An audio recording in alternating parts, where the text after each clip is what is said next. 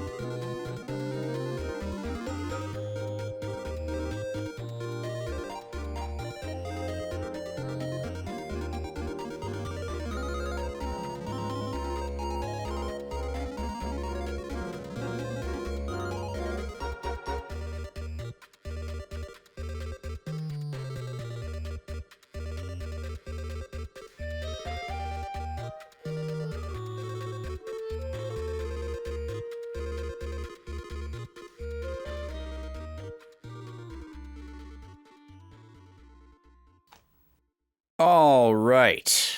Hold on. There we go. I get paranoid every time I bump the mic or the XLR cable, because every once in a while it'll like hum and buzz a little bit, and it just needs to be unplugged and replugged.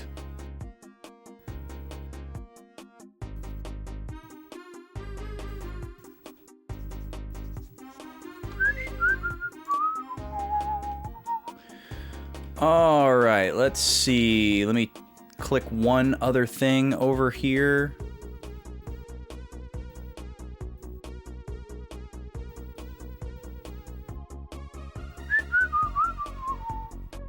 Ooh, new Joy-Con 2 colors. Cool. I like these colors a lot.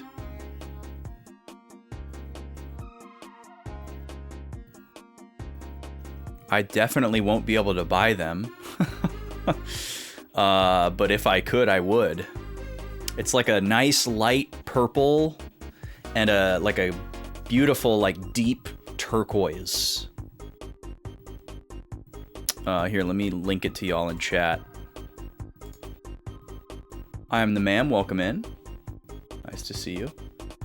Look at these beautiful Joy-Con colors. Joy-Con 2 colors, I should say.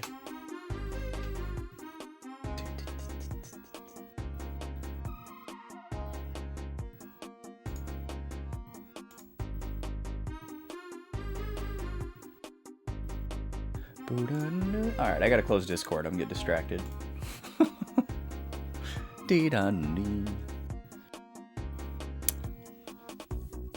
Yeah, it's like lavender and turquoise.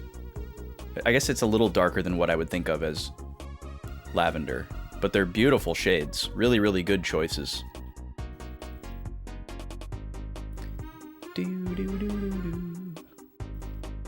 Boom boom doo doo doo doo doo doo. Boom doo.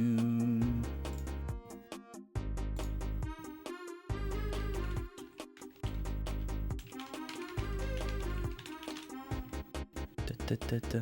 Ding ding ding ding ding ding. If only I had a Switch, yeah. I still need to get a Switch 2 Pro controller. I'm still using the Switch 1 Pro controller, which is great. I love that controller. There's nothing wrong with it. But I got to hold and use the Switch 2 Pro controller at a friend's house a few months back. And I was like, oh my god, I need this.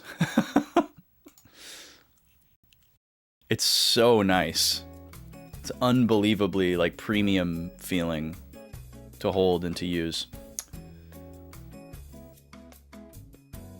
Even more so than like I had a hard time imagining something better and more premium than the Switch 1 Pro controller, because I've got like thousands of hours on that thing and I think it's great. But then I held the Switch 2 Pro controller and in like 1 second I was like, oh, this is what that would feel like. Okay. Now, is it worth $85? I don't know. I don't know about that. But I do want it. I do want it. But I need to, like, find more games and time to play Switch 2 games before I get the Pro controller. I still have Donkey Kong Bonanza that's brand new that was gifted to me that I haven't started yet. I need to get my plate a little bit more clear, and I am making progress consistently on clearing my plate. Just very slowly. I'm already yapping, so let's get swapped over here, shall we?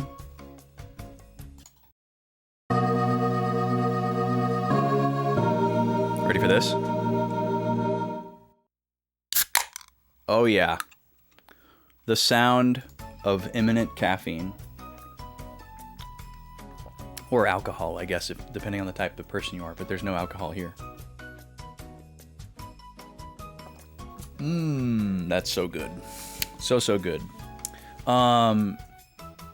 Yeah, what is on my plate right now? I'm slowly working my way through Bravely Second, which is fantastic and I love it, but there's just an unbelievable amount of content in the game and stuff to do, like completionist wise. And it's a game where I actually want to do and get everything. So it's going to take me a long time, but I am consistently working my way through it. I think there's like 8 story chapters, maybe 9, I'm not sure, maybe 10. Probably one of those 3 numbers. And I'm in chapter 5. So there's a lot of stuff left to go, But the story stuff isn't what takes a long time. Like, if you just wanted to play the story in that game, and you had really, really good discipline, or you were just, like, so hooked on the story that nothing else mattered to you, you could probably plow your way through that game in, I don't know, 25, 30 hours? But here I am in Chapter 5 with, like, 110 hours on my save file. There's so much to do.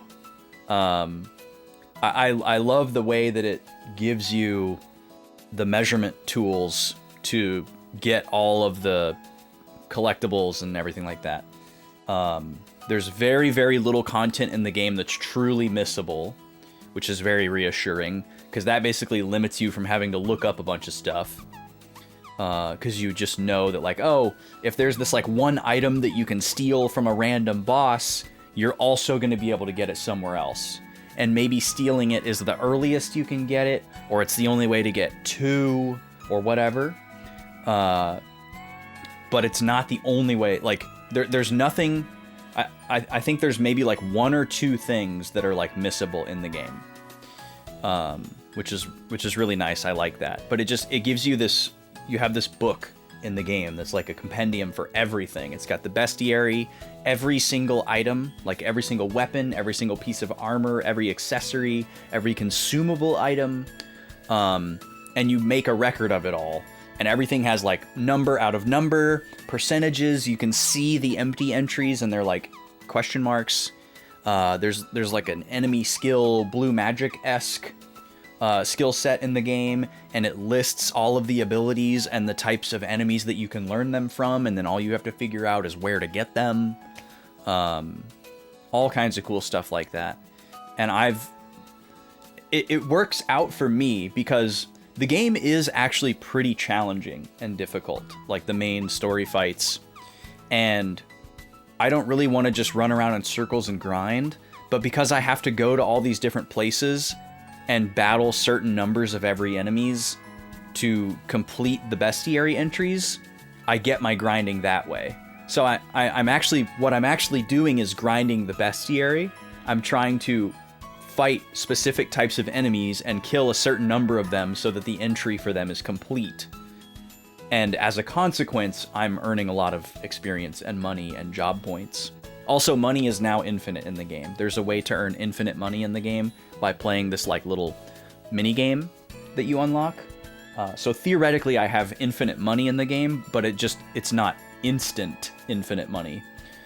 You have to actually play this mini game, and you grind. You play the mini game, and you build up these multipliers, and you earn this, like, random other currency that's only applicable in that minigame, and then there's an exchange rate of that currency to the money currency. And it's like 10 to 1, or 100 to 1, or something like that. So you have to earn, like, millions and millions and millions of these points to get, you know, hundreds and hundreds of thousands of in-game money.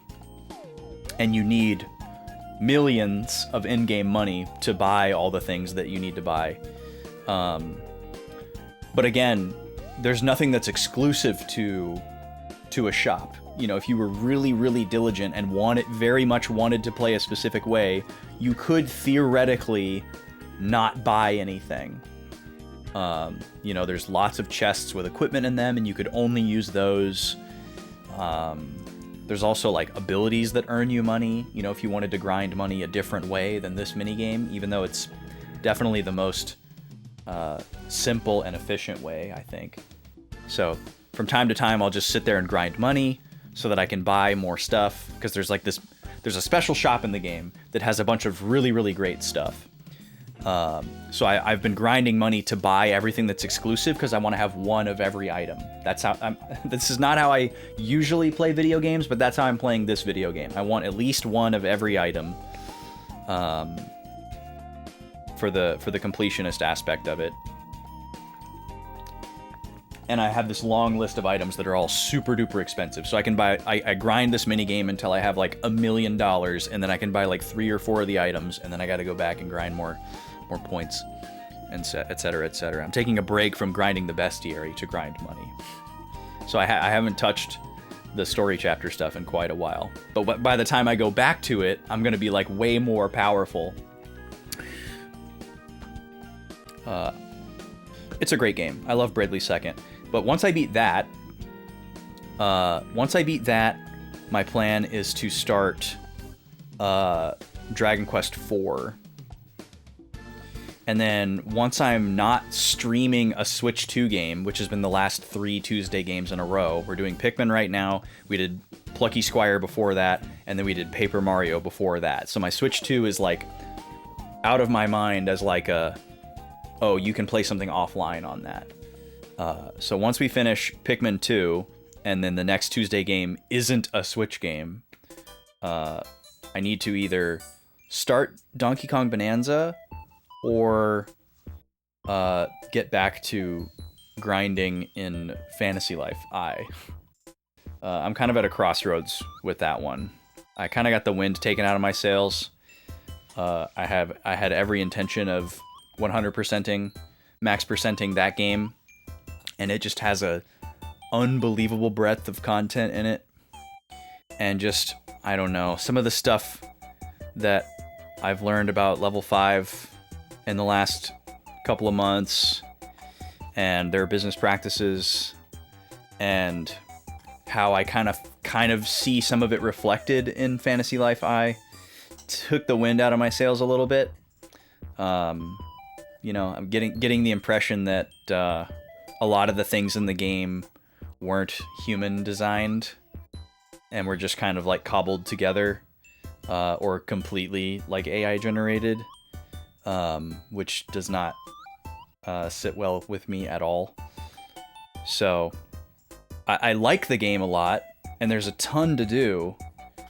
But the amount of work that it would take to do everything doesn't feel as exciting as it did in the first Fantasy Life.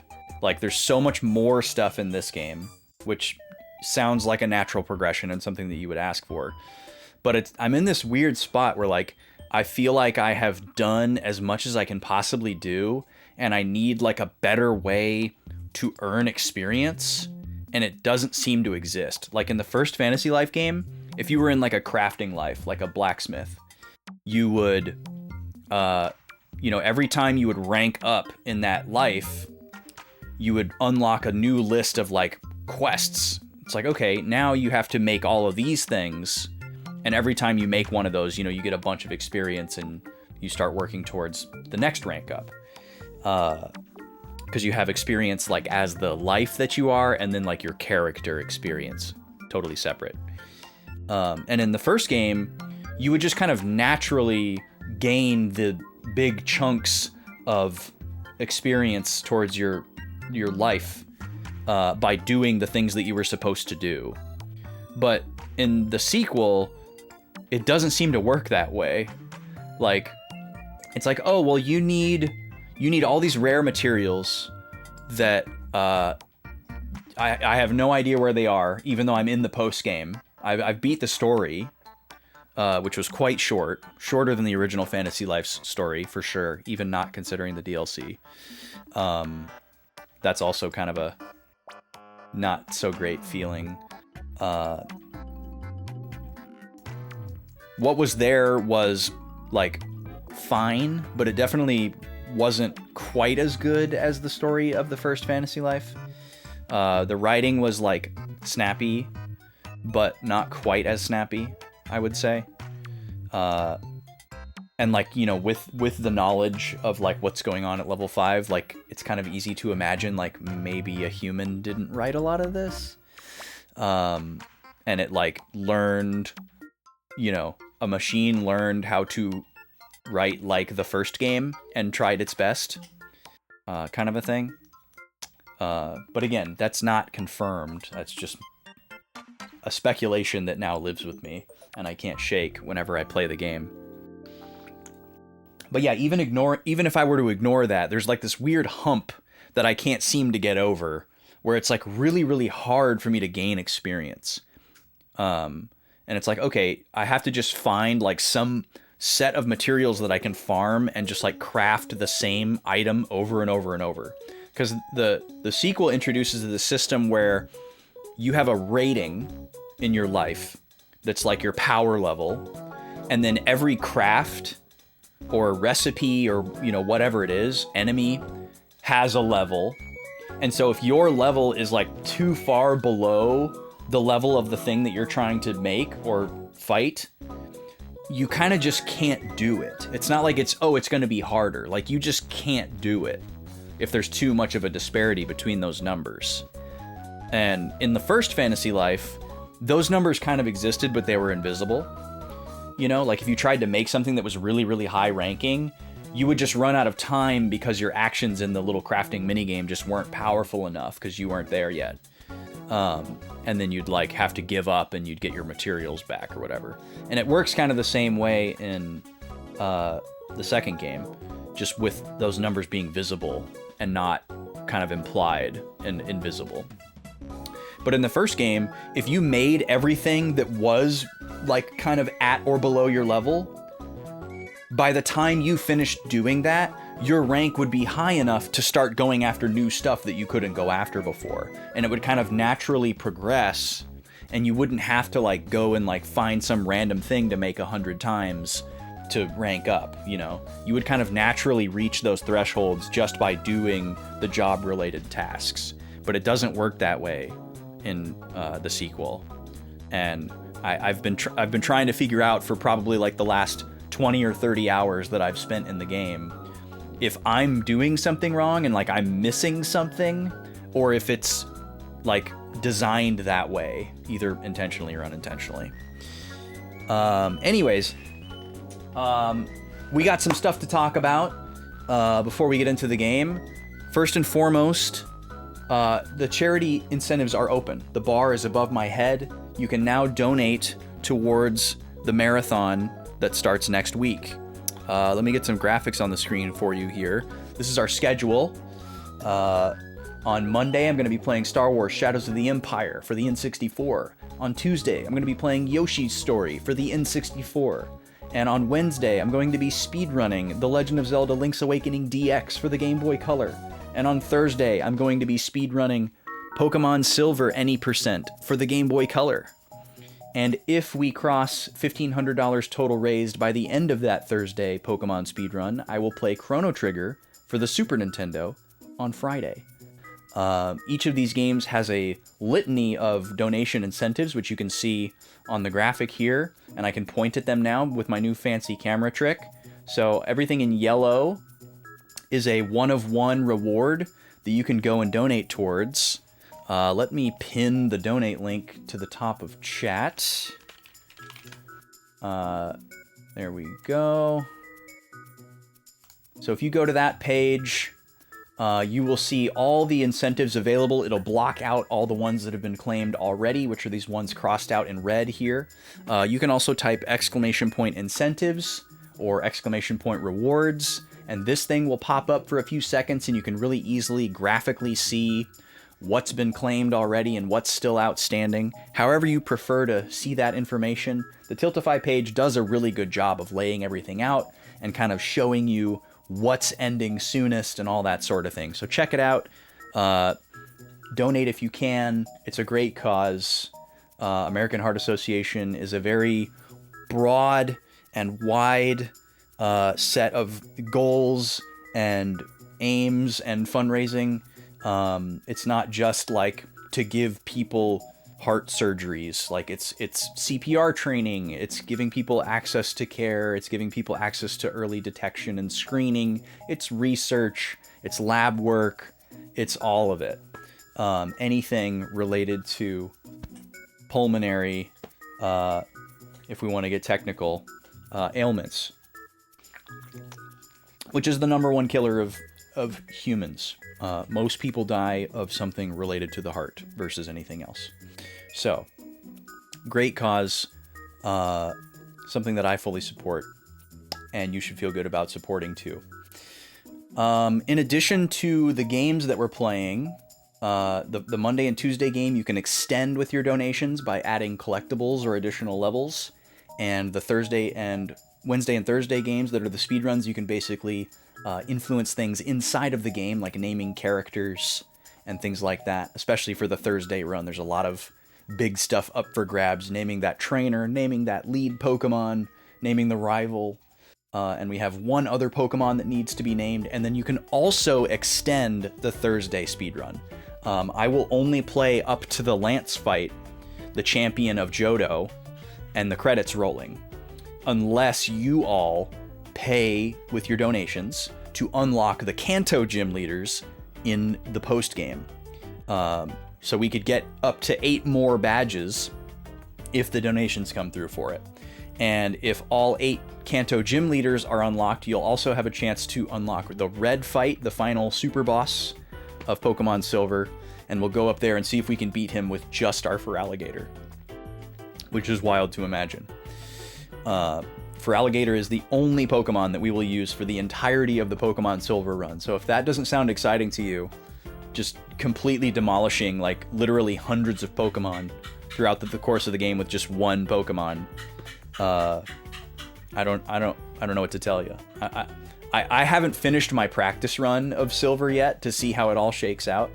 I'm excited to see how some of those later fights go. I did finish my practice run of Link's Awakening, and I'm feeling really good about that one. We'll talk about milestones really quick. So you can also bring up this graphic with a command, ! milestones, if you want to look at this for 5 seconds at any time.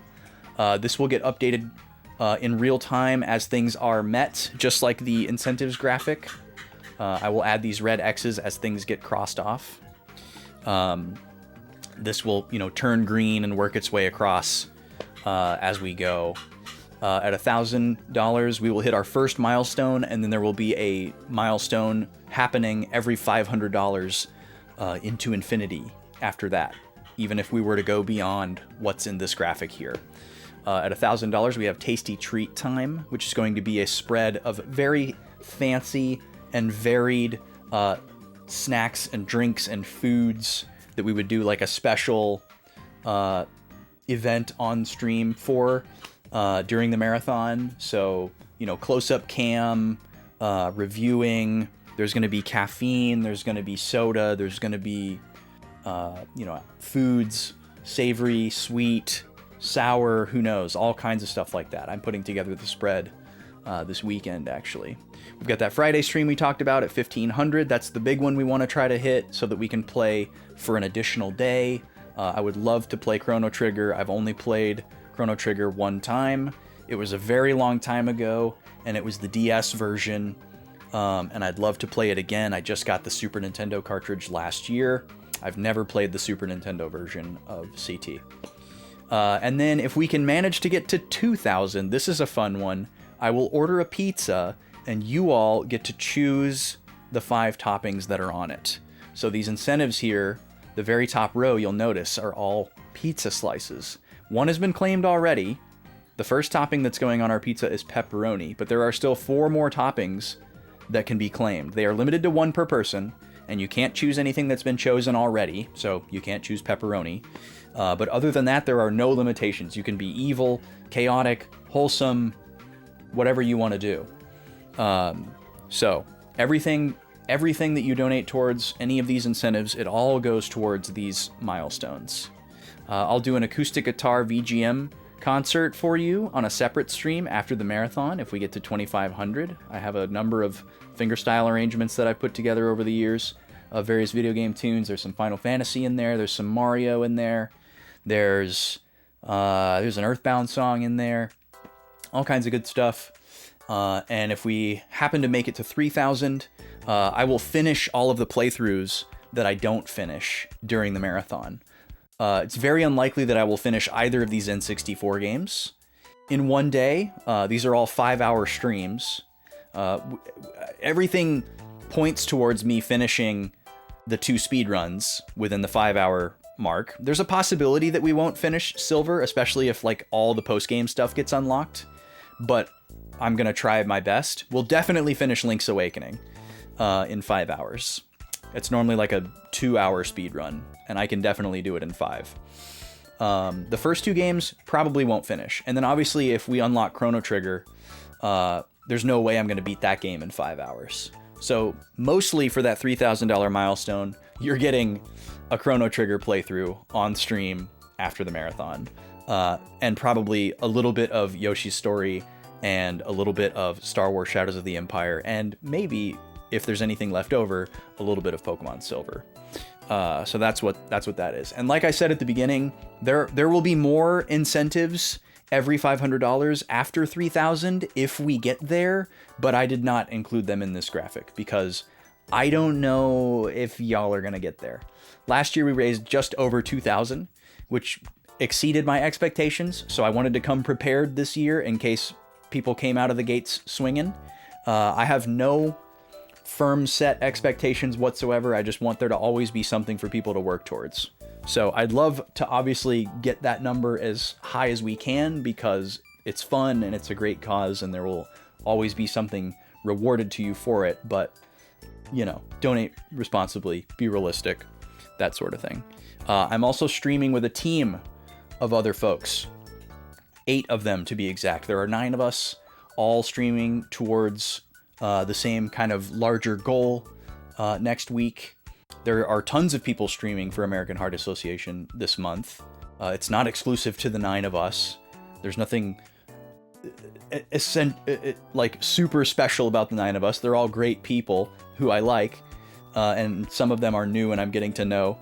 But we're on a team together, and we have some team goals as well. We may do some collab streams together, and all these folks are going to be streaming their own stuff next week with their own incentives and things like that. Different games, totally different than what I'm going to be doing. So go follow them, check them out. They're all good people. Many of them I did this with last year, and that's how I met them. So that was another cool aspect of this, is making friends. Okay, the last thing about the charity before we move on is that there is a Steam sale happening this week that's running Tuesday to Tuesday, and there's a number of really cool games that are discounted or donating their sales proceeds towards American Heart Association. So this is not affiliated with my team in any way, but if you were thinking about buying any of these games already, you can check out how much of their proceeds are going towards AHA this month, or this week, I guess. The sale is this week. But these are good games, so I decided when I was given this information that I would tell y'all about it. These aren't just like random, you know, bargain bin Steam games that nobody's ever heard of. These are all like current good games that I have heard good things about, and you know, have watched people stream and vouch for and all that kind of thing. So check it out. Goes towards the same cause as what I'm doing next week, which is pretty cool. Other than that, 2 other things that we need to talk about. First of all, I'm streaming Sunday this week. The lady will be joining me. We'll be continuing our playthrough of Grim Fandango on Sunday afternoon, because y'all unlocked a sub goal last week. Thank you for that. So we will have 1 additional stream this week to hype up charity stuff next week. That'll be the last day before the marathon starts on Sunday. Excited for that. And then at the end of this month, so next week is charity week, but then the very last day of February, the 28th, which is a Saturday, I'm going to be doing a special stream at night, Saturday, 7 p.m. Central Time. I will be joined by none other than Vaughn as a co-commentator for our grand finale of the Super Ads Bros tournament. Super Ads Bros Showdown, I think is what I'm going to call it. We're gonna take our tier list that we made from having everybody fight each other during the ads, and we've created a seeded tournament bracket. We're gonna do some fun exhibition stuff at the top as like kind of a pre-game show before we get into the actual meat and potatoes of the bracket. We're gonna commentate all of the matches together. It's gonna be really, really fun. Vaughn's very excited about it. He loves Smash Bros. and he hasn't been on stream in years, literal years. So I'm very excited to be doing something with him, and he is likewise. So please mark your calendars for February 28th. I'll do more hype train type stuff for that once we're through the charity marathon. I know it's a little bit overwhelming right now with like how much is going on. But I just want to let people know, since we've set the date. Obviously I want to focus as much attention as possible on the charity stuff next week until it's over. And then we'll talk more about the Smash thing at the end of the month. If you didn't see it on Tuesday, we've now moved on to our next ads thing, which is Mario Party. So we've moved on from Super Ads Bros to Super Ads Party. Anytime I have to step away for a BRB or run ads, you're going to see automated Mario Party 1. Still running on hardware, on an N64.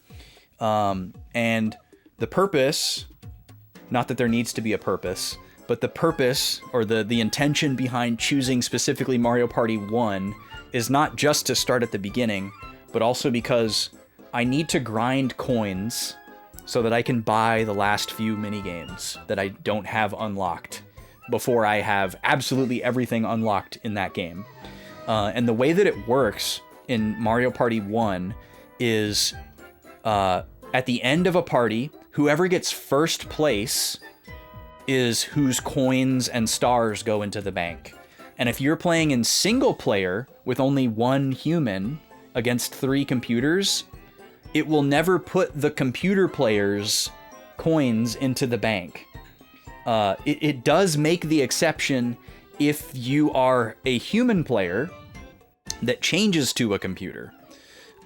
So that's how we have to set up the automated games. You can't start a game with 4 computers in Mario Party like you can in Smash. So I have to start the game with a human player, and then on the very first turn pause the game and switch the settings around so that the human player is also a computer. So the way that this is going to work is I'm going to, and you can too, root for the one character who is the human, because we want them to win so that we get the coins in the bank and I have more coins that I can use to buy the mini games that I don't have yet. And then we're rooting against the other 3 characters. Or if you want to be chaotic, you can do the opposite. You can root against the character that we want to win because you want to see me suffer, or you want Mario Party 1 to last as long as possible because you love the Yasunori Mitsuda soundtrack or something like that. So that's what's going on with Mario Party 1 specifically. And then once all those minigames are unlocked, we will put Mario Party 1 back on the shelf, and then we will move on to Mario Party 3. Because I actually already have everything in Mario Party 2. There's nothing left that I can unlock in Mario Party 2. So we're going to move straight to Mario Party 3, where I have a bunch of stuff that I could unlock. And there is a new channel point redeem for Mario Party. It's not required. It's even less encouraged, I guess you would say, than the Super Smash Bros. One was, where you could like pick which character fights next. In the Mario Party one, you can pick the board that we play on, so you're essentially choosing our soundtrack for the day and our visual backdrop for the day.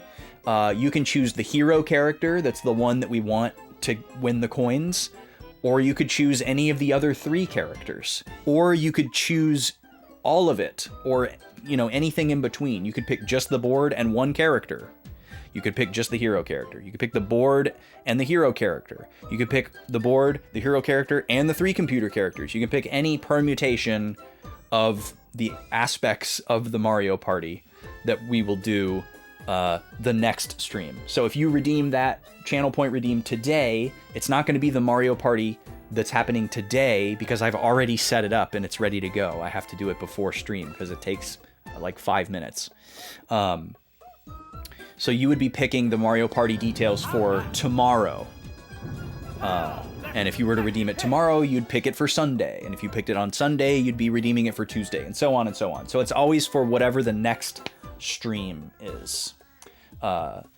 No pressure whatsoever if nobody cashes in that redeem. But if you have strong feelings about a character or a board or whatever, it's there. I figured that's really all I wanted to communicate about the Mario Party channel point redeem, is that it's there. It's 3,000 channel points. It's kind of a lot of points for maybe what you perceive as not like a huge reward, but it's there. It's there. I'm perfectly content with just randomly picking at the beginning of the stream when I'm setting stuff up. The hero character today is Luigi. Luigi is who I'm rooting for today, so if you're with me, we're Team Luigi today. If you want me to suffer, you can root for any of the other 3 characters. Yesterday, or Tuesday, it was Mario. Okay, I think that's all I need to go over. Thank you, Gad, for the POW. Hope you're doing well. Let's fire up... I almost said Dragon Quest. Let's fire up Blue Dragon, shall we? Let me make sure I'm in the right spot. There we go. All right, music's paused. Turn on my controller. There we go. And we're going to not sign into Xbox Live, of course, because I don't have an account. There's still a little bit of shiny stuff left on these joysticks that needs to slough off.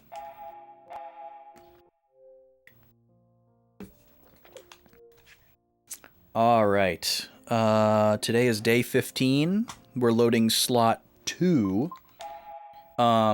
We had a massive story day the last time we played this. So there's actually going to be quite a bit to recap. We had a number of days where there wasn't a whole lot going on in the story because we were doing like side content and maybe like a little bit of grinding. But there's going to be a lot to go over today. So I'm going to get right into the recap here. It's still only like 3 pages of notes, but that's the most that we've had in a while. So, the last time we played, we were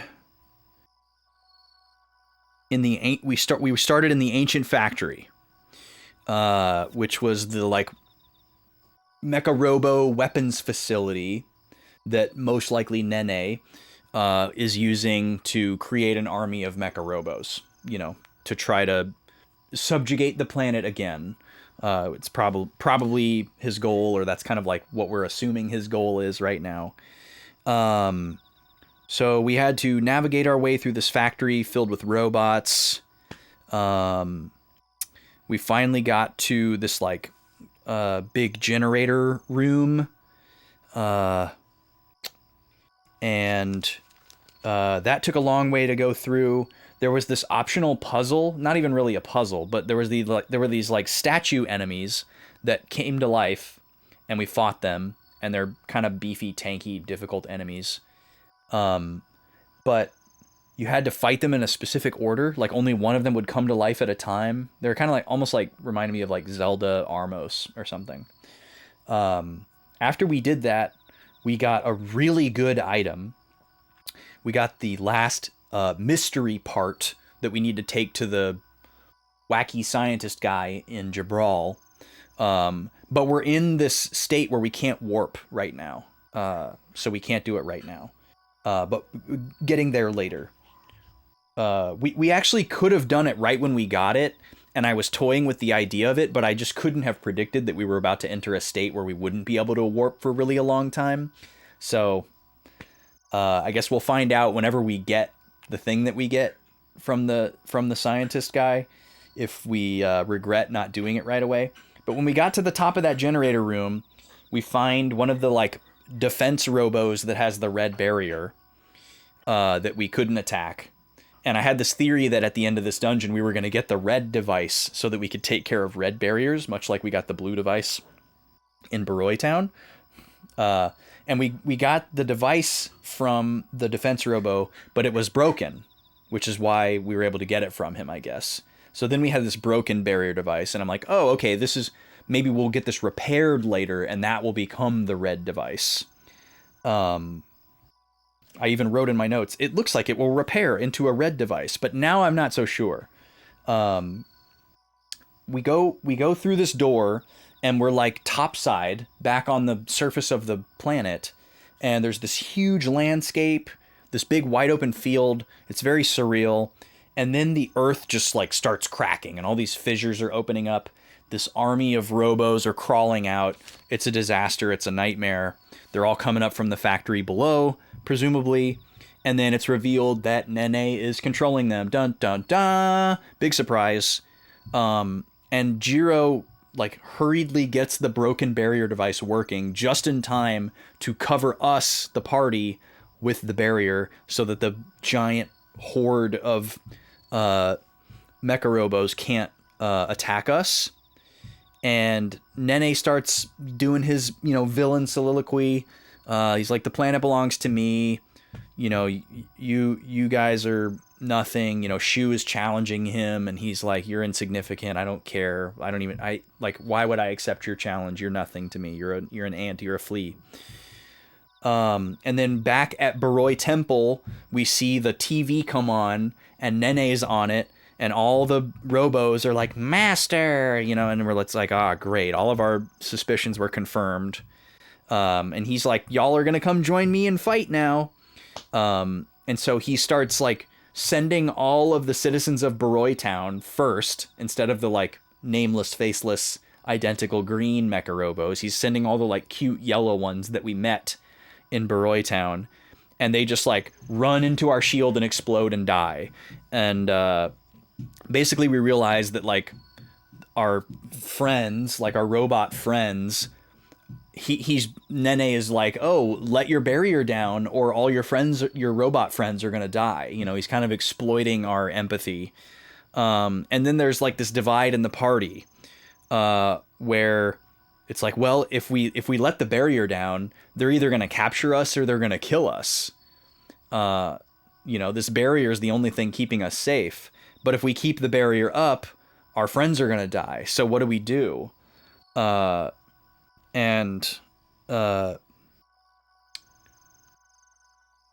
see. Okay. I'm sorry. I was just trying to figure out where my next note was and how much of this I wrote down. So basically in that moment, Zola is like the tactician of the group, and she's like, don't let the barrier down. I know this sucks, but it would be really stupid for us to put the barrier down. Leave the barrier up. And then Shu is like, no, we have to take the barrier down. We have to protect our friends at all costs. No more people die. And then you basically play as Jiro for a second, who's holding the device, and he's kind of like undecided, and then we have to decide what to do. And basically we're not actually allowed to make a choice, despite trying, and we let the barrier down. And then the party gets captured by Nene. We see, my goodness, Gobi. We see a scene where Yasato says that any ancient can act as our master, which like confirms that Nene is an ancient, like we had been suspecting, which was just kind of like a passing detail that they didn't really hone in on too much, but it felt like a very important detail to like have confirmed. So we get put in prison.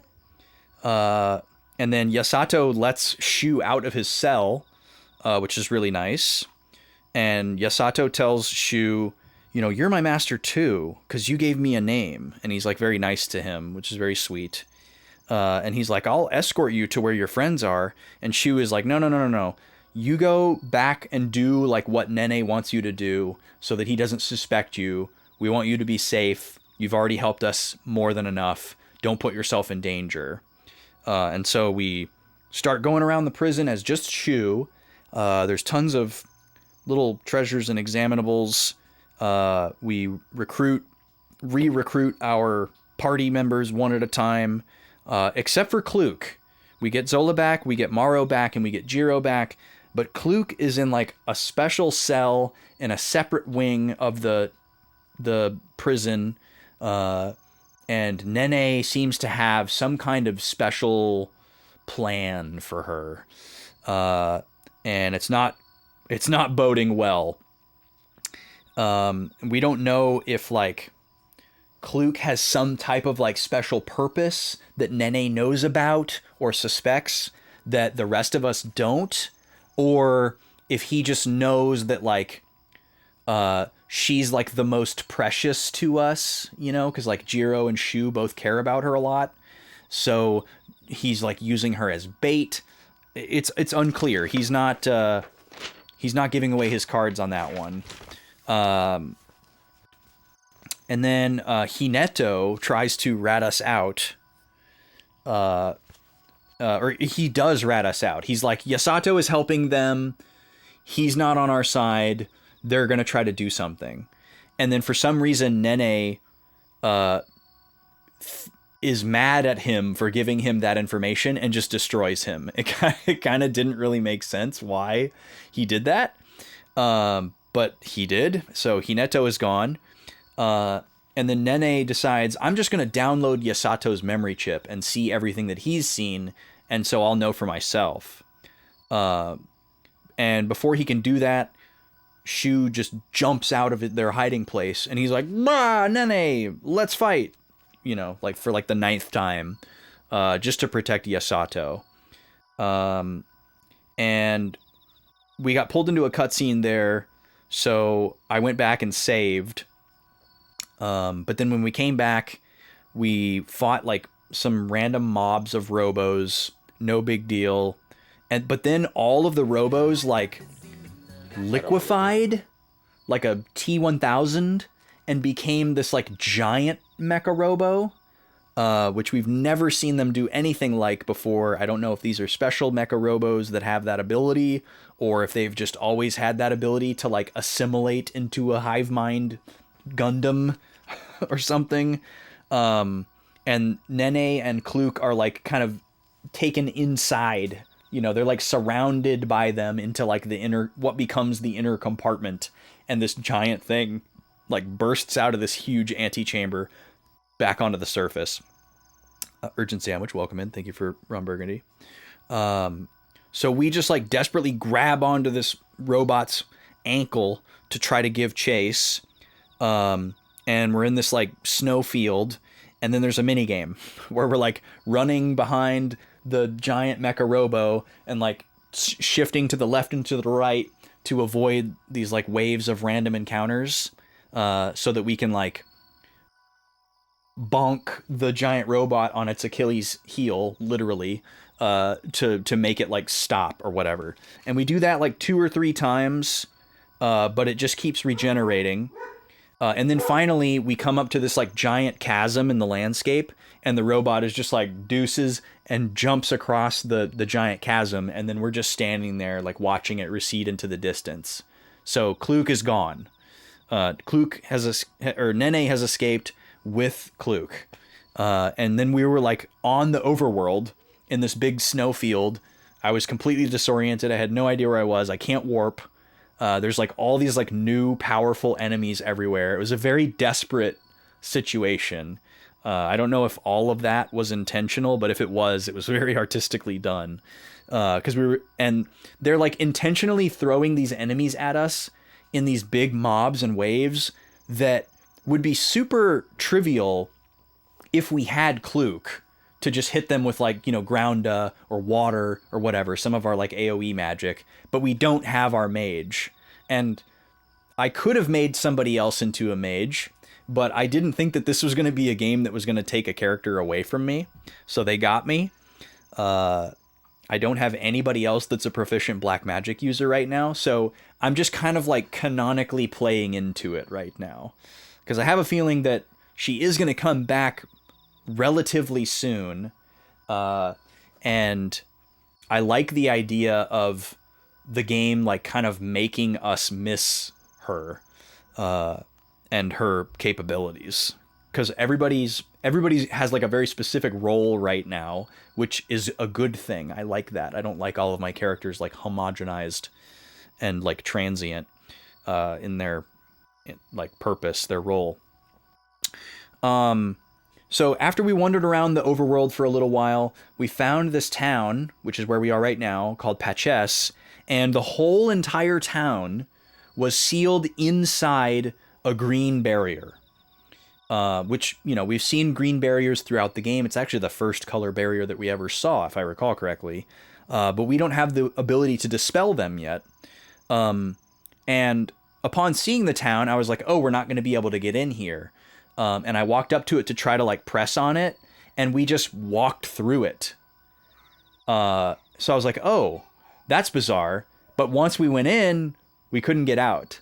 And so then we found out that we were trapped in this town with all these other people, and we can't do anything. And they found out we can use magic, and they hated us and got scared of us because they associate magic with Nene, who trapped them here. And we're like, no, we're trying to defeat Nene. And they're like, you're lying, whatever. And we're like persistently trying to escape, and they're like, just get used to it. You know, they've all got Stockholm Syndrome in their little village here. Finally, we get to meet the Elder, who we're able to prove to him that we're not agents of Nene by showing him Zola's ring, the Seal of Jabral, which he recognizes. We convince him that we mean no harm. We are acting in opposition to Nene. We show him Zola's crest ring. And he's like, okay, I'll tell everybody that we should trust you, and that you're trying to help, and that you're telling the truth. And then the party's kind of like infighting. It's mostly just Shu and Jiro. They kind of like blow up at each other because like Shu is like being his typical brash Ash Ketchum self, where he wants to just, you know, bang on the green barrier hard enough so that it destroys itself. And Shu's like, that's not going to work, you idiot. Like, we need to find some other way, or, you know, we're stuck here or whatever. And Shu's like, well, you know, what's your great idea? You know, that kind of thing. They're like stressed out. They've lost the person that they care about the most. And now they're like trapped in this random town. It's like this cavalcade of terrible events. So they kind of like boil over, and get mad at each other. But then they kind of like make up, and they're like, I'm sorry, you know, you're my best friend. And Jiro and Shu have this nice little private conversation at nighttime on a bench. And Jiro finally reveals to Shu in very plain terms, which is long overdue. He's like, hey, I like Kluk. Like, he doesn't say these words, but he makes it very clear that he's romantically interested in her. Not like I like her, like he likes food, like he you know, he likes her like an 8th grader, you know.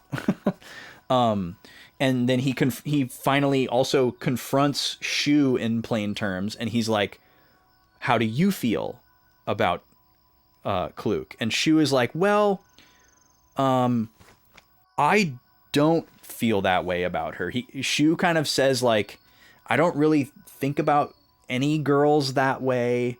Or he says something like, I've never had much luck with girls, or I've never been that interested in girls or whatever.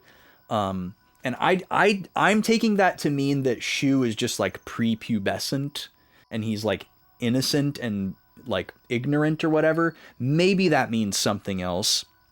I guess we'll find out. But he does say that he really cares about Kluk a lot, and he recognizes that she's very special, and she's definitely like his friend. He wants to protect her. Like even before this happened, like he felt this like need and desire to like, you know, like be around for her in maybe kind of like a brotherly sense. And Shu, Jiro also says like that he sees that, you know, Shu and Kluk have a certain type of like closeness about them, even if it's not like romantic. He sees it, and he's kind of like jealous of it. So he like Jiro's being very forthcoming. He's being very vulnerable about it, which was really nice. And yeah, I just wrote that despite Jiro's worries and Shu's vagueness, it doesn't seem like Shu is romantically interested in Klug, like Jiro is. That seems pretty evident.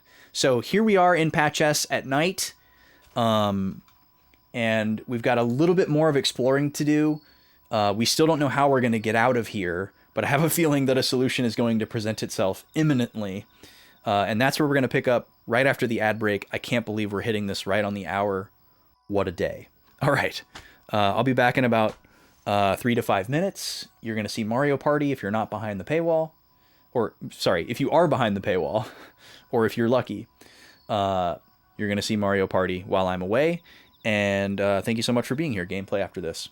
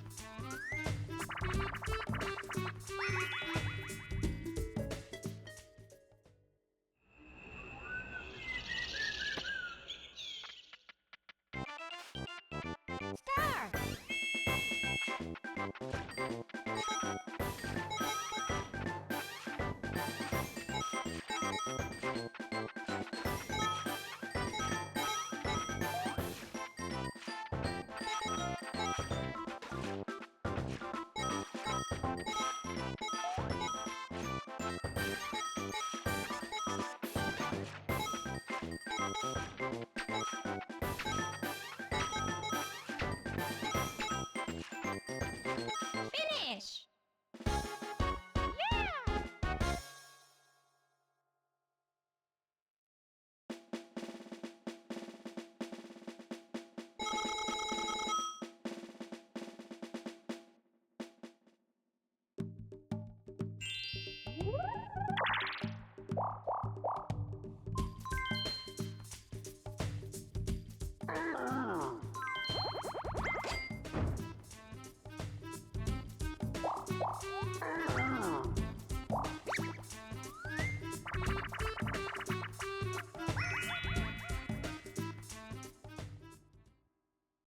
Start!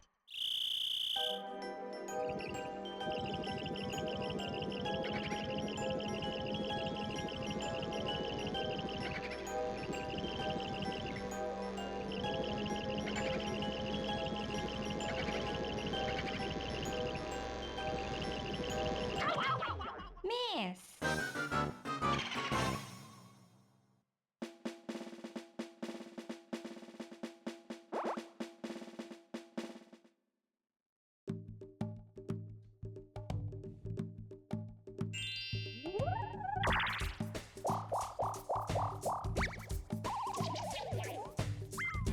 Oh, I missed.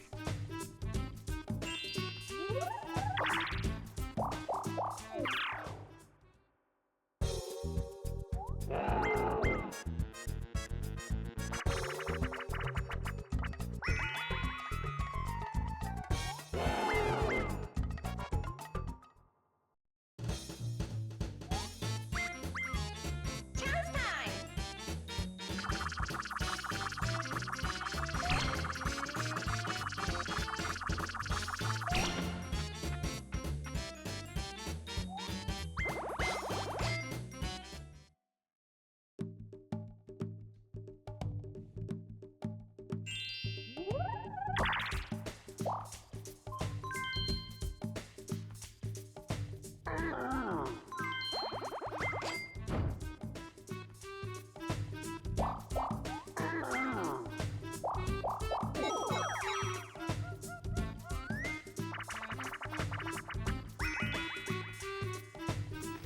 All right, I am back. Start! Waiting for an opportunity to pause. There we go. Okay. Blue dragon. Orange drink. Okay, so we're in Patch S at night. It feels very Majora's Mask. Because we're trapped in this tiny microcosm and there's nature sounds. Like, I don't know what that animal sound is. Bird or whatever. But it's very Majora's Mask. It's like exactly in Majora's Mask.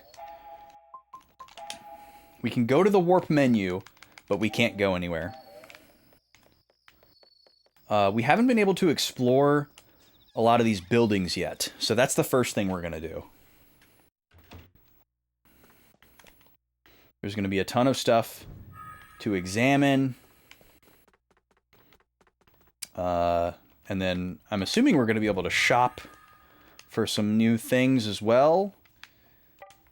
We're pretty stacked on accessories right now, so I don't know what we'll find that we actually want, but we'll see.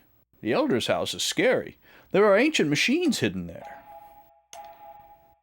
Okay, so they're magic phobic and machine phobic, which I guess they are pretty symbiotic. Oh, we've never been able to buy these grand crystals before, actually.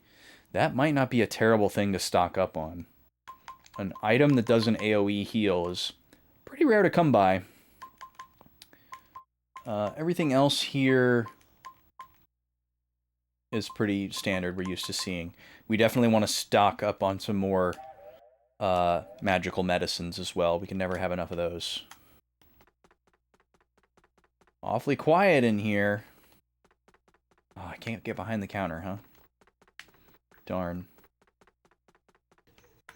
Oh, there's a ladder that goes upstairs, but it's not lowered. That's interesting. Wonder if that comes down at any point. Every RPG player relishes the opportunity to go behind the counter in a shop. Like, if there's ever a game where you can go behind the counter, there's pretty much always, like, an incentive to. There's a reason to. Whether it's, like, an item you can get, or special dialogue, or access to an area. I guess I'll give SP to the generalists. We're very close to being able to completely max out generalist with all of our characters. Once the Shu has already done it. Shu has already maxed out generalist, so he never has to go back to generalist ever again. Jiro, Maro, and Zola are all looking to get to rank 33 as a generalist, because we have enough generalist hearts to push them the rest of the way to 36, which is the max. And then whenever we get Kluk back, Kluk will only need to get to rank 32, and we can push her the rest of the way. And then the next time we see Toripo, we won't have to buy any more generalist hearts, and we can start using our medals on something else. Puppies, please. I like these little showcases. Little aquarium with stuff in it. Here's another ladder that's not let down. Could there be like a true day-night cycle here, and maybe things are different? Yeah, we have Shu as a sword master right now. Just because that's kind of the next best class for him to start chipping away at. We're kind of pushing people, like once we're done with generalist, we're kind of pushing people back into their kind of predefined, presumed roles. This guy has a really big area behind the counter. Nice. How is Zola doing with experience? We're trying to get Zola caught up. She's a little bit behind everybody else. Okay, yeah, she's still about 1,800 away. And now obviously Kluk is going to be behind. There are 2 chests in this town surrounded by white barriers. I wonder what's in them. Well, we'll find out someday, my guy. Rest assured. Okay, platinum bracelet. I just realized that I can cycle my characters in this menu. Surely I've done this before. It feels new to me, though. Okay, so 2 platinum bracelets. 0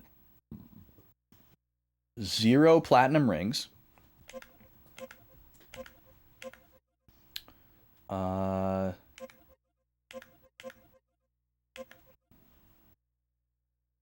That's a lot of defense.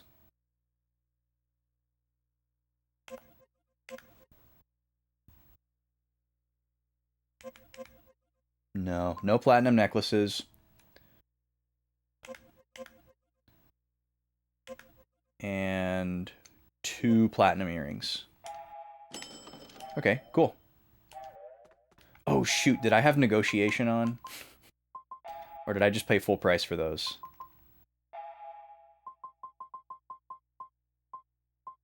No, I just paid full price for those. I'm not gonna reload for it. It's fine. That sucks though. Negotiate gives us half price, and Kluk was carrying it. So I normally am not thinking about it. Okay. So let's see. That was platinum.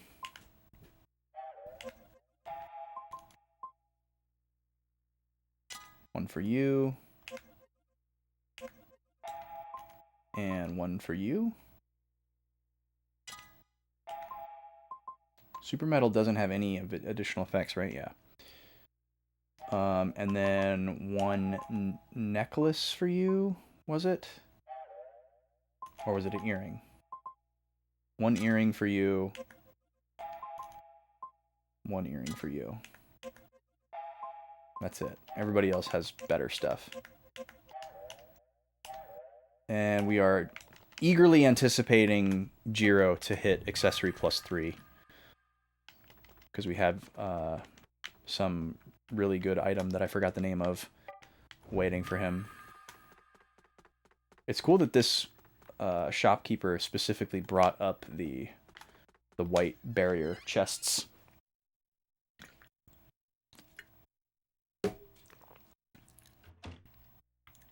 And I think I found one of those and I wrote it down, but I don't know if I found both of them. Yeah, I wrote down one of them. Patchestown Rear Nook. But apparently there's another one. So we'll have to be on the lookout for that. Let me just make a quick note, actually. There is one more white chest somewhere in Patches.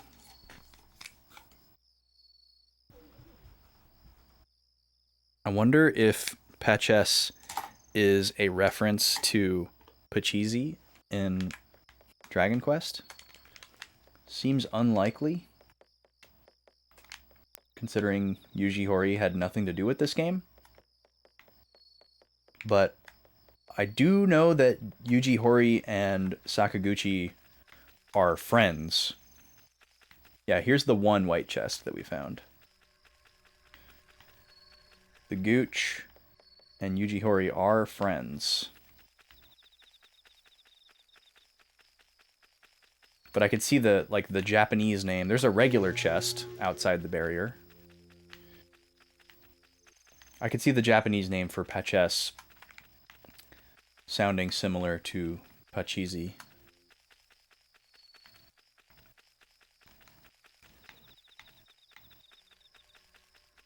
Just a curiosity, passing thought. All right, into the inn. I'm assuming we're going to need to sleep here to progress the story. So if it asks me to sleep, I'll say no and explore the rest of the town. I'm assuming I'll still be able to explore the town during the daytime, but just in case. There's something behind the Elder's house. An outsider like me can't go near it, though. Okay, we need to check that out. Go out and have a look at the Elder's house. That's a bit of a view. Boy, everybody likes his house. The big box. We love a big box.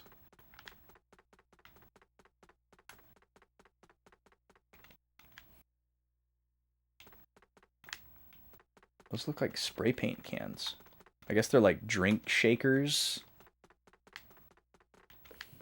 This woman is just staring into this giant oven. It's a little ominous. The nights are long. Why don't you go out for a walk? Or, you know, sleep. Wow, just encouraging children to stay up all night. Great job, lady.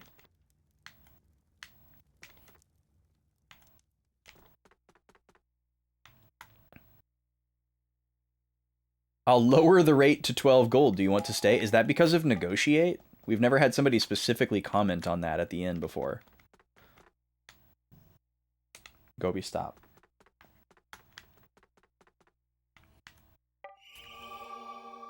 Defense +1. That's gonna go to Jiro. Our soft, squishy, spongy little boy. EXP's going to Zola.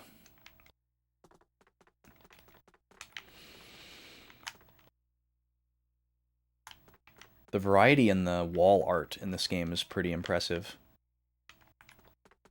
I feel like that's pretty rare in just about any game.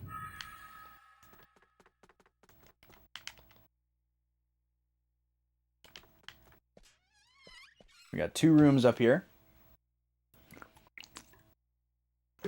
Very quaint little rooms.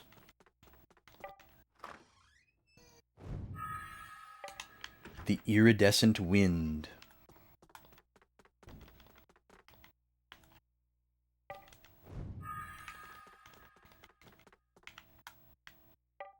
The 2 bags. Oh, that must be on the other side of the wall. That was bizarre. There's no bags there. The number of times we've examined stuff through a wall is actually quite a high number.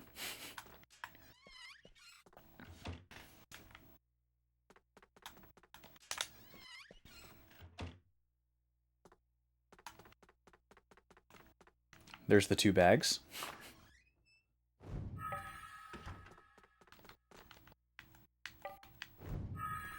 Just rooting around in a hotel room. Sorry, there's no music in this town.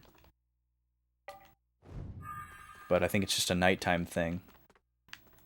Wonder how that trope got established in video games. Like, there's so many video games where there's a day and a night cycle, and one of the distinguishing factors of the night cycle is that the music goes away, and you'll hear like crickets and, you know, more like environmental sound during the night to try to like accentuate the fact that it's nighttime. I wonder if that's just the reason. They're like, oh, well, a big part of it feeling like nighttime is like the quietness and the sound of the sounds of nighttime that, you know, can now be heard because the rest of the world has gone quiet. And if we put the music in there, it's like in the way of that. I feel like in newer games, you just have like a nighttime version of the music, which is also cool. I like that too. Depending on the game, I might like it better. Okay, I think we're done exploring. All the other houses are locked. We've already explored everything in this town exterior-wise. I do want to go take one more look at the Elder's house, though, just in case something happens after we sleep.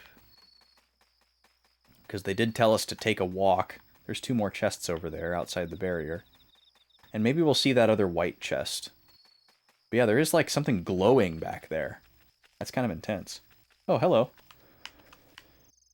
What? Who are you? Reasonable question. Huh, hey, don't interfere. Okay, they must be like on it. Is that Misty and her date? Is this Cerulean Cape in Pokemon Red and Blue? Or I guess that's Gold and Silver. So I can see back there, there's like another building. But I don't think I can get back there. Well, actually, I tried to go upstairs in the Elder's house the last time I was here, but we got pulled into that cutscene. Maybe I can go that way now. Maybe he has like a walkout or something. The elder is very particular about the vase in his room. He won't even let me touch it when I clean that room. All right, so we need to touch his vase. Noted. We've already explored this whole downstairs. Oh yeah, there's this door. So maybe that's how we get back there. Very peculiar type of door. Very RPG looking door. Have we been up here before? I guess we have. Yeah, I guess we did come up here after the conversation. But did we go? Oh, that was kind of wild. We had panned the camera into that room. We checked all this stuff, huh? Okay. But have we been in this room over here?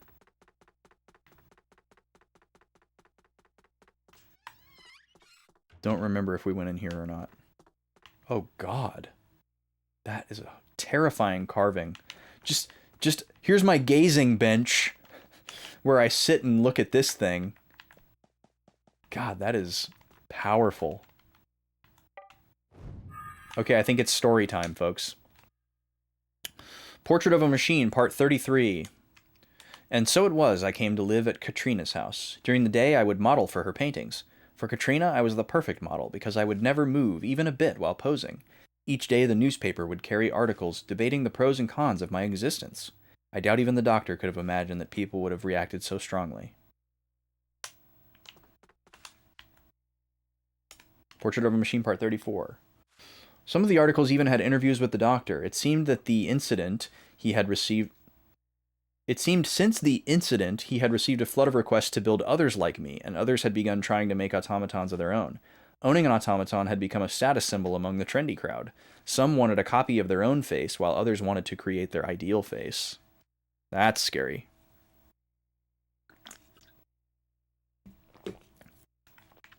I think it's impressive that the filter knows that this drink isn't part of my body.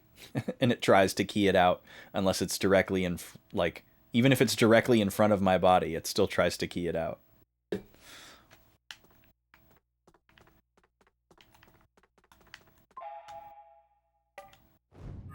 Wait, what was that? Oh, we checked out the vase. Oh, a secret room! He's got a machine! This is an interesting setup. Is this an ancient machine? Yo, that's spooky. Okay, story time. Portrait of a Machine, Part 35. Many days passed. I knew peace as long as I remained at Katrina's home. Each day we would discuss what it meant for a machine to have a mind that for a machine to have a mind and what would result from machines acting like humans. It was an intellectually stimulating game of simulating the future. The greater the excitement outside, the more interested we grew in the future relationship between man and machine. This is getting very Edward Scissorhands. Part 36. Then one day, Katrina suddenly stopped working and said, "This painting is no good." "What do you mean?" I asked. "It's almost done." I rose from my modeling chair and went over to where she was painting. On the canvas, my portrait was painted in gloomy colors. It really did look nearly finished. "Why is this no good?" I asked.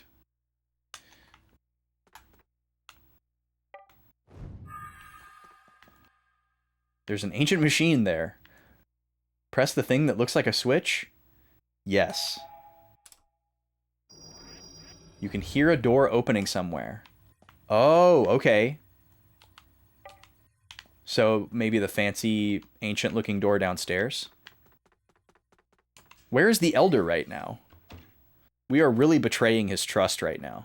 I guess maybe he's back there, and that's why he's not home. He's back in the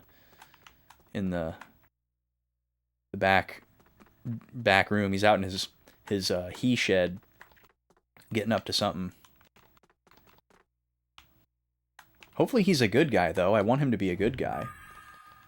Oh man, what if we find out that he has the ability to remove the barrier, and for some reason he's chosen not to, or like something bad will happen to him if he does, and so he's decided not to, like selfishly, you know?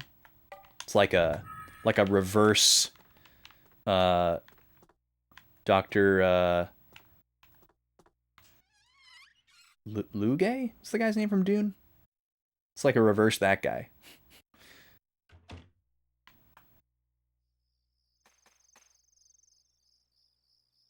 But yeah, quite the sight back here. Pretty obvious.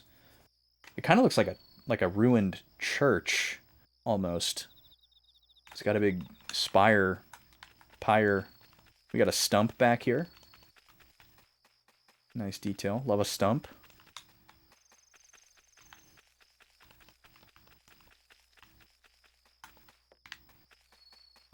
Well, maybe we weren't supposed to go to sleep. I highly doubt that this is something we can only do at nighttime, and we would have missed it if we had gone to sleep. This definitely feels like... Oh, it's you. What is this place? Weird picture. Hey, old man, did you paint it? This painting is said to portray the final days of our ancient ancestors. It's a family heirloom. Oh. What's that one? Actually, there's an old legend about that creature up there. The ancients created and raised a beast to end the long war peacefully. But the beast devoured the war and the powers of magic and created devastation for the people. The burning moon in the sky was used to seal away the beast. The inferno and terror signaled the end of the ancients. Maru don't get it. All this because they tried to quell power with more power. And in the end, time may try to return all that is created back to nothing. Oh. What's this? Don't touch that! Oh my god, Morrow.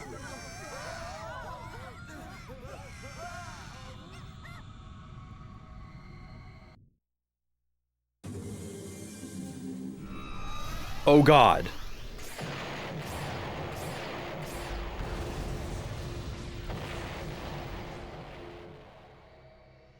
What is this thing? Excuse me, but is this mechanism able to control those moons? It would seem so. Maybe we could use it somehow. You mean use those moon lasers? But this looks like it's broken. Yeah, he's right. A piece of the mechanism is missing. That's Nene's doing. Nene! He dropped the part into this shaft and told us to find it and figure out how to use the machine ourselves. I don't understand why Nene messes around with people like that.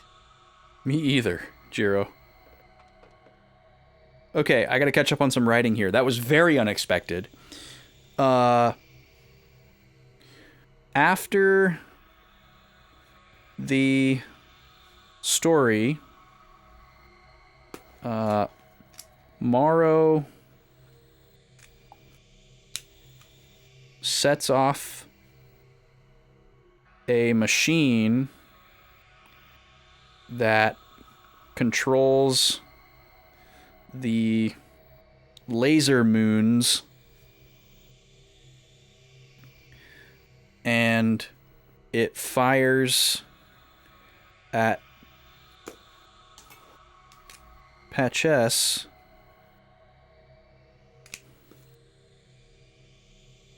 It would have been a direct hit if not for the green barrier.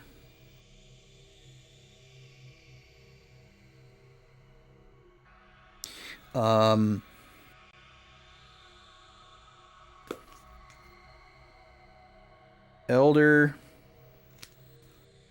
says that Nene removed a part from the machine and dropped it down a shaft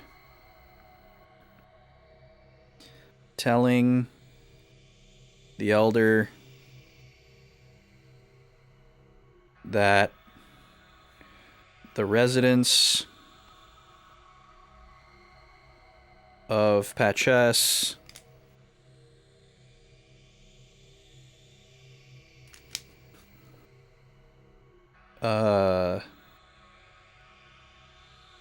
needed to find it so they could learn how the machine works. Jiro expresses confusion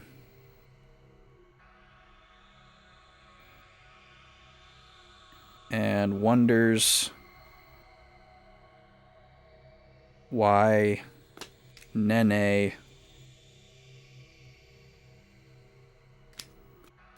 exhibits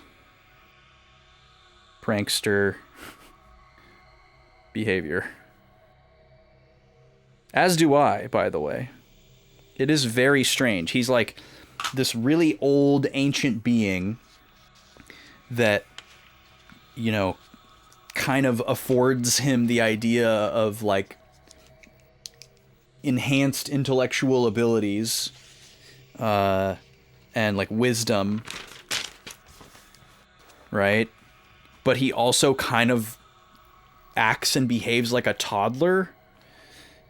Like, he just kind of, like, messes around with people, and he seems really, really powerful, right? Like, the thing that he did with Morrow and the Devi tribe. Like, he needed to go to this one specific place and retrieve a medicine, and instead of just going there and getting it, he comes up with this wild plan of, like, convincing one member of a tribe that, or he poisons the entire tribe except for a couple people, and then convinces one of the well people, Morrow, that if he goes to this place and gets this medicine, it'll make everybody well again.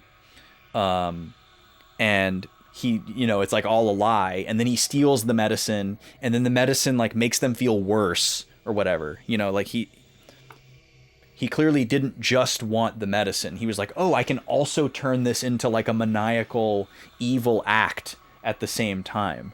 So what's he up to here in Patches, you know? Why would he give them this machine that controls the moon lasers?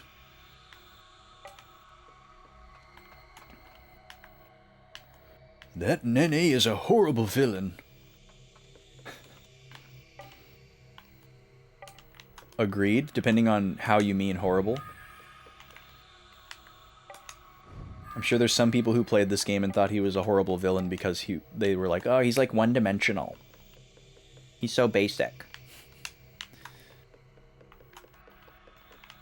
Oh, we can go further up. Or maybe that's where we came from? So, apparently we're going to go in here. Is this going to be like a dungeon? I kind of want to go back out to the town and sleep and save. Yeah, this must be where we came in. So this is like an observatory. It looks just like the buildings in Mural Valley. That's interesting. So maybe this building has been here for a really long time. Way before Patches was founded.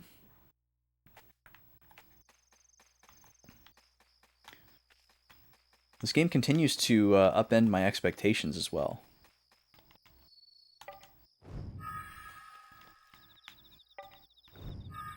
And with Majora's Mask on the brain, that building also reminds me of the Astral Observatory.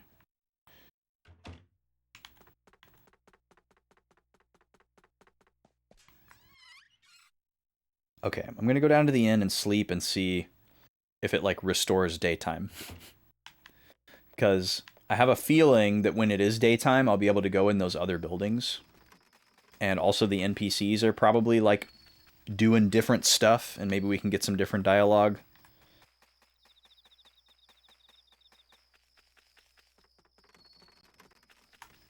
But yeah, I was not expecting for us to lose access to a party member.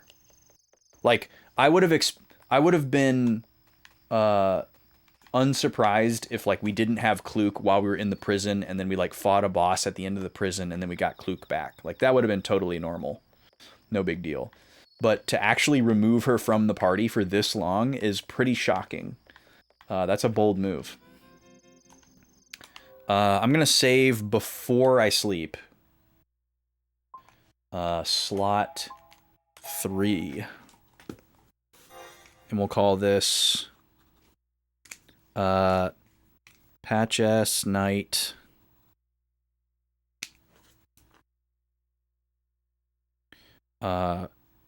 Pre-in Post Elder.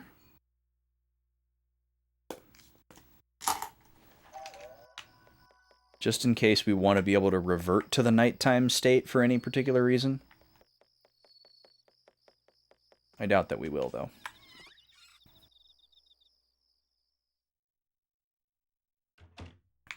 Okay, let's have a sleep.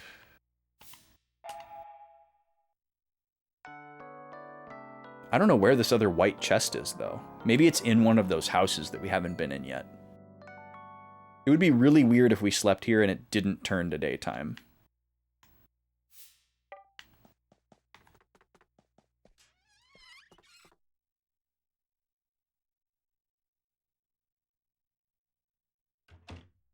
Oh, okay, but that's the case. Fair enough. Well, we needed to restore Jiro's MP, so there's that. So these other 4 houses will have to wait. So whatever's going on in the basement of the observatory is all we can do now. Maybe it won't be a full dungeon. We'll see.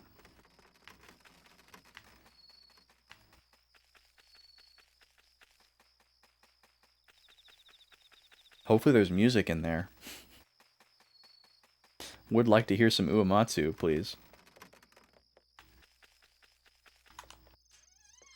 The nighttime effect has been established, but I'm ready to move on.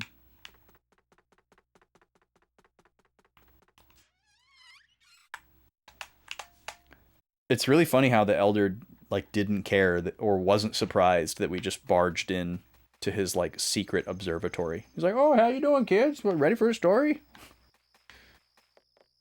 Not like, "Oh, you found my hidden machine wall and broke in the night." The laser control facility.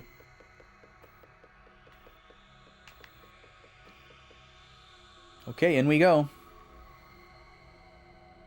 It's very dangerous. We'll be fine. We'll go get the part, then we'll fix the machine and destroy the sky barrier. Be careful, my young friends.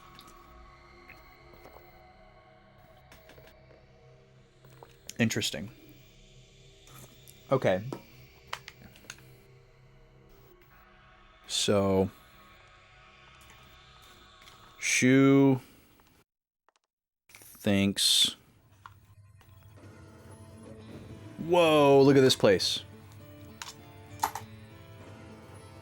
Shu thinks that by fixing the control unit, we'll be able to destroy the barrier around the town. So this is going to be a full-on dungeon. We've got some guitar time happening. I'm here for it. But what is this place? Like, why would this huge factory be under the ground here? The world building and lore of this universe is very unique. Which is funny, because when you look at this game at face value, I feel like a lot of people think that it looks incredibly ordinary. and generic. A blazing jelly.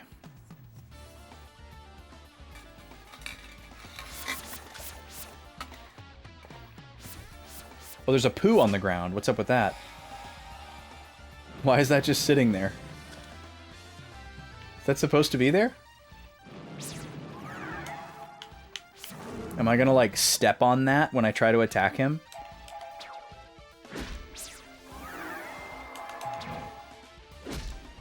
What is that? Why is that there? There's just a poo in the middle of the battlefield.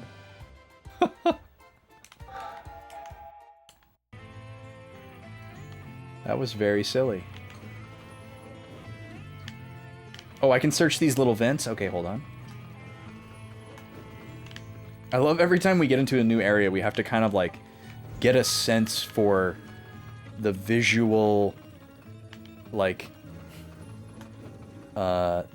density of examinable objects. This kind of looks like a place from, like, Dark Cloud or Rogue Galaxy. Dark Cloud 2, specifically. The game's also on my brain because Carcall is playing it right now. That's been a fascinating revisit of that game.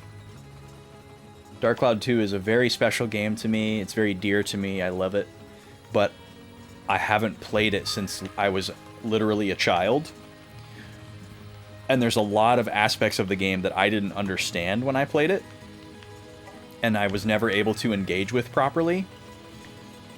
So, watching somebody with a fully formed frontal lobe play it has been really fascinating.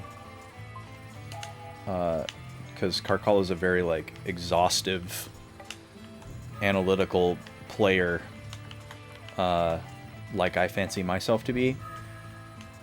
And so she's, like, going all in with all these different intricate systems that the game has.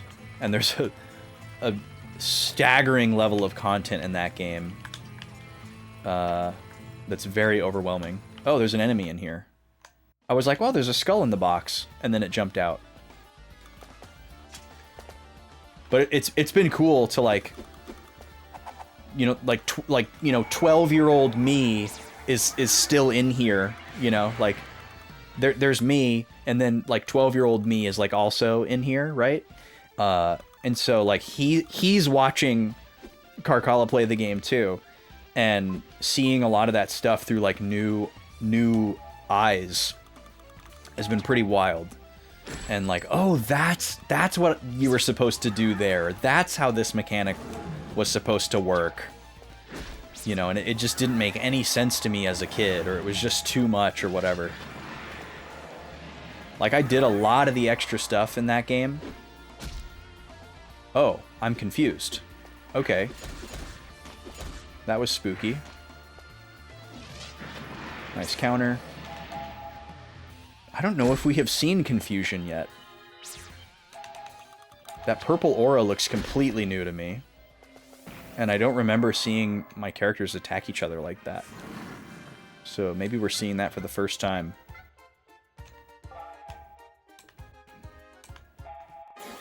There's accessory +3 for Morrow. We need it for Jiro. Oh, nice. We got 5 medals for beating that guy. Okay, so enemies in chests is a thing. We didn't know that until now. This looks very similar to the previous factory area that we were in, as far as, like, how it's going to work. That guy snuck up on me. They're so sad looking. These guys are usually really weak, so let's see what we can do. Oh, I need to move. I need to move Jiro to the back row again. Apparently, when I move him to the back row in a battle, it's only for that battle. What is that guy charging back there? Weak spot fumbling? What a name for a skill. Oh, he's charging Flera. Oh, but he's using it on himself. Okay. What happens when he gets 100% charged? I'm a little scared.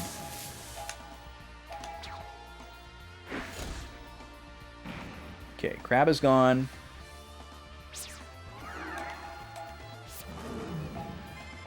Tiny charge from Morrow. I was going to use Shina with Jiro, but now I'll just attack, especially since he's still in the front row. Yeah, I want to know what happens when that thing reaches 100% charge, but I'm also a little scared.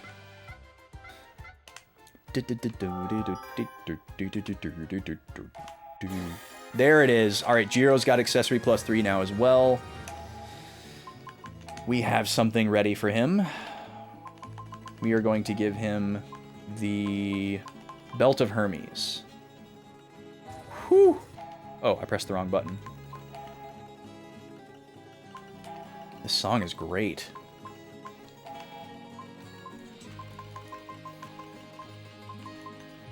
So now he's going to have 60 points of agility added, which is absolutely huge. So Jiro is now our fastest character, which is exactly what we want for a heal and buff character. That's always my preference. What do we want to give Morrow? HP and MP is great. He doesn't need magic attack. He doesn't need MP. Absorb fire, absorb wind. Well, we have seen a fire guy in here.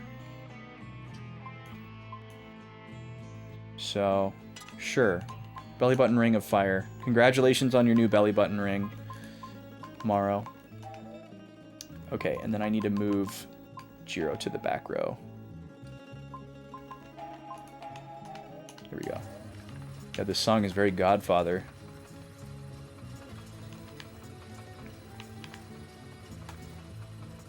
I should rewatch those movies. I haven't seen them in a long time. They're very difficult watches for me, though. They're very good movies, and I like them, but it's just a very difficult watch. Just because of, like, how many people die. It weighs very heavily on me. Like, even though I know it's not real. Okay, so I actually can't get onto the conveyor belt from this direction, because this is an off point. Now we understand how these work after the last dungeon. Alright, we'll keep looking around here. I don't really want to take unnecessary encounters. So I'm going to dodge whatever I can. But I'm not going to get too wild with it. Okay, so there's a point where I can jump on. EXP for Zola. So if we get on right there, we're going to get dumped off over here. But it's a one-way thing, so we want to examine and explore everything else first. There's a 100, very nice. How are you doing, Zola? Let's see. She's closing in. She's about 1,000 behind Morrow, and about another 500 to 1,000 behind the boys. Not that Morrow's not one of the boys.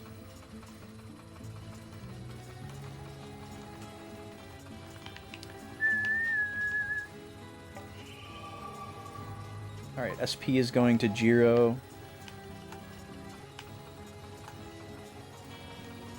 10 SP is a lot, by the way.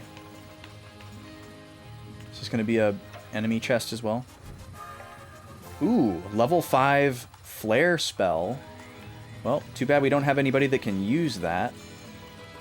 But when Kluk gets back, we're going to be burninating the countryside. Alright, let's see what's in this door. This is presumably not a one-way.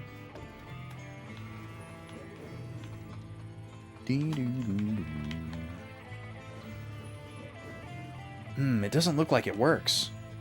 Too bad the conveyor belt isn't moving in the other direction. Let's go back and see if we can find something. Okay, that was kind of weird. I guess that's the game trying to tell me that we want to get on this conveyor belt when it's going the other direction.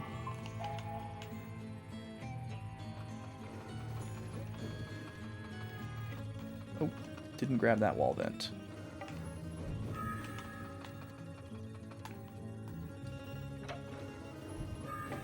The Grand Shadow Crystal. But we can't get on it when it's going that way, apparently. Okay. So that only leaves one direction left to go. This has a little bit of a couple other Uematsu tunes in it. A little bit of like Kuja's theme. Uematsu has this motif that he likes to use a lot where a fifth goes up to a sixth, back down to a fifth, down to a sharp 4, and then back up to a fifth. Oh, dang it. I was going to try to get in between them and fight all three of them at the same time. You hear it in a lot of his, like, villain themes. I forget what song it is in FF6, but it's in a song in FF6. It's a big motif in One Winged Angel. It's in a song in FF8 that might be related to one of the villains. And it's in Kuja's theme as well. But it's the idea is just a note moving up, back down, back down, back down, na, na. Like he uses it all the time. Na, na, na, na, na. It's like, I don't know. It just has like a very ubiquitously like menacing kind of sound. And it's very like noticeable. It's very similar to a line cliche. It has the same movement as of a line cliche, but the note that moves is like down a half step, which is kind of interesting. Well, I guess the starting point is the same. Anyways, music theory nerd stuff. Oh, I wish I had magic right now. These guys are probably weak against water because they're casting fire on themselves to charge up. Well, at the very least, if they have this, like, unbelievable fire spell that obliterates my party, at least Maro will survive. Because he absorbs fire now, thanks to his new belly button ring. Because I doubt we can get all of them obliterated. Let's try water on the back row with Zola's new low-level magic. It's decent. Oh, it counters. It counters magic with fire magic. Interesting. Okay, so we don't want to do that. We're just going to whack these guys. Definitely not worth it. That's not, like, unmanageable damage, but worth avoiding. 90 damage is nothing to sneeze at. So they use Flera on themselves to heal and then charge up. And I'm assuming once they're 100% charged, they probably use the magic on us. And this sucks because they're actually healing damage that we've already done. Oh, he's at 120%. What does that mean? He had like a little blowout there. But I guess we gotta wait for his next turn to go around. Okay, we really need to get these guys out of here. Oh, Flaris this time instead of Flare. Whoo! That's a lot of damage. Use it on Maro. I dare you.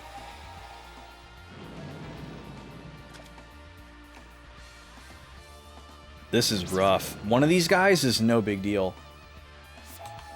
But 4 is a problem. Okay, definitely gonna do a Heala on Zola. Because she almost got obliterated by that Flaris. Good job surviving, Zola. Alright, Shu, I really need you to kill these two guys. Only got one. Critical breakthrough. Oh. Okay, they can blow themselves up. Well, that wasn't that much damage, actually, so not too worried about it. But now we know what happens if they get to fully charge. Healing themselves a little bit less than the damage that we're doing is bad enough. Okay, so he will do that on his next turn if we don't get rid of him. Come on, Morrow. Good.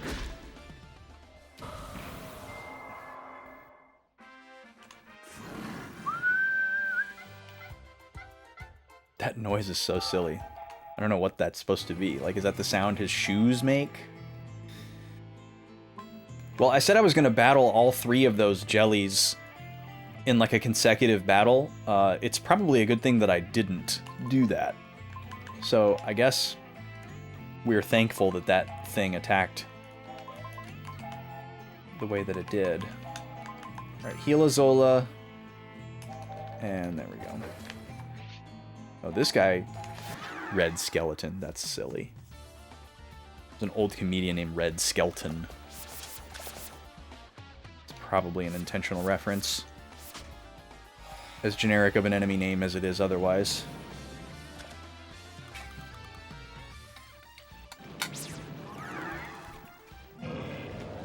I think we've seen a blue skeleton. We've definitely seen a green skeleton. Maybe I should have used Shina on that guy since he's undead. I don't know if it only works on ghosts specifically, or if it works on all, like, undead-style enemies. And this guy's strong.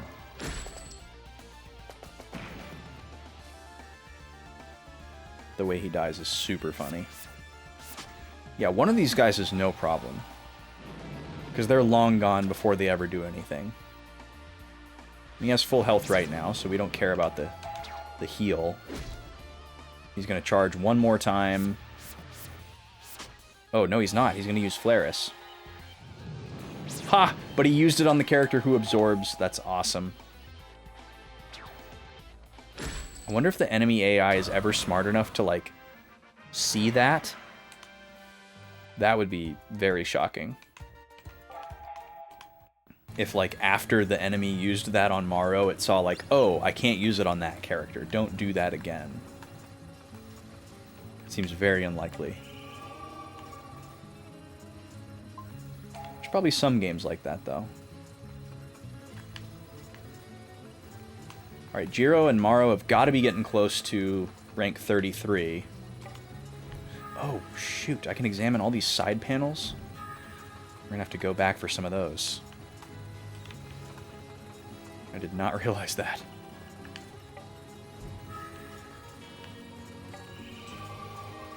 Max HP plus 1?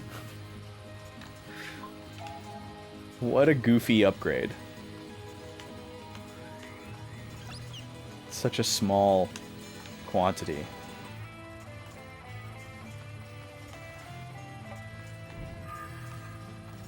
The power swap dart.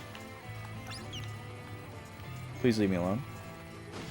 Okay, so we're trapped in this area. There's no way to go back. We have to go this way. Does this just loop back around to where we started? Oh no, this is a slightly different zone.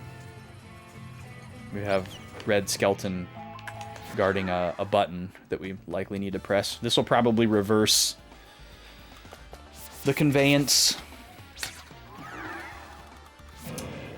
Okay, let's see here. Can I do Shina?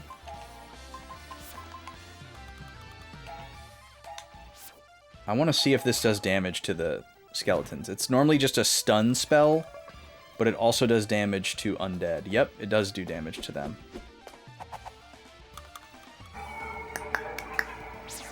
What the heck was that? Oh, that was my MP. How dare you? It did stun the guys in back, too, which is great.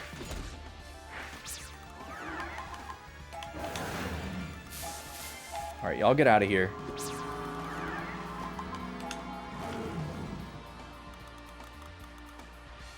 I'm gonna go, like, this. Hopefully this kills both of them. Oh, it kills neither of them. That was unexpected. Well, this should kill both of them. Yep.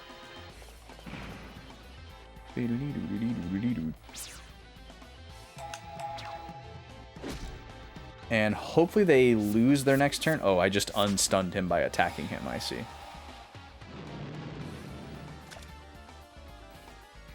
Well, I'll just focus on the 1 then. Put it on the 1.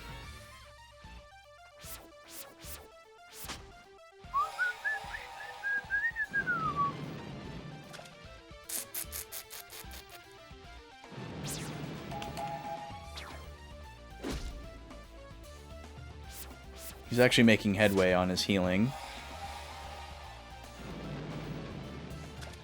Yeah, these guys are dangerous.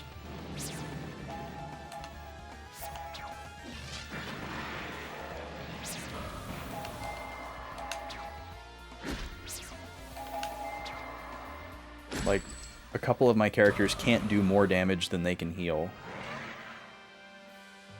So if they get the right turn order, they can outpace you. Okay. So we do have a way to go back here. I'm gonna do that, actually. Just so that I can examine these panels that I missed. Because I have a problem.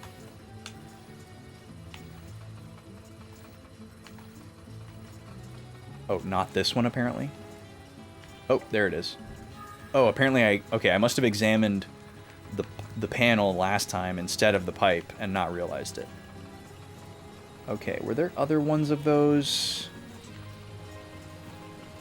Oh yeah, all these that are facing the wrong way.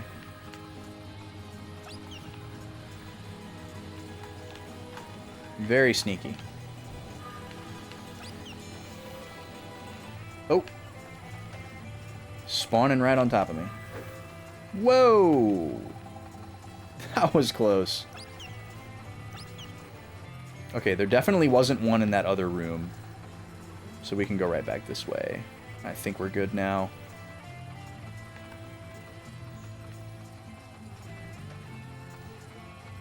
Or wait.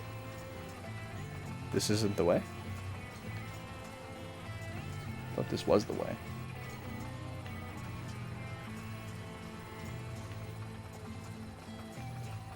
Oh, I gotta go this way.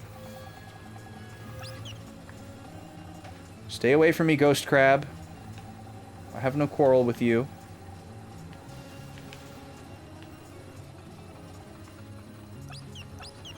Okay. And then... Oh, they can do electricity stuff, too? Now we go this way. And now we're gonna press the button.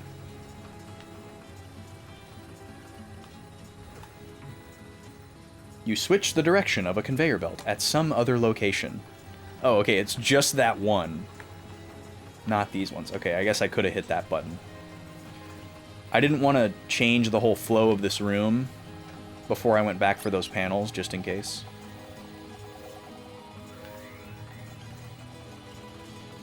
Now we go in here. And we're going to hop on the conveyor belt. I can't move while I'm doing this, so I can't examine these wall panels or anything.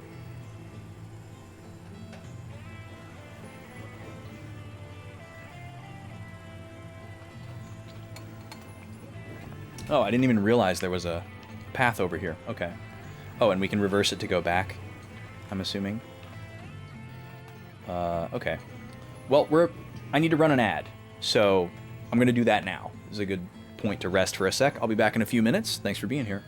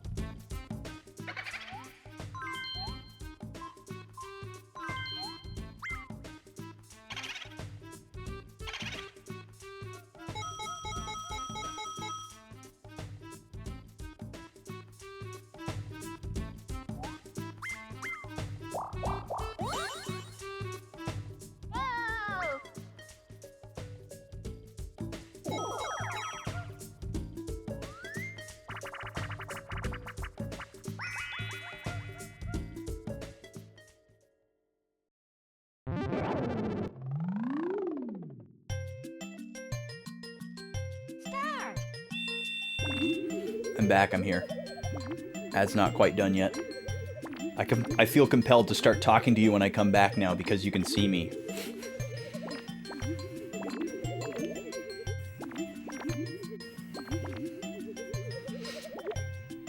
I always fancied myself very good at this minigame as a kid. I guess I probably fancied myself very good at most of the minigames.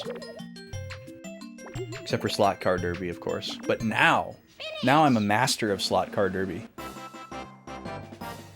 I'll cook you at Slot Car Derby now.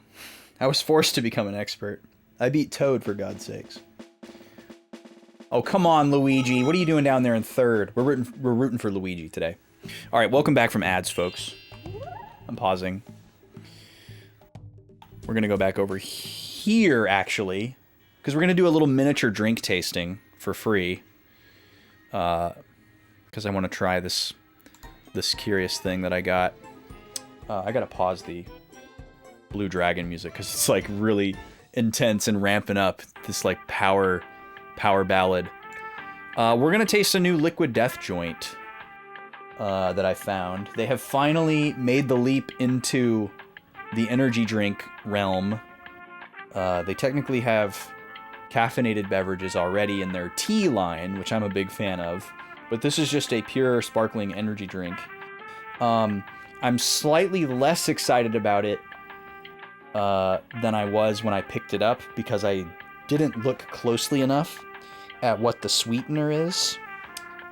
These are sweetened with allulose, which as of my last investigation, which hasn't been for a while, it's not anything concerning, but everything that I've tasted so far that's sweetened with allulose, I just haven't liked the flavor of. It just has a very strong artificial sweetener taste. It's not aspartame, which is great. It's not sucralose, which is great.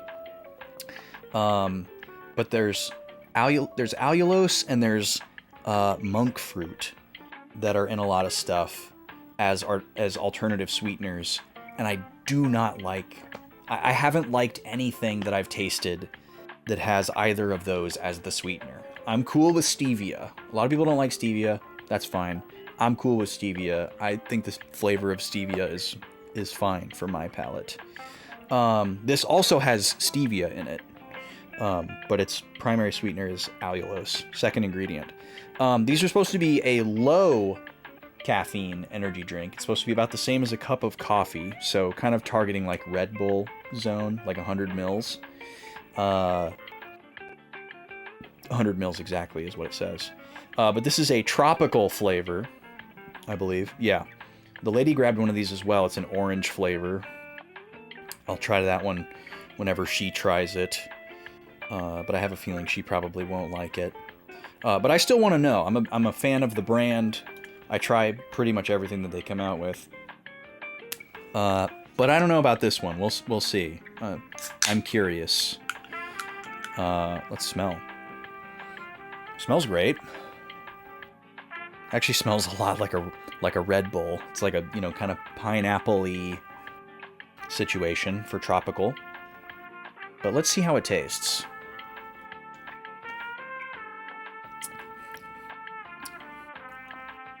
Yeah, it tastes like a pina colada Slurpee.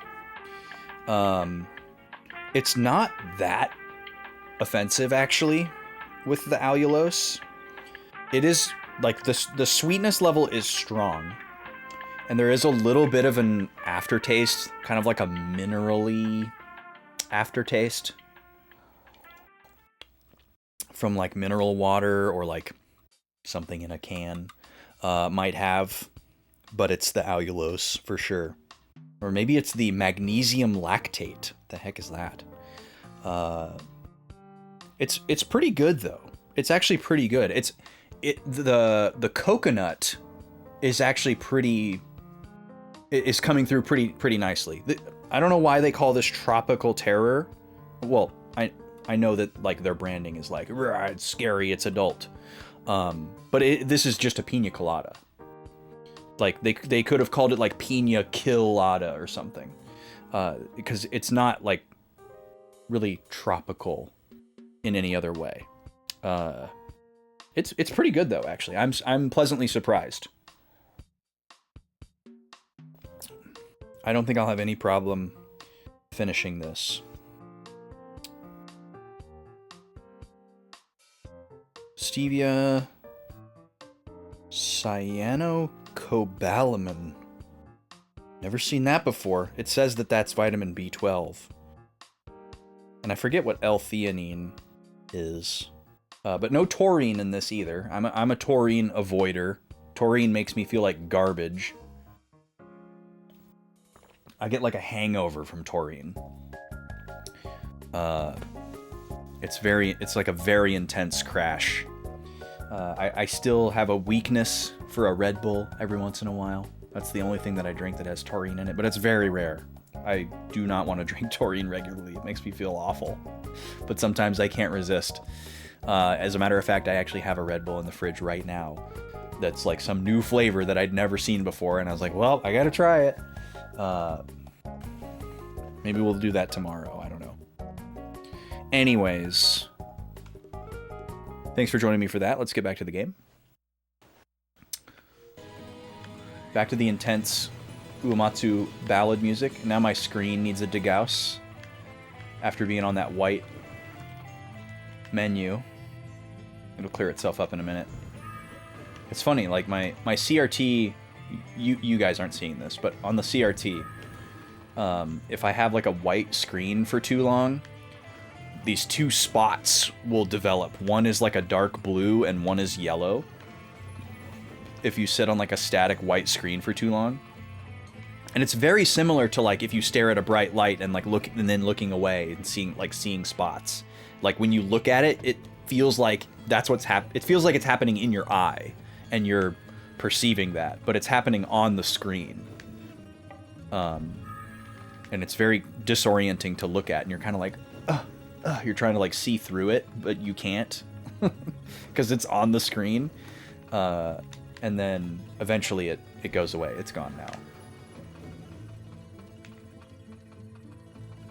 Luckily, it's not a huge problem when I play like the Game Boy games, because a lot of Game Boy games, when you play them on the TV, there's a lot of white on the screen.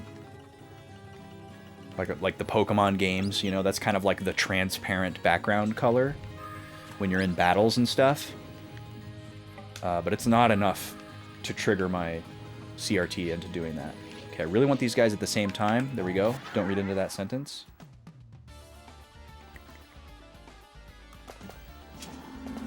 Oh, and they have crab ghosts with them. They're all in the same row, though, so I'm definitely going to water this. We can do a Shina as well. That could be really high value. Where is my magic? Spell. I'm looking for the word magic, and it's not there. Trying to make Zola happen as our budget black mage, but... Oh, actually, that was great. Good job, Zola. Maybe I won't do Shina then.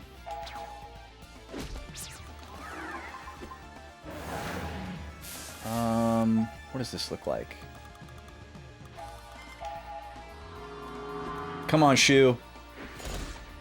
Ah, dang it. These guys have a lot of HP. I should have just attacked one of them. I probably could have got rid of one of them. Okay, I don't care if you steal Maro's MP. That's fine. Nice counter. Oh. Maro just mowdowned the party and petrified himself? Look at his tiny little stone statuesque body. He looks so pitiful. All of a sudden, he looks like Phil from Hercules.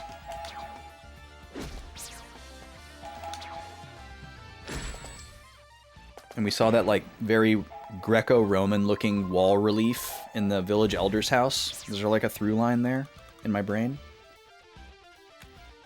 Also, the way these guys' pelvises look like the wind-up key from a wind-up toy is really funny. The, like, round open part of either side of the pelvis just is very, like, cartoonishly, like, pretzel-shaped.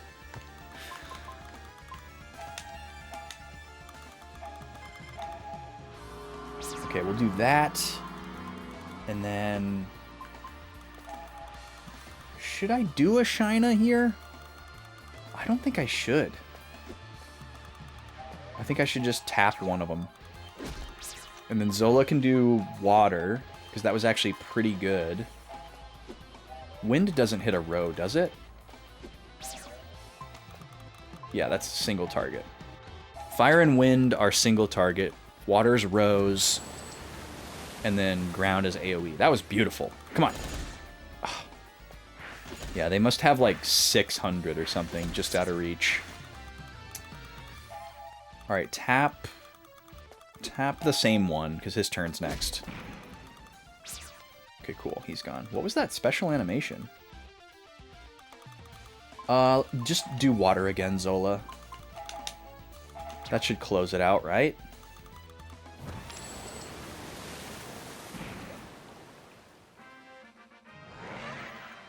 Yeah, this is pretty good. I would drink it again. There's a lot of other energy drinks that I would go for first, but I would drink it again. So I guess that's a milestone. It's the first allulose sweetened thing that hasn't been, like, utterly repulsive. Morrow is still petrified. So...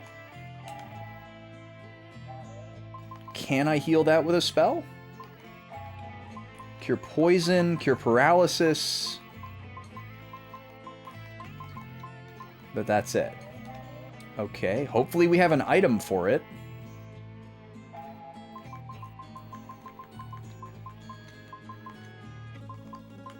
Stone be gone. There we go. There's our gold needle. Back to the Godfather part of the song. Oh. We need to heal a shoe. There we go. There's the Uematsu motif.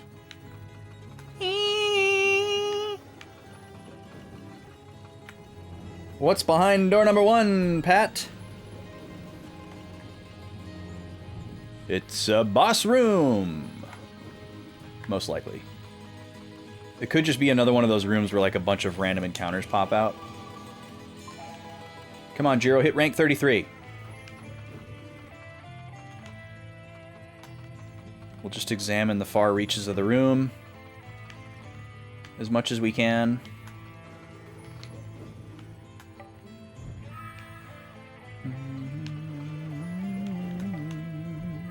That's the panel. That's the pipe. So this one environmental object here is 5 examines. But then, you know, those pipes are 1 examine. Oh, checkpoint. Yep, this is definitely a boss room. Oh, and we got spooky music too? Okay, I should top off my my health and my MP and stuff. Like a smart guy. Like a gamer. Let's see. Morrow doesn't need MP really, but Zola would benefit from some. We'll leave Morrow as is. And then let's do a Heala. Why did the music stop? It switched songs. Sorry, not Heala, Zephyr. There we go. Now everybody's at full. The spooky music kicked in and then stopped immediately.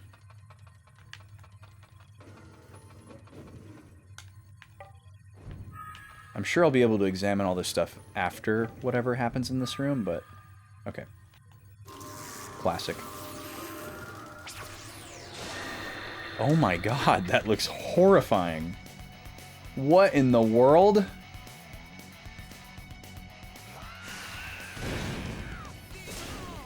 Time to rock. He's a machine, but with a skull? What a... Of all the things to observe about this thing, Shu, that's your choice? Okay. I'm gonna steal.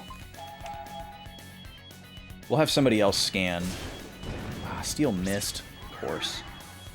Let's have Jiro. Bit of a sneeze there. Let's scan. Oh, that's right, we get 2 items.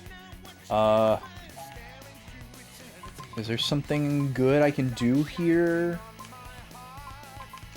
preemptively.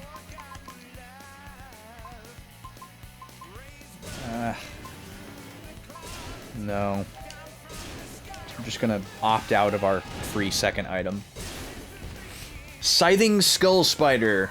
You can use HP recovery items as attack items on undead creatures. Oh, okay, so this guy is... okay. That makes sense. Well, we'll try Shina on it. And see how that does. I'm assuming regular attacks are also gonna work. I'm gonna full charge stuff.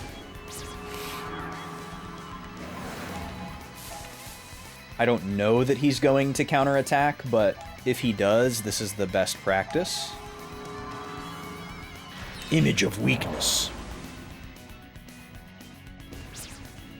Okay, he can cancel buffs, so we won't try for any of those. There's been a lot of bosses that have that, actually. I guess that's a good, like, good idea from a developer standpoint. Like, if you have a lot of buffs that can potentially break the game and you want the bosses to remain challenging, just give them a skill to remove buffs. I don't see that as too cheap. We're gonna keep stealing from this guy until we get something. The way he, woo! The way he jumps out of the way.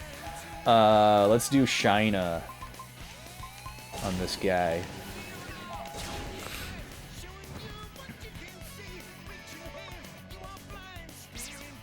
Guard, okay. Interesting.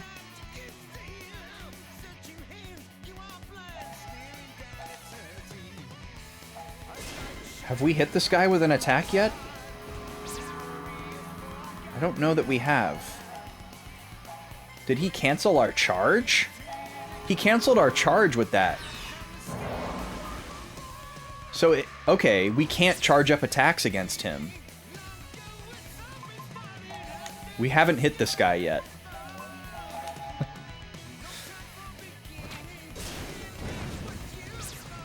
Is he, like, impervious to damage until I hit him with a healing spell?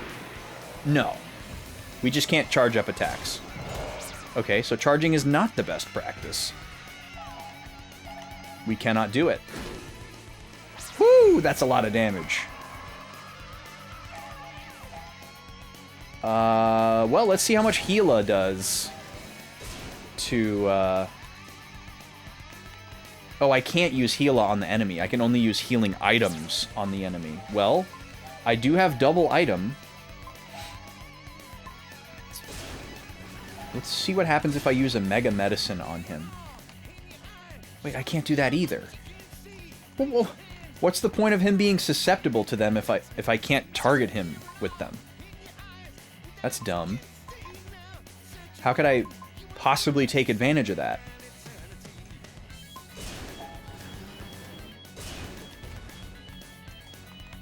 I'm pressing like... Whoa! Whoa! Didn't know I could do that. Whoa! Those numbers are so small and hard to read. But it's showing my resistance to statuses and specific elements based on my equipment. That is actually really cool. I've never seen anything like that in a game where you can just pull that up. So this happens if I hold either of the bumpers. I just randomly pressed it because I'm trying to see if there's a way I can change targeting to the enemy. I'm assuming this updates on the fly if your stats are affected by a buff or a debuff. Which would also be really cool. Huh. Well, that was a fun little revelation to stumble on. Okay. Well, I can't use any healing things on him. So I guess I will heal Zola. Might as well charge it.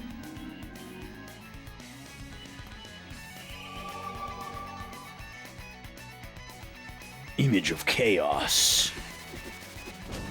I don't like the way his little hanging down bulb thing wiggles. Oh great, he's got an army. That is terrific. The Skeleton General. Okay, mow down the front row. We'll try Shina. Hopefully these guys are really weak ads. Yeah. They're just here to waste my time. We've never seen 3 rows before either, I don't think. I think we've only seen 2 rows in a battle. Whoop, that was a little too far. Let's see what happens if we do Shina. Oh, Shina's expensive. Didn't even realize. Maybe we'll get lucky and it'll kill these guys. Oh, yeah. Absolutely wrecked. And he's gonna stop Morrow from charging. I guess if you really were persistent, you could throw away one person's attack turn every turn by charging to force him to do that instead of his other attacks. Why can't we steal from this guy? Uh-oh, is this instant death? I bet it is. Oh, he's dooming. He's dooming. He's a doomer. At the count of 4, you die. Oh, it's already on 3. Okay. Oh, because it's his turn. Well, I definitely don't have a way to reverse this, so we'll probably just have to let Shu die and hope that I can bring him back from what is hopefully a normal death.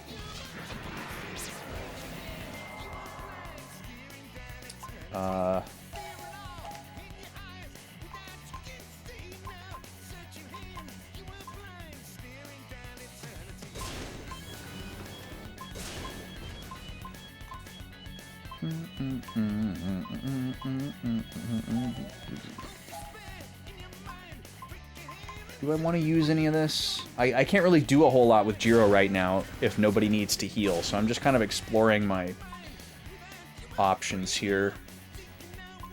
He's not using magic. Trap Flora, I guess. He's not doing Panic or Paralyze. He's not doing Poison or Sleep.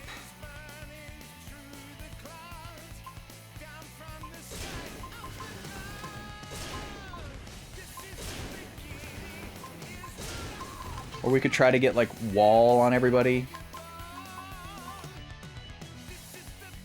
He doesn't do that much damage, though. But yeah, let's do Trap Flora. That's probably higher value. And we don't want to charge anything. Unless it goes off right away. Because otherwise he'll cancel it. So we can charge this just a little bit. We just have to make sure all our charged stuff goes off before his turn.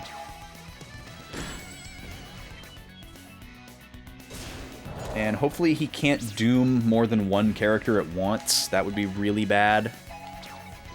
Hopefully he never dooms Jiro either. Okay, Shu had a turn and his counter didn't tick from 3 to 2, so I'm not sure what to think about that.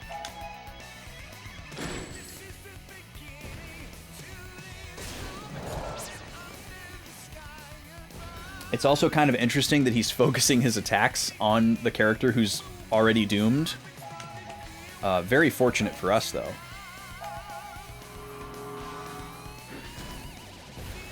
Beautiful, Morrow. Beautiful.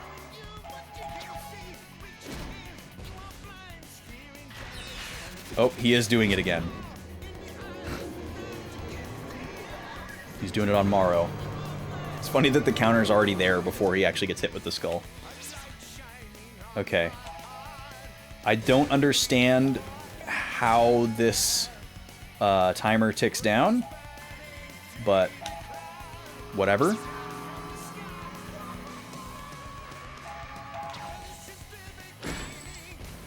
It could be limited to front row targets. Doesn't look like Trap Flora is going to do anything for me. I'm not bothering to heal Shu because he's going to get instant deathed. He's also getting a passive heal. So my best use for Jiro right now is just chip damage. Oh no. Alright, this is a bad time for this to happen again. Ah, why does it speed up so much on Mowdown? I still haven't been able to steal from the boss either, which is annoying.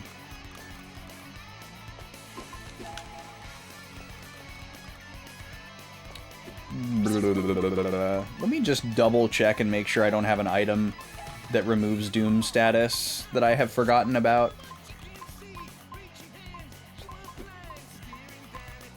I don't know if we even knew that done. That'd be a funny name for a Doom status, was done. Yeah, I don't think we even knew that Doom status was a thing up until now.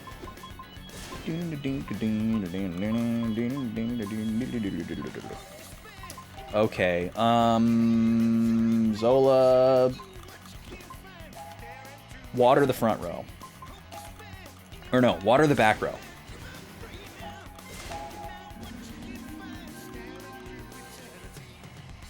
I could have got more charges than that. I got scared.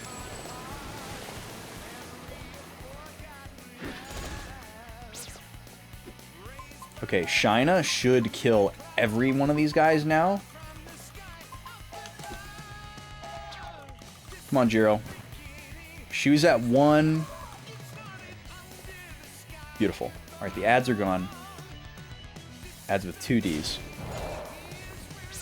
Okay, he's continuing to attack Shu, which is really funny. Okay, we can get a lot of charge here. So I get the slow speed charge meter on my regular attack, but nothing else with Shu and Maro. I gotta remember that. Please let me steal from you. Dang it. He will not allow it. Shu is still hanging on. Nice counter. Oh my god, and we got him. He's dead. We didn't even have to experience Doom status. What a monster design he was. Wow.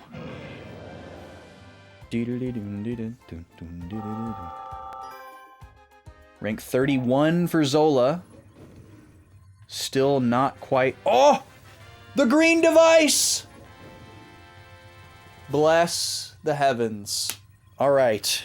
That's huge. So, for defeating the... I remember his name because it was so iconic. Scything Skull Spider.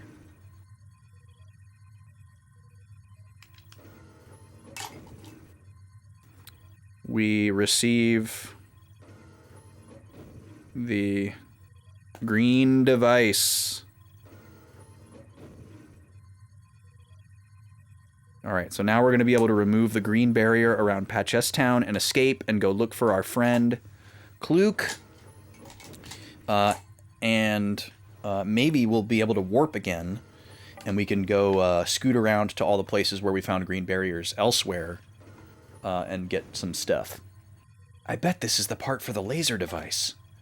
Okay, let's get everyone back to the surface, quick. He didn't say everyone. Oh, it gives me the option to warp back. That's kind of cool. No, because I want to continue to explore this room. Also, there's another door. So, yeah, hold the phone. Yo, Zim, how are you? Nice to see you. I'm doing excellent, actually. Thank you for asking. How are you doing today? I was just noting on Tuesday's stream that I've been feeling very good physically the last week or two, and that's been really nice. That does a lot for me, and that's not to like try and accentuate that I'm not feeling good like other ways. Like I'm feeling good mentally too. I've just been feeling especially good physically the last couple of weeks. And that it affords me like an extra little boost, you know. It puts quite a literal spring in my step when I'm feeling this level physically. And I wouldn't say that I was feeling bad before either. But, you know, I was more inclined to say that I was tired. You know, some 30-something human being body parts occasionally hurting. You know, that kind of normal stuff. But the last like week or two or so I've really felt kind of like tip-top. Which is really nice. Just made it home. Very exciting. Congrats on home. The best place to be.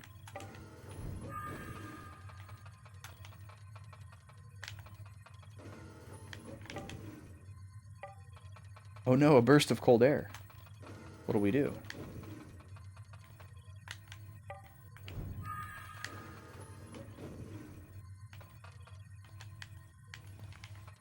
I'm also just very excited for my stream marathon next week as well. That's got a different kind of spring in my step. I seem to be making big progress. In the video game? I guess so. I hope so. It's definitely been steady progress. We haven't really gotten stuck in this game or confused about what to do next or walled off by a difficult boss or anything. The game, yeah. Okay, let's see if we can go through this door. Oh, Shu is on the brink of death. Let's heal him in case there's something scary. 2 healers. And how about a Zephyr? There we go. How about a Fresca? This is always interesting when you go through a dungeon and the game gives you the option to just warp out. But it's like a little bit sneaky because there's more stuff in the dungeon.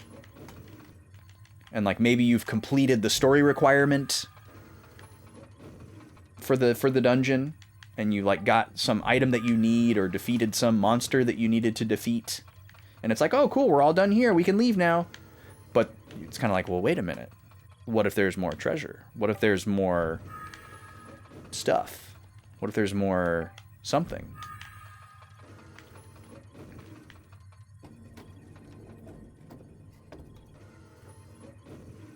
You hate that stuff, especially if it's missable? Yeah, it can definitely be done in a way that's a little nefarious. I agree.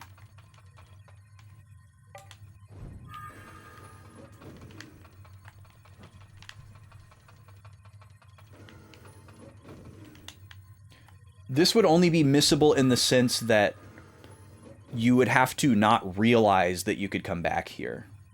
Because we haven't really encountered like true lockout areas where we don't get to go back to them. The mirror ring, but not mirroring, the gerund verb. And then we have a door blocked by a white barrier. Okay, so we're gonna note this down.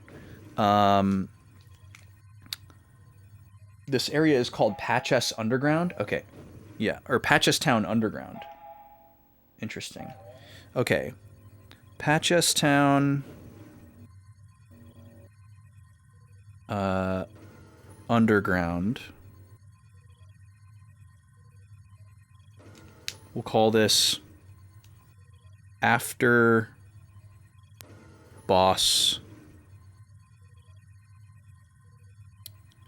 door, and the barrier is white. So we'll have to come back for this whenever we have the ability to remove white barriers. We just got the ability to remove green ones, so we now have two colorful devices. Very exciting. Hey Doc, how are you? Yeah, making my notes. So my price for exploring this last little stretch is that I now have to backtrack out of here manually. Let me see what this mirror ring does.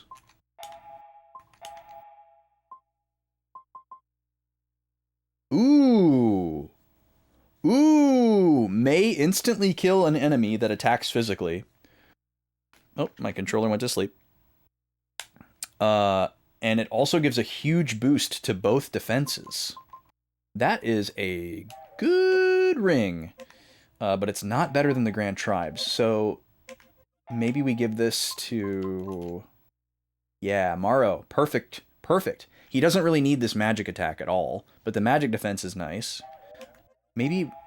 But see, her ring is really good. I'd love for her to have more magic attack because she's like our budget black mage right now. So maybe what we'll do... yeah, we got to just give this to Morrow because but we're doing it today, huh? Because Kluk also has a really good ring that she'll probably never take off. So there's no reason to like save that for her. You're good? You've been lurking? Good to hear that you are doing good. And I guess good to hear that you've been lurking as well. Thank you for lurking.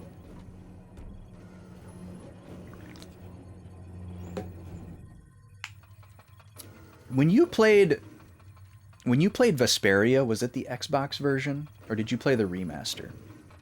I know it wasn't your jam and you didn't finish it, but... Is my N64 modded in any way?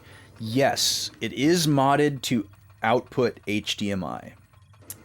So it is technically not stock. It has dual output. So it outputs S-Video to my CRT from the original, you know, multi-AV port Nintendo connector.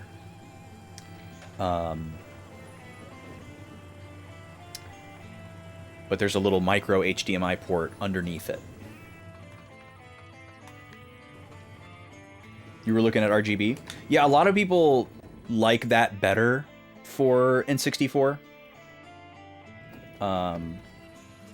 Either because like price or availability of the kits, or just because like the HDMI, they feel like it's overkill because they're only going to play it on a CRT or whatever. And also if you're like if you're like recording footage and you're not doing anything live, I think with like post-processing you can do a lot more with RGB, because whereas like HDMI, like there's not a whole lot that an upscaler can do with an HDMI signal, or at least like the ones that we use in the retro community, like a RetroTink or whatever. But there's a lot that you can do with a, you know, 480i or 240p RGB signal. So it just depends on what you're doing. All of your stuff is geared towards RGB. Okay, cool. Very cool. I didn't know you were into modding and stuff like that. That's cool, Zem. I'd love to know more. You've blanked out your memory of that game. I was just trying to think, Doc, if you had played any of these like handful of 360 RPGs, and all I could think of was Vesperia. Did you do Lost Odyssey? Maybe you did. I don't remember. You played the PlayStation version of Vesperia. Okay. Gotcha. You did do Lost Odyssey. Okay. Yeah. I vaguely could picture it, but I know I wasn't there because I was spoiler dodging. You liked it a lot. Yeah. I have 2 other stream friends that are playing it right now too, and they're both liking it a lot too. I'm very excited to get to it someday. Oh, you made it back safely then. What about the part? Did you get it? His hat is literally a cup. Haha, we sure did. Everything went great. Ah, then let's attach it to the ancient machine right away. Lets me attach it, apparently. You're just going to stand there. Oh, it's finally daytime. Yes, I have played Dragon Quest III. I played the Game Boy Color version of Dragon Quest III, and I loved it dearly. It's a very long game, but I did like Dragon Quest III a lot. There, that should do it. Wait, we haven't set the output yet. We could blow the town to smithereens. Would you just turn it off now? Relax, relax. Look at him shimmy. You're waiting for it to grab you? I could see that. Knowing what I know about your sensibilities. Oh my god. Well, we have hated this green barrier the whole time we've been here, but we're very thankful for it right now. Morrow has impatiently tried to nuke us 2 different times with these moon lasers. They didn't think it was odd that there was like 7 moons in the sky at various distances that never went anywhere?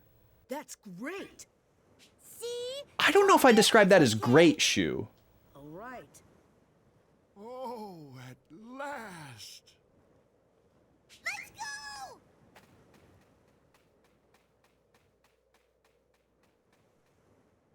Yeah, exactly. Thin story. Yeah. I know that's not really your thing. And unfortunately, that's kind of like a hallmark of Dragon Quest games. The sky! Is like, keep it simple. The wind feels great! It's more about like being a little guy and feeling like you're on adventure. Elder, the sky looks strange. Indeed, the ancient machine has destroyed the barrier that once blocked the sky. Really? You got that old machine to work? Yes, Oh, so they knew about it. these folks here. Just like in the wars of the ancients. That may be true. But we did not use the machine's powers for the sake of destruction.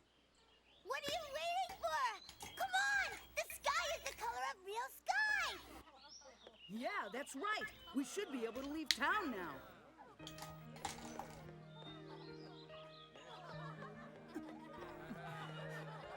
Hey! Come back here! Oh, the sky's true color. These people have been trapped for a long time. I think the children were born before the barrier was erected. So it's been at least like 3 or 4 years that these people have been trapped in this little box. Let me finish writing really quick. So the green barrier around Patch S by amplifying the power of the green device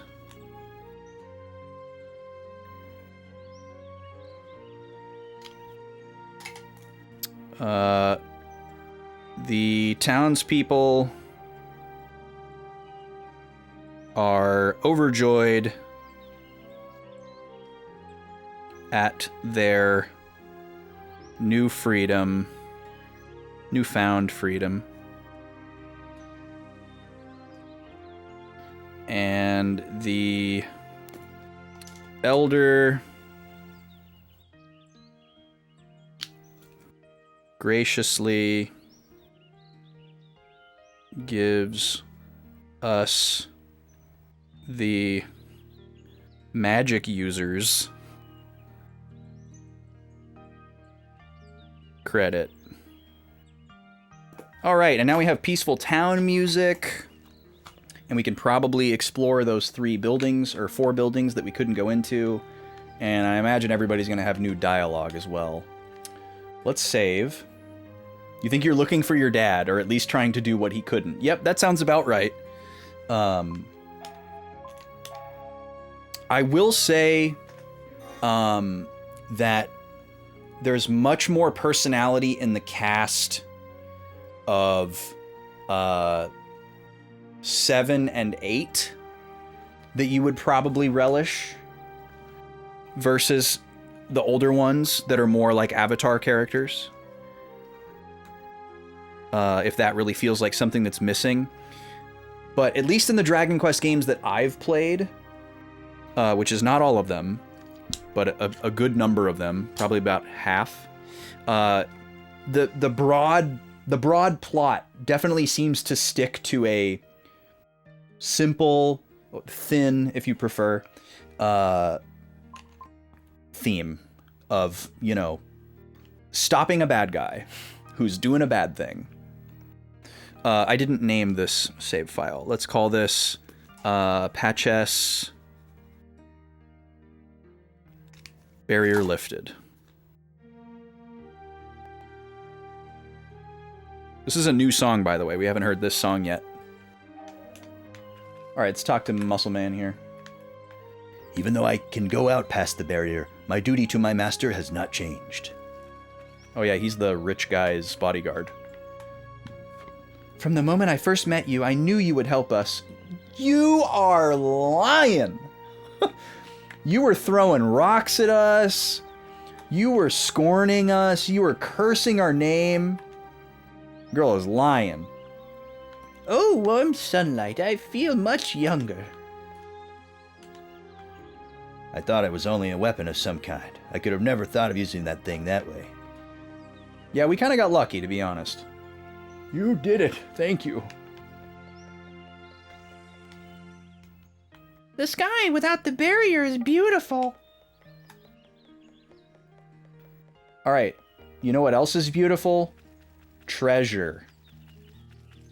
Treasure that we couldn't get. The sky is blue. How beautiful.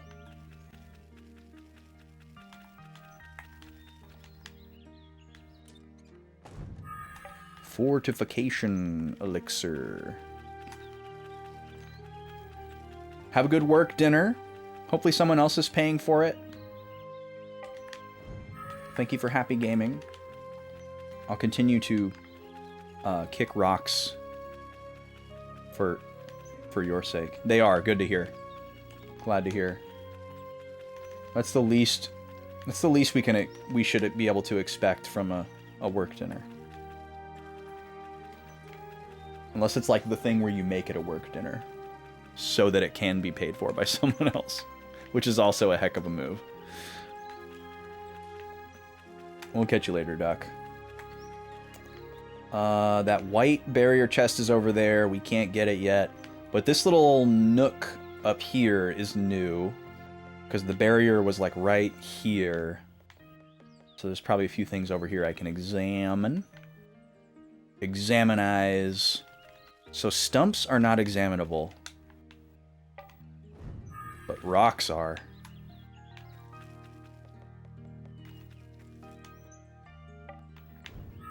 You examined the rock.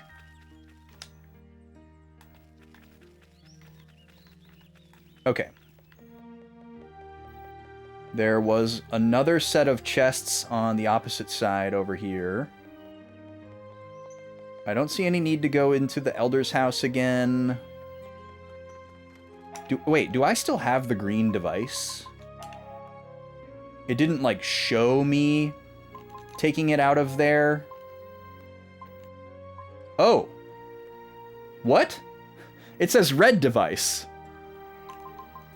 So, the broken barrier device that we got in the tower is was the red device. We didn't know that. The game didn't confirm that at any point. I just, like, guessed that was the possibility. So maybe we have the red device now too, I guess? But we don't have the green device, so it must still be stuck in that machine. The moving castle used in ancient wars is still running over the snowfields. Be careful. Excuse me? The moving castle used in ancient wars is still running over the snowfields? Maybe he means the giant robot, and that's just the way that he is able to describe it, as a moving castle. I want to see how things are outside, but I don't want to go near the moving castle. Interesting. Cool mountains in the back there. Shout out to Parallax Scrolling. One of my favorite gaming technologies. I guess it's not exclusively a gaming technology. It's used in... or concept? Technique? Not a technology. It's used in animation as well. If you've never... there's this really cool documentary about like the early heyday of Disney animation in like the World War II kind of era, and all these like techniques that they developed. If you've never watched that sort of thing before, Check it out. It's super cool. Like the... what is the name of it? It's like the pulley camera, dolly camera, or something like that, where they would like paint multiple matte paintings, which is where you paint a part of a frame of animation or film onto a piece of glass, and then you stick that in front of the camera to like superimpose the painted part into a scene. And it's usually something that's like really, really large, like a background, or like a, you know, impossible prop, like a spaceship or whatever. And then the actors just don't walk in that part of the frame, so that it maintains its sense of scale. And then Disney would use it. Oh, here's the other white chest over here. We couldn't get over here before. Cool. They would draw like multiple layers of the same shot on separate pieces of glass, and then they would put them in this like tower where each one was on its own little like rack, and then they would put the camera at the top pointing downwards, and then the camera would do like a dolly zoom where the camera's like moving towards the frame to create like a zoom in the shot, but then the different layers would move at different speeds so that it looks like natural, you know? And the example that they use is like there's like a hill in the foreground that you, the person in this perspective, is like walking over basically, and then there's like another hill in the middle ground with a building on it, and then there's a background with like a third hill, and then there's like the fourth layer in the back that's like the sky with the moon. And it's like, and it's just so that like it looks normal as you move into the frame. You know, the moon doesn't get bigger because it's huge and it's way back there, and then like the subsequent layers move less and less as they're closer to the camera. And just all this like really clever stuff that they came up with to like revolutionize and upgrade the idea of animation. I love stuff like that. How great is it to see the sunny sky? Yet here you are staring at your strange cows. No judgment, I guess. With their pom-pom tails. I guess I'd be staring at them too. They have like weirdly human faces as well. They're also ripped.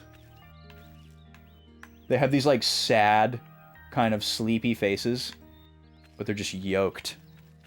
But not like oxen. Maybe they could be both. They could be like yoked, like really muscular, but also yoked, like literally wearing a yoke, pulling a wagon or something. Let me write this other chest down here. So we'll call this Patches Hilltop near Farmer. And it is a white barrier. One of my favorite chord movements there.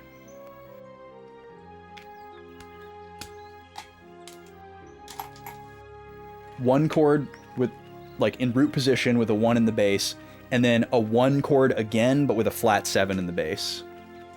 So like technically 5 of 4.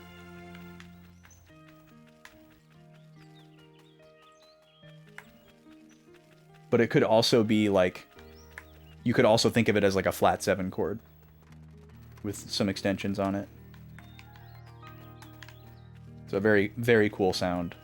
It's kind of like a little bit melancholic, a little bit triumphant, kind of at the same time. It's an interesting blend of like...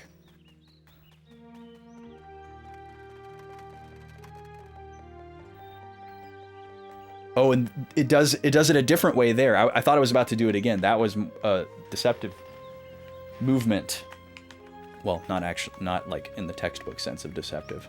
It went to the minor 6 instead of the flat 7, which is a more natural movement because it has the same notes as the 1 chord. Is this the flat 7 one? Yeah. Oh, that's so good. It's very Beatles as well. Like the Beatles did that all the time. Descending bass line. Okay, let's explore the rest of the town. Oh, here's the rich guy. By what concessions can I live? A castle moving over fields of snow? Everyone calls it a castle. It's very interesting. Yes, more buildings to loot. Before we start doing this, let me go ahead and run the next ad since we're right at the hour. I'll be back in just a few minutes, folks. Thanks for being here.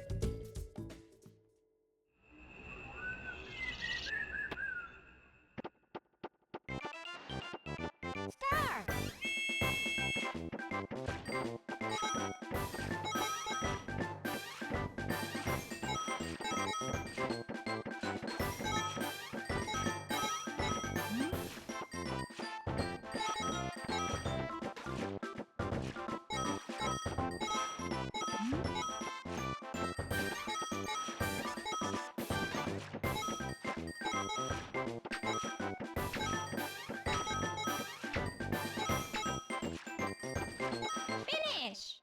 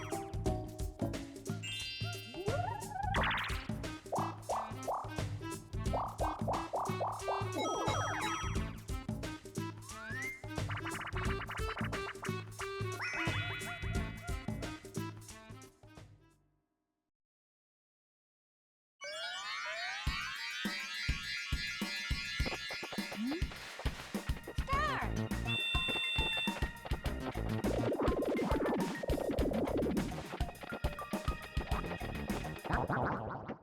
Miss!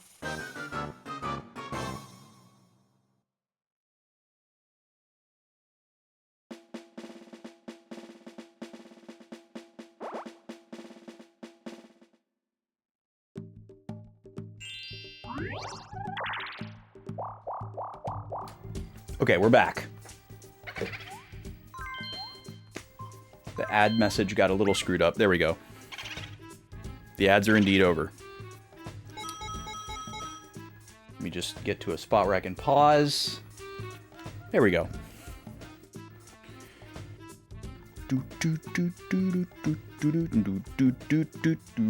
There we go. We're back. We're back to the game. I forgot to look at what place Luigi was in. This is a nice little home. Time to loot it for all it's worth. And talk to the resident at the very end.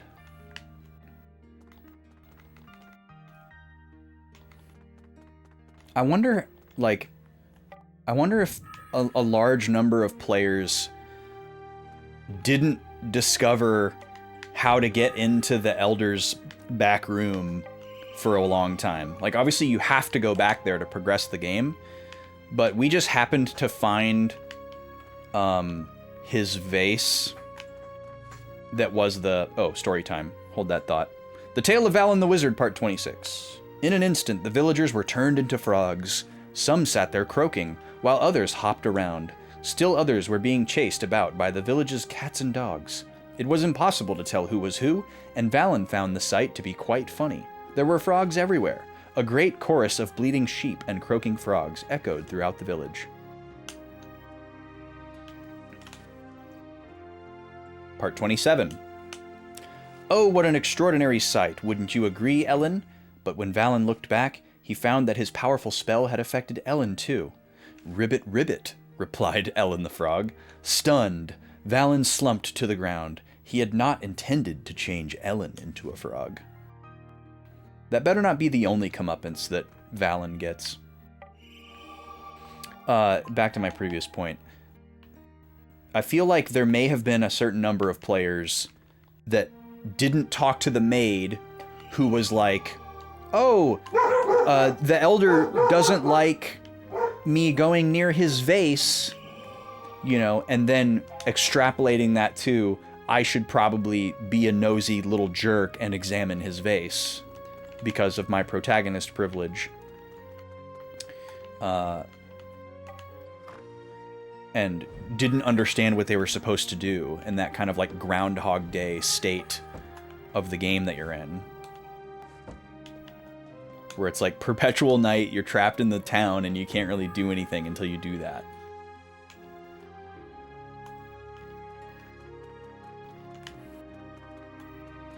Like, I'm not trying to give myself any kudos for discovering it or anything. We just kind of happened to stumble upon it because we were examining everything, which I'm sure a good chunk of the player base probably also did. But I just wonder if, like, a more impatient player who's like, oh, I'm sick of talking to everybody, I'm sick of examining everything, was just kind of like, what do I do here? What am I supposed to be doing right now? Let me make sure that they didn't... Okay. Wanted to make sure that Jiro or Maro didn't sneak into rank 33 without me noticing. Make sure we're not wasting SP. Alright, lady, what's up? The children are so excited. Thank you. Good to know. Thanks for all the stuff in your house. Thanks for having lots of pottery and paintings and stuff for me to explore. One house down, 3 to go.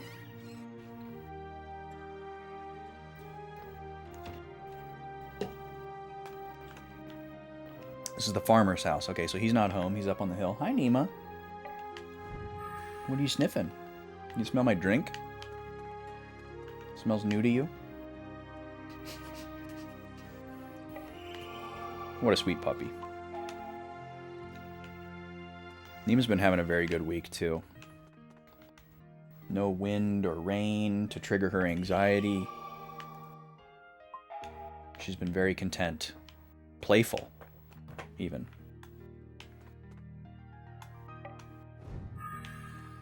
Usually, Gobi is the instigator as the younger dog. And it's always a happy sight when Nima responds to Gobi's instigating and plays along. But it's really an exciting sight when Nima is so excited that she is the instigator. And you can see, oh, she really does still have some of her puppy energy, even though she's getting older.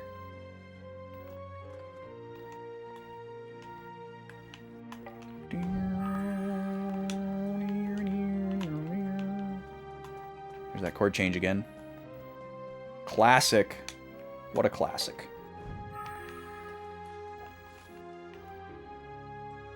Portrait of a Machine, Part 37. Look, see that face? It's all wrong. The shading is totally different from what you look like now. This is your face when I first met you, and you said you were scared of humans. Your face isn't so gloomy anymore. It's brighter, more positive looking now. This painting isn't the real you. I stopped Katrina as she tried to drive her palette knife through the canvas. These parts are so short. It's like 2 or 3 sentences every time. I wonder if they knew how long they wanted it to be ahead of time and then wrote it, or if they were just like, we know how... Oh, whoops. We know how many parts there are going to be. So just write it, and then we'll just divide and, you know, evenly split it up. I got to imagine it probably didn't go that way, but...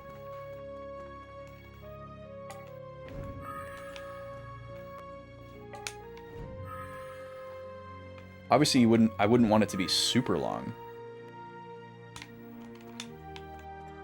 I wonder if at any point we'll have a way to, like, reference those previous parts of the story. Because we can reread the previous part, but the way it, like, assigns the part based on the order in which you examine the bookcases means that you would have to, like, retrace your steps in the exact same way and examine the books in the exact same order if you wanted to reread the whole story. And even with, like, fast travel and stuff, and if you had, like, perfect notes and a perfect memory, that would take a really long time. And then there's, like, you know, the question of, like, if you miss a part, you know, if there's 40 parts of the story and 40 different bookcases that it can be in. Oh, apparently I already examined this house. How is that possible? I've never been in here. Oh, wait, yes I have. Oh, warm rays of sunlight. Okay, we have been in here. I don't know why. I guess I just couldn't go in here before because it was nighttime. That's right. And then we've been in the other house because it's the rich guy's house.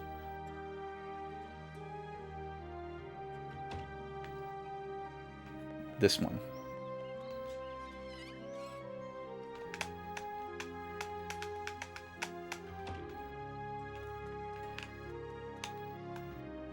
Have you heard of the moving castle that runs over the snowfields? It's a giant castle, racing very fast. We know that the people of this world know the word robot, because the kids use the word robot. And they also use the word, I always want to say machina because of FF10, but it's... Nope, not mechon. That's Xenoblade. God,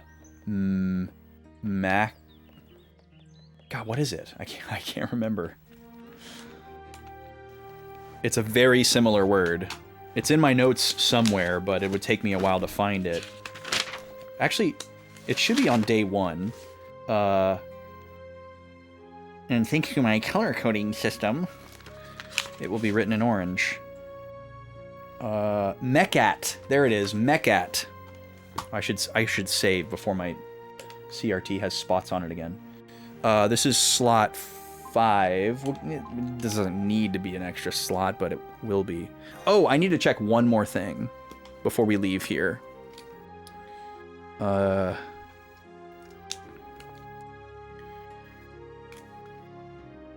just call this Patch S fully explored.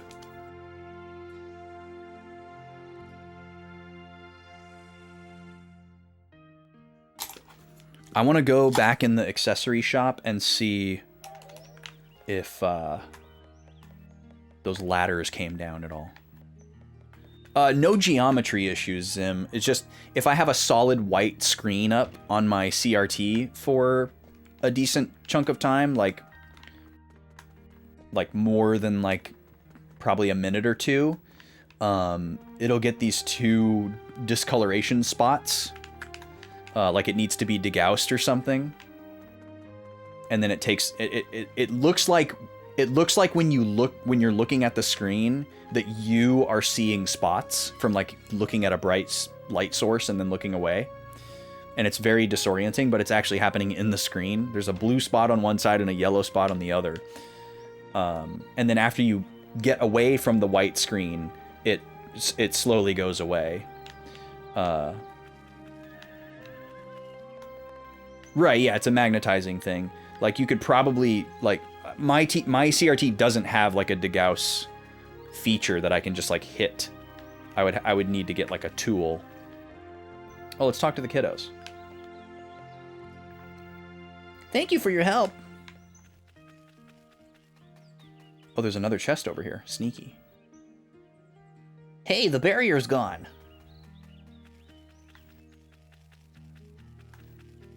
I probably should have one of those little degaussing tools just for the heck of it.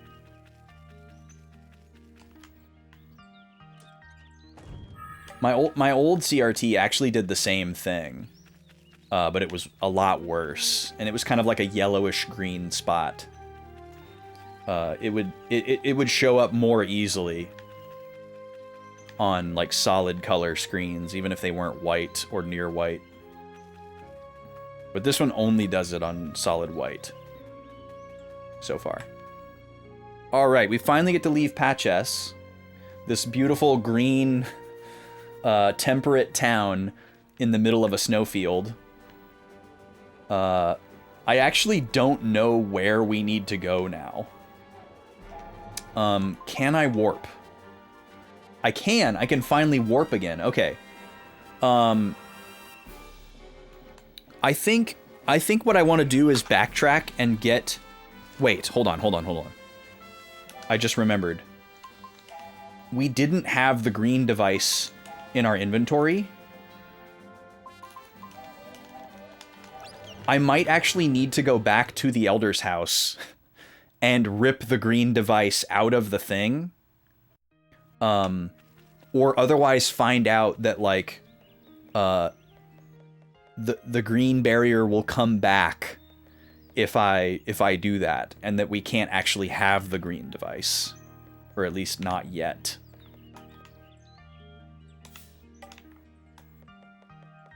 But it's really strange that the red device is in my inventory somewhat unannounced. Magnetic field can make them off depending on the equipment around them. Yeah.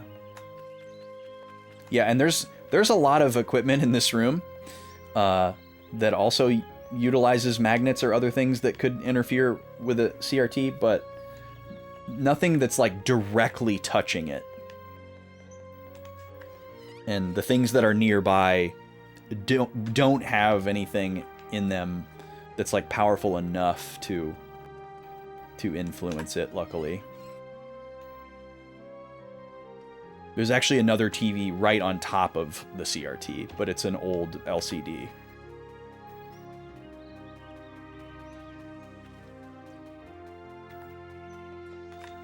Oh, really? Modern speakers because they're not doing shielding? Man, the state of like craftsmanship is in a really scary place. Okay, so can I not have the green device? I'm very confused. Oh, how did I miss that before?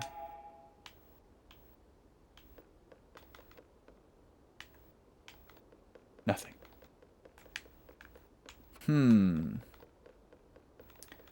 That is very strange. Very, very strange. Let me check one more time. It wouldn't make sense for it to not be right next to my other two devices. But yeah, no green device. I know I didn't imagine that. We got the green device for beating that boss. We used it here to remove the green barrier. But nobody's saying anything about it. I gotta make a note of this. It seems like the green device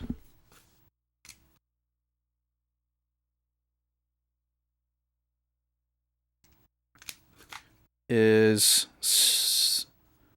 well, it's not stuck in the sense that we can't get it out.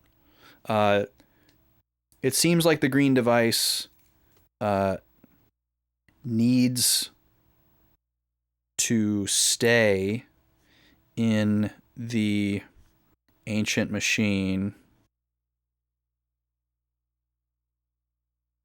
at the elder... oh, we don't need to write elder in blue here. The elder's observatory. So we do not have it in our inventory. However, the broken device that Jiro fixed has turned out to be the red device.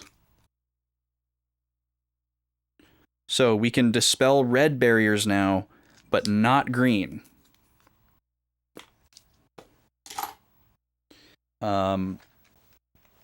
So we can go warp around a little bit and find a few of the red. We have not found a lot of red barriers. We've seen a decent number of green, a lot of white, and a decent number of black. And we've already gone back to all the other places and rounded up all the blue stuff. I don't think there's any blue stuff that we're missing. And I feel like as we go forward throughout the game, there's like no point in putting blue barriers on anything.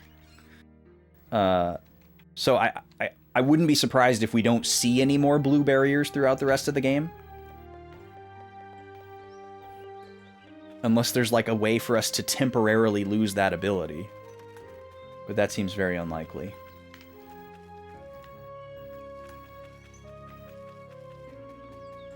Because in the early game, you know, it's to lock us out from getting to certain places or certain items. And then we come back and get them later.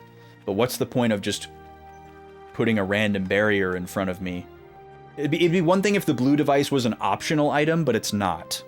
It's not an optional item. So, I don't think they're going to put more blue barriers in our way from this point on. Because there's no way we could get this far in the game without it.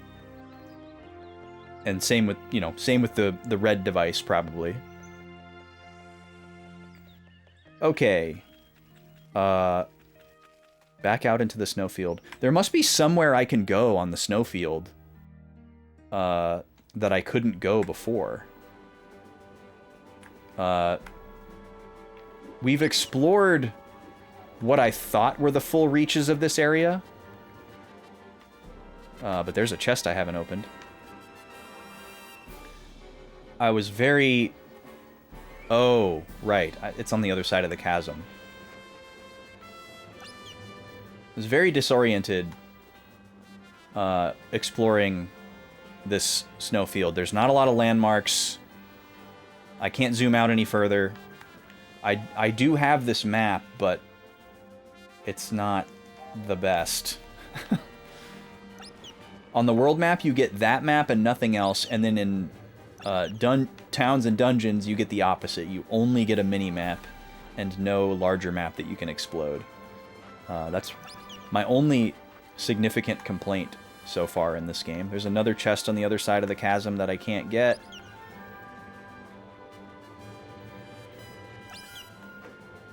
Suppose I should probably put my barrier up in case somebody tries to get the drop on me. There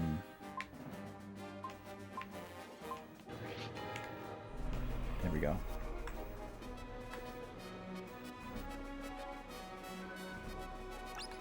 This will auto-end a battle, as long as it's not like a super powerful enemy.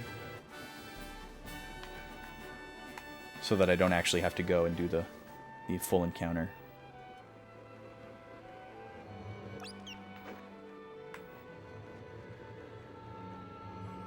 Okay.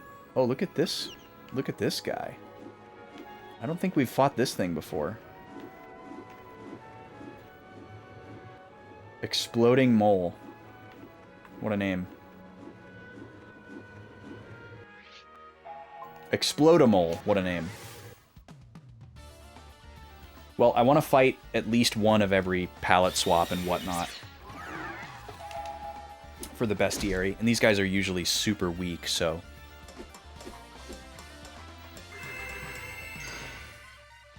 Stun. Oh yeah, I never was able to steal from that skeleton boss guy. I wonder if I missed anything. Cool. This doesn't seem like a game that would do, like, steal exclusive items based on what we've stolen up to this point. But you never know.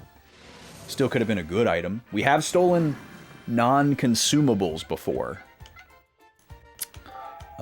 There it is. Rank 33 for Jiro. Alright. Now we're going to go into our items. We're going to go to enhancement. And we're going to use 3 generalist hearts on Jiro to push him up to 36. He is now max level with generalist. Well, actually, I think we discovered that it's not max level. It's just the highest level that he can earn a skill from. There are no more skills for him to learn. And I think we're going to send him right back to White Mage.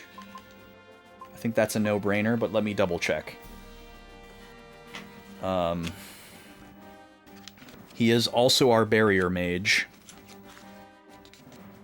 Let's see, he's 21 with White Magic, 24 is level 5. Which is definitely good stuff. Level 5 magic. We don't have any of those yet, but I bet we'll get them soon. Oh man, we need this level 6 spell. Holy moly.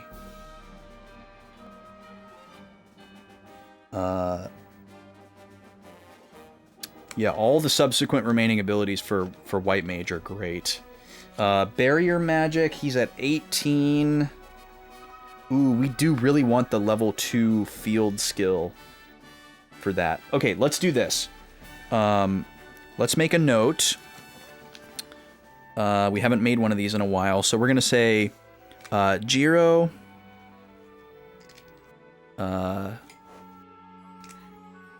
Barrier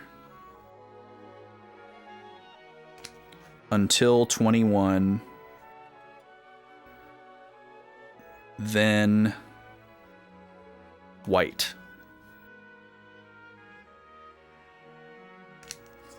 Just make these little job progression notes every once in a while so that I have a game plan and I don't have to keep jumping into the manual to remind myself what I was going to do. Alright, so he's going to go Barrier Mage just until rank 21.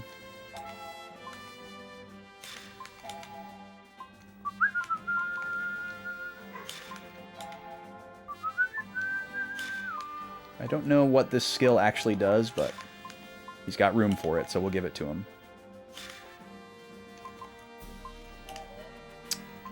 Alright.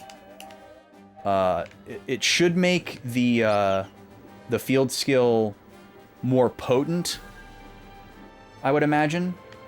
It doesn't change the SP yield. It's still just 2 or half SP points. But the big thing is that it reduces the MP cost. How do I get up there? There's a lot of unreachable chests in this area. Oh, I have a theory.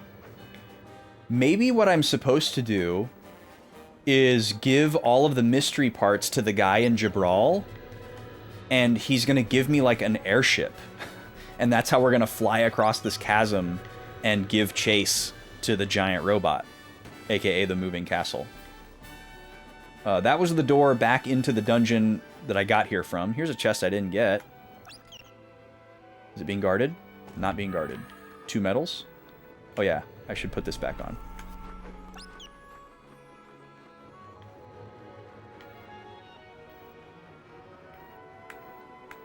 Okay, I'm going to continue... Oop, sorry about you there, buddy. I'm going to continue exploring the boundaries to make sure I didn't miss anything else, even if it's just a low-value chest. But yeah, now that we can warp, that certainly changes things. More unobtainable chests. Just out of reach.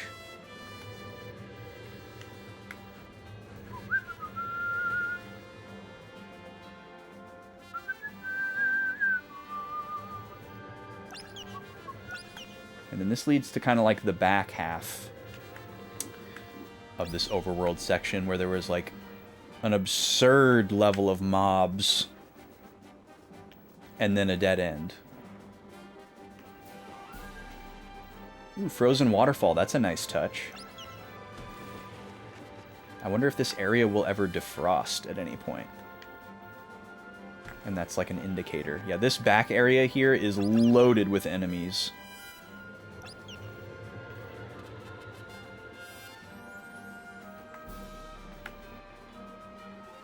Or at least it was. Yeah, and that's the full scope of it. Oh god. And I can just warp from here. So we're going to warp to all the locations where we have found red things. And then we're going to go to Jabral. We have not found a lot of red things, so this won't take very long. I just need to make a check mark right here. There we go. Okay. Let me just go back.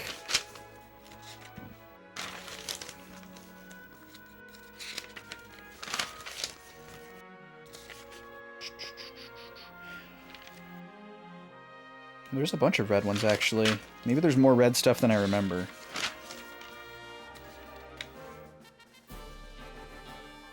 Gull Mountains. Okay. That's probably the first one. Yeah.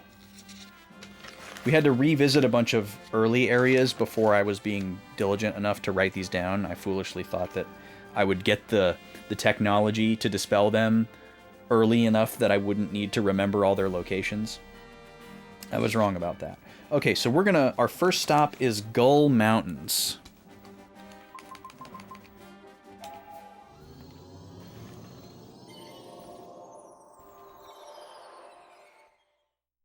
There is a red barrier in this dungeon somewhere, as well as a green chest, but we won't be able to get that.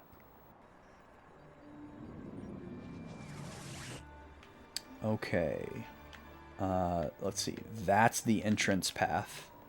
I remember this area being kind of confusing, but luckily I can just put my barrier up and start walking. What? How did I never get this chest? Okay.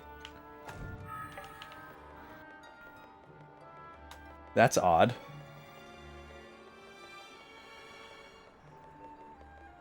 How could I have possibly missed that? Oh, we got it now. And I am going to actually run into enemies with my barrier here because I want to get the SP to level up Jiro specifically so that this barrier becomes less expensive. Is that a new enemy?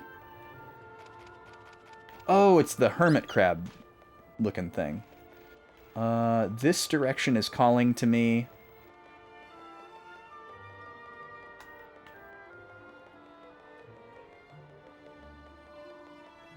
Oh, we just made a loop. Hold on.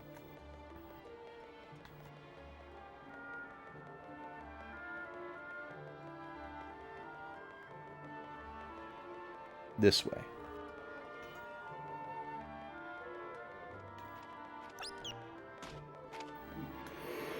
Sorry, Pooh Snake.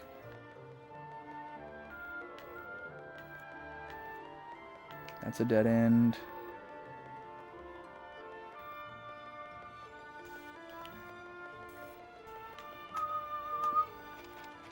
Bonk. Oh, my barrier doesn't work on them. Oh no, I'm out of MP. Okay. Yeah, it costs me 30 MP every time I use that, which is quite a lot. And the only way for me to restore it is by sleeping at an inn, or using items, consumable items that are pretty expensive. There is a passive skill that would allow me to replenish while walking. Oh, okay, there's that area. Remember that. But that passive skill is a white mage skill that Jiro has not spent really any time as, and would take a while for me to get to. There's the green chest. I suppose it's worthwhile to just walk up to it and see if something happens. And maybe we just have the green device and we don't realize it. I'm out of MP again. So if you run into somebody with the barrier up, but you have less than 30 MP, the barrier will protect you from the encounter, but then the barrier will be gone after that.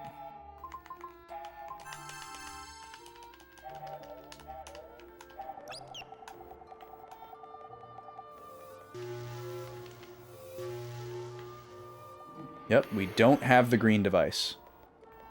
What a turn of events.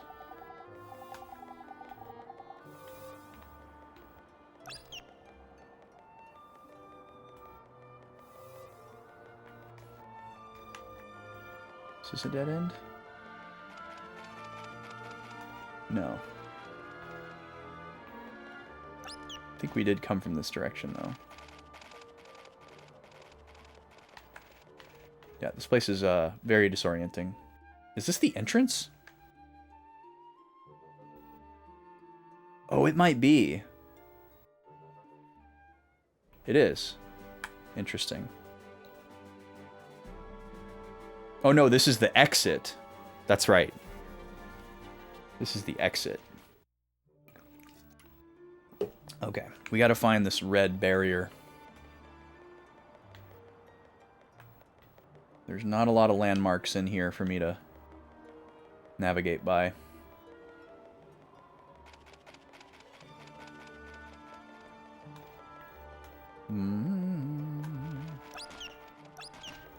Now all the enemies have respawned, unfortunately.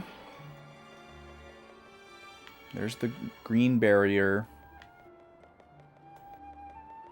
I have a vague recollection of what the area looks like that has the red wall. Shout out red wall. But that doesn't help me find it. Okay, there's that landmark. That's one of like the only landmarks here, is that like kind of midpoint where we had a lookout moment. Let's go this way. This might be it. Oh, okay, the barrier doesn't work on him? Maybe my MP was too low. These guys are really weak. Yeah, it's my MP. We're, like, massively outpaced, level-wise, from these enemies. This is a pretty early area in the game.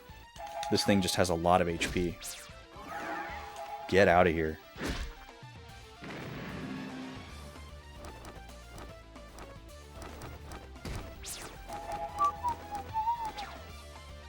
Slap that moth.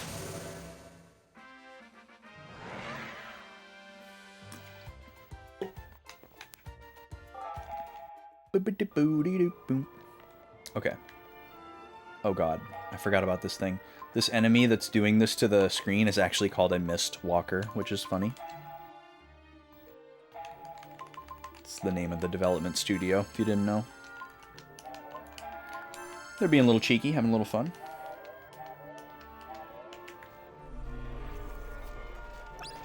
There we go. Okay, I want to say the red barrier is over there. I hope it is, because we're running out of directions that we can go. I think this poisons me. Yeah. Or just damages me, not poisons me. Be careful, it's a trap! No red barrier.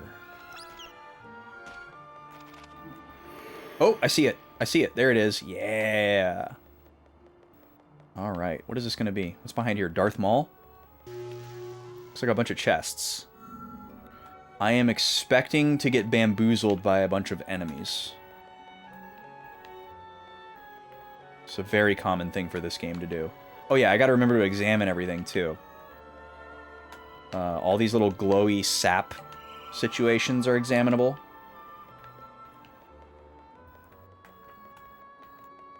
The first time I saw them, I thought they were like runes that were written on the trees in like some kind of special you know, bioluminescent ink or something, but then it called it sap, and I was like, okay, I get it. But they're very rune-like, you know? I'm gonna continue to give SP to Jiro because I want this level 2 field skill really bad now. I've got my sights set on it.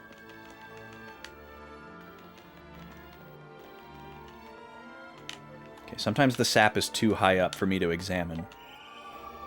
Ooh, 100 EXP. Zola's gotta be getting close. How we doing, Zola? Oh yeah, she's made it. Zola is finally caught up. So now we can alternate giving EXP to Maro and Zola. Chain? That is the most generic item description ever. What is that? Is it an accessory? Is it like a necklace? Yeah, there it is. Has light resistant powers. What a name. Chain. Just chain. Well, let's take a look at it. Wait. Oh, maybe it's girl only? No? Oh, it's a special accessory. Interesting. Raises HP plus 55. That is a really good bonus. I'll probably use it to replace this dog collar. Because the dog collar's not doing a whole lot for me. Shu doesn't need this 15 MP as much as he needs 40 more MP, or 40 more HP, and he'll finally not be permanently stinky. So we'll just do that. And 40 medals. Let's go, dude. Okay, I gotta write this down. Chain plus 40 medals. And then I didn't write down these two things on separate lines, so this is a little messy in my notebook. But that's okay. Okay, is there anything else I can examine here? We can just warp out after this. One more medal. Okay, cool. Now we're gonna go... Let's see where we're gonna go. Where's my next red thing?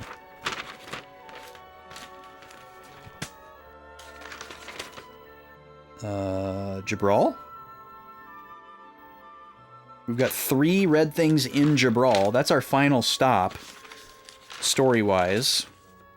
Let me just make sure we haven't found any... Oh, wait, no, Mural Valley. I remember specifically. Yeah, we need to go to Mural Village. Not Mural Valley, Mural Village. We're gonna go to Mural Village and then Jabral. Let me see if there's any more. Just look ahead a little bit. What I want to say there was one in the factory. Yep, Ancient Factory. Oh, and the Underground River. Okay, we have a bunch more stops before we go to Jabral. That should be it, though. Yep, that's all caught up. Okay, so first to Mural Village.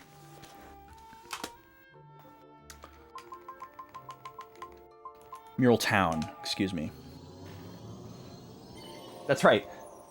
I call it Mural Valley because that sounds like a good name. It has great cadence. But in the game, it's Valley of Murals. And then Mural Village also sounds kind of nice, but they call it Mural Town.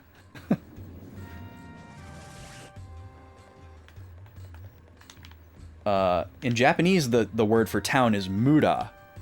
So that makes for good word association. I don't know what the word for mural is, but maybe they just write it as mural in kana. Alright, what is this going to be?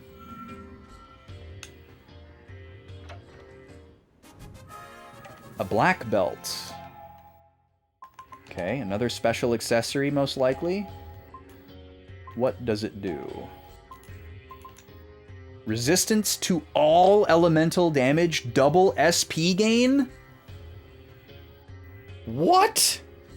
That's so good. That's like way too good. Okay. Now, that's resistance, not immunity, but still. That's unbelievable.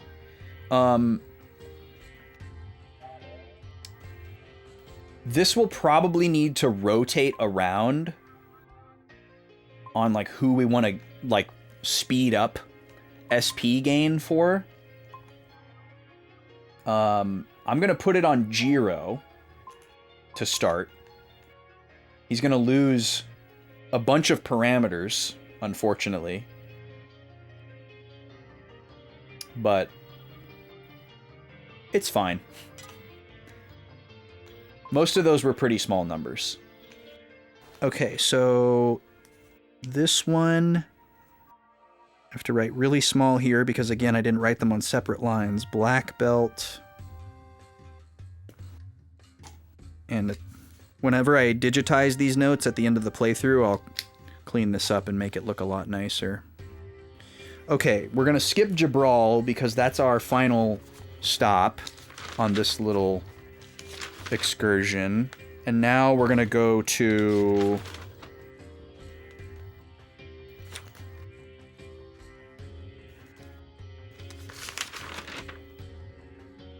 Underground River? Yeah.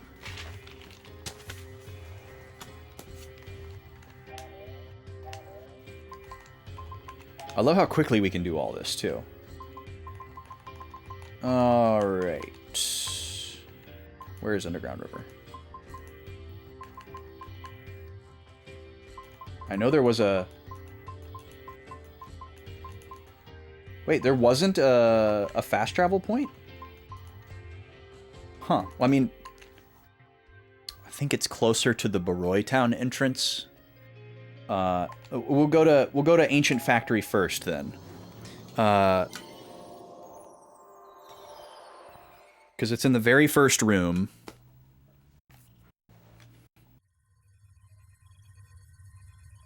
And then we can warp to Baroy and go into the Underground River.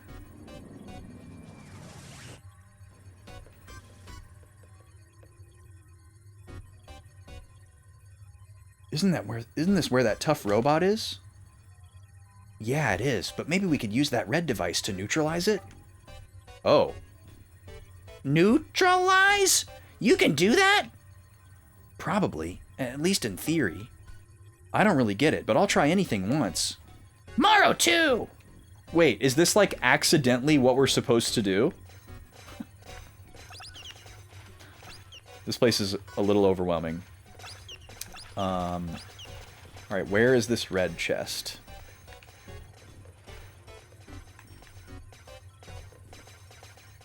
Is that it over there? No.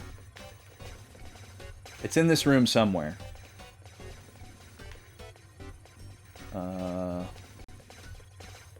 Let's see.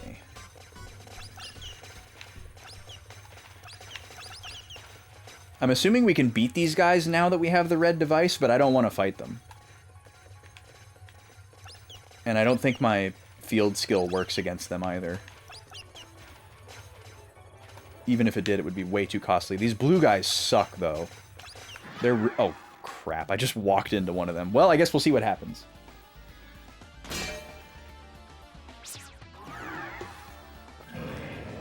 Oh, okay, yeah, he just doesn't pull out the barrier. I kind of want to just run away from this guy. I feel like he has just, like, a bunch of HP and takes forever to kill. And I'm kind of over it. I'm here for treasure, okay? I don't want any trouble, I just want treasure. I know they sound similar. They both start with TR. There's the chest. Excuse me, everybody. I'm just interested in that right over there.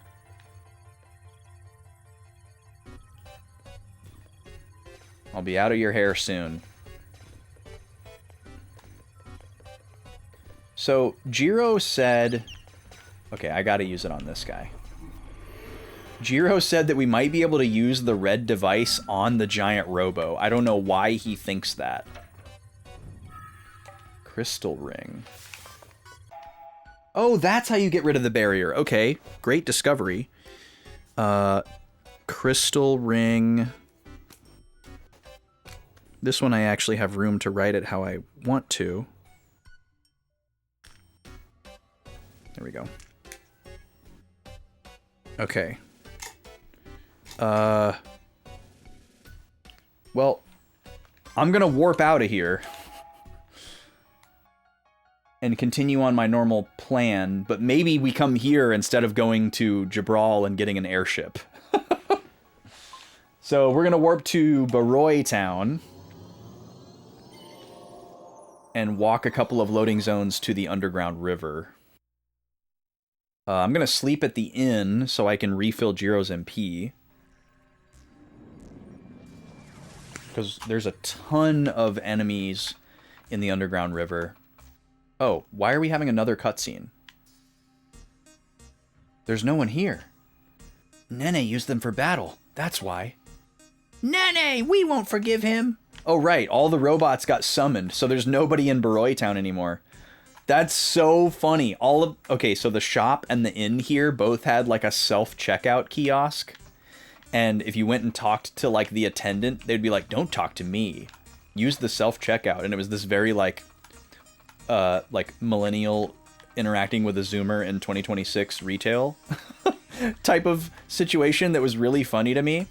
But now it makes sense why they did that, because there's nobody here, but they wanted you to still be able to utilize the inn and the shop.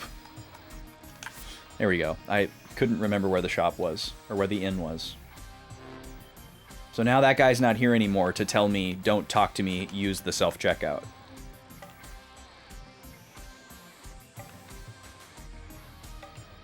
Oh, we can't... Wait, we can't actually stay here? Oh, yes, I can. Okay. There was just a weird little dialogue where Jiro was like, "We can't stay here." I guess he means in the literal sense, like we can't stay, but we can still get healed. Okay. Then we go this way. Wait. Oh, never mind. Yeah, I guess there wasn't a warp point inside of Underground River.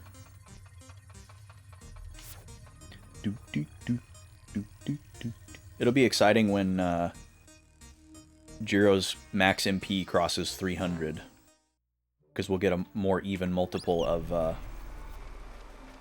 Wait, there's just a chest right here? Hold on. Is there like a mechanic where this game just builds new chests in previous areas? Because there is absolutely no way that I would have missed that chest and not opened it. So that explains why there was just a random chest in the Gull Mountains. That's a little overwhelming to think about. That the game is just randomly spawning chests in previously visited areas. Alright, I should stop running into ones that aren't directly in my path, because I'm going to run out of MP. Pardon me, laser. Pardon me. Pardon me. There's the chest that we're heading towards. Let's see, I can hit 2 more enemies. He can still stun me. Hiya. Hiya. These guys run away from me, so should be okay. Shoes of the Ancients! What a hilarious name. What does it do? Wait, not the skill menu. Accessories.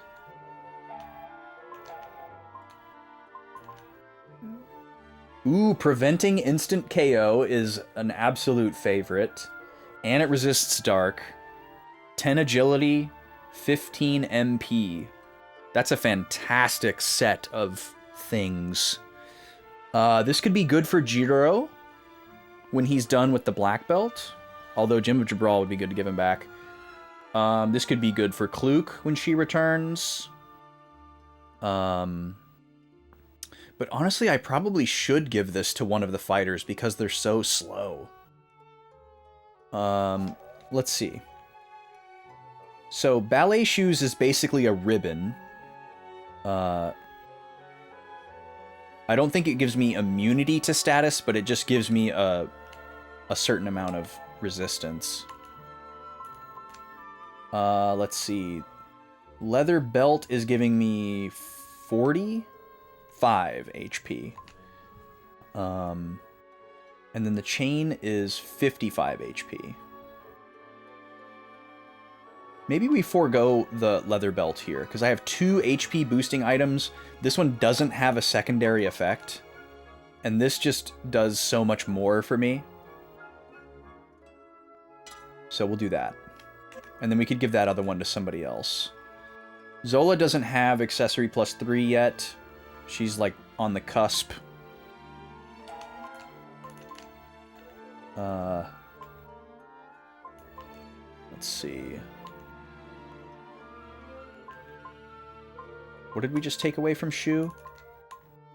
Leather belt? That's a pretty good trade. And Zola's HP is a little bit lower than everybody else's. So we could do that. She doesn't need to absorb Earth right now. We kind of just gave her that because we didn't have anything else to give her. This is a really good accessory, but we'll probably give it back to Jiro when he's done with the black belt. So yeah, we'll give Zola the leather belt hand-me-down from Shu. Okay. Let's write this one down here. Here we go. Shoes of the Ancients. Okay. So now we're going to go to Jabral. We're going to get 3 red things there. And we're going to talk to the guy who wanted the mystery parts and see what he gives us. Oh, goodness. I need to buy a new notebook. Like, tonight. There's only 2 pages in my notebook left. And we will probably use them tomorrow. Okay. Yeah, so we're going to Jabral now.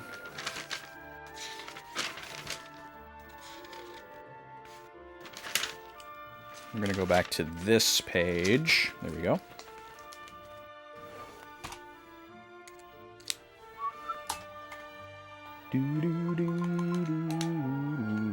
I love that we can warp from just anywhere. That's so fantastic. Like, it would be perfectly reasonable for me to have to use, like, a spell or a consumable to get out of a dungeon and then warp, you know? Oh, you can only warp in the overworld and in towns or something. Or, oh, you're in a building, you know, like flying in Pokemon or something. But no, you can just warp anywhere. It's great. Okay. I'm assuming Meg is going to say there's new rumors, but she's said that every time. I'm actually not going to warp to there because I need to go into the castle for a number of things. And when I'm done in the castle, I can fast travel back to there again. We have... One of the red chests is in the castle courtyard. So we're going to go all the way back there first. Then we're going to go into the basement where there's 2 more red things. And the guy, the Mad Chief Researcher, there's his name. I couldn't remember his full name. Then we're going to talk to him and give him the 3 mystery parts and see what he says, see what he gives us. Maybe it will be an airship. They have a Mechat in there that they're trying to, like, take apart and understand. And so I kind of got the sense like, oh, he's in the same room and he wants these 3 mystery parts. Like, are we going to fix that Mechat up and that's going to be our airship? Which could be the case, but maybe it's not related to the mystery parts. All right, what is this? Another chain. Interesting. Okay. I got very confused by these chests last time because we had a Jabral Castle courtyard barrier chest, and then we had a Jabral the town courtyard chest. And I kept thinking I had written them down incorrectly. But now they're both done. And I don't have to be confused by them anymore. Okay, back into the castle. This screen is so The Last Story.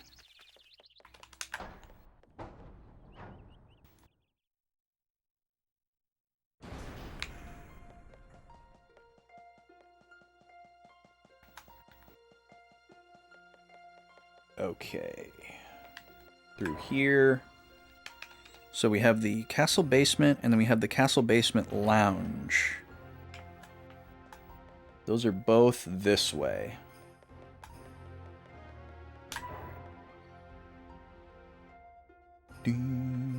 How fitting that I wore my red glasses and my reddish shirt today, not knowing that we would be celebrating the red device.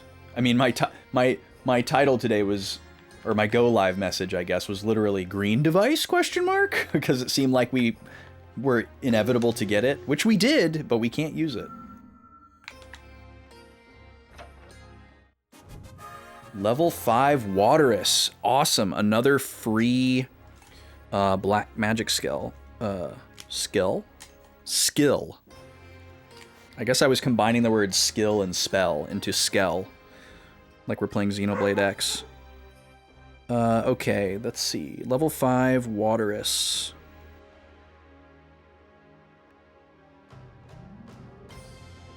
Okay.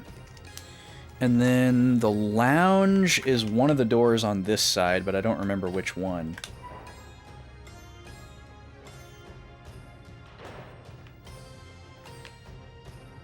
Soldiers' waiting quarters. God, it never ceases to amaze me how big the Gorgo beast folk are. They're so massive. Literally double the height of the human and like 10 times the mass. Oh, there's nothing in there. Okay, so it must be this room. I was wrong about what side. There it is. Come on. There we go. The Shell Badge. What Pokemon game is that from? What level of Pokemon will obey me now? Oh, wrong screen.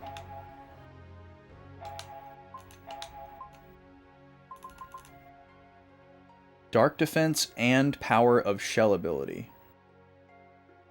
Plus 50 MP. Now, does that mean that it raises my defense against dark, and then if I cast shell on this character, it has a higher potency? Or does it mean that it passively gives me shell? A very confusing wording. Okay, we need to run another ad. So let's go ahead and do that.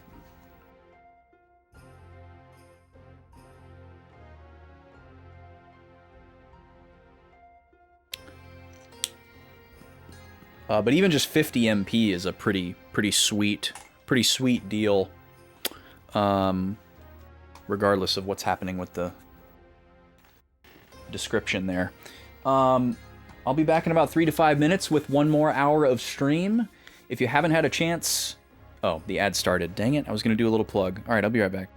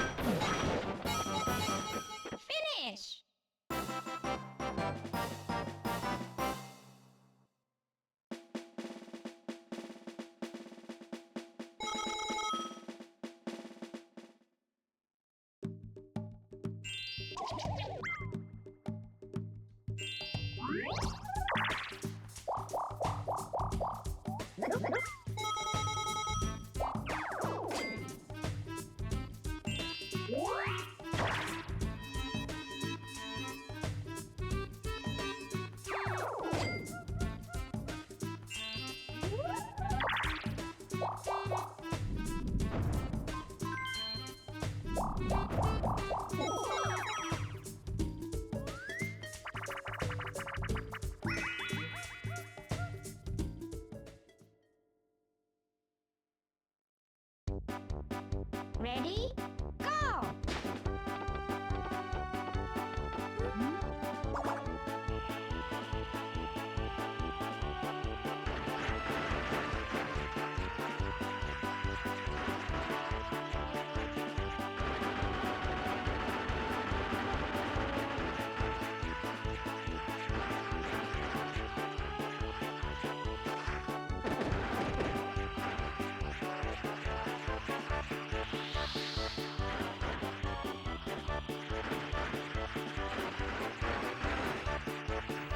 Okay, we should be back. There we go. Saribot's timing of the ad messages, I think, is a little bit off. All right. Now I'm going to do my plug. If you haven't had a chance to look at the charity incentives for next week, please take a look. Even if you're not able to donate, I would just love for people to know what's going on next week. I'm very excited about it. Just quick glance at the schedule here. I'm not going to spend a bunch of time on it, but I'm going to be live every day next week, Monday through Friday. Well, actually, I'll only be live on Friday if we hit this $1,500 milestone. But otherwise, Monday through Thursday. I'm going to be doing some fun, cozy, extend the game streams on Monday, Tuesday, and then a speedrun on Wednesday and Thursday. A different speedrun each day. So come hang out. It's going to be cool. Even if you can't donate, I'd love for you to be there. It's going to be a really fun time. I like all of these games a lot. They're all special to me for one reason or another. And they're all also like cool revisits. For the most part, things I haven't touched in a while. I've played Pokemon Crystal fairly recently, so that's a bit of a lie, but Silver specifically has beautiful sprites that are underappreciated because everybody plays Gold and Crystal, and Silver is actually the one from that generation that I played first, and I haven't actually played Silver specifically since then, since like, 2001 or 2 probably, and I've never speedrun it before, so I'm actually working on my first practice run right now. Anyways, there's a donation link at the top of the chat. Incentives are open now. You can start influencing those playthroughs and claim some names and get us towards some of those milestones now ahead of the schedule, which I would love for people to do. A lot of those things are first come, first serve, limited quantity. So if you care about them, or if you're thinking about making a donation, there's some cool things you can put stuff towards. So check it out. Let's go to... Let's see. Oh, wait, we've got to go talk to the researcher before we warp out of here. That's right. And see what these mystery parts are all about. We're going to go in here.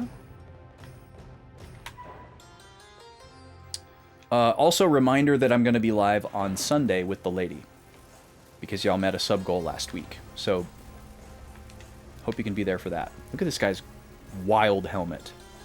Mysteries! I smell a good mystery. Let me see. Oh my god. This is where Gobi has chosen to bark at another person who lives here because she forgot where they were. Alpha, Beta, and Un. Not Sigma, not Gamma, not Delta. Un. It appears you don't have all the mysterious parts. You said there was only 3.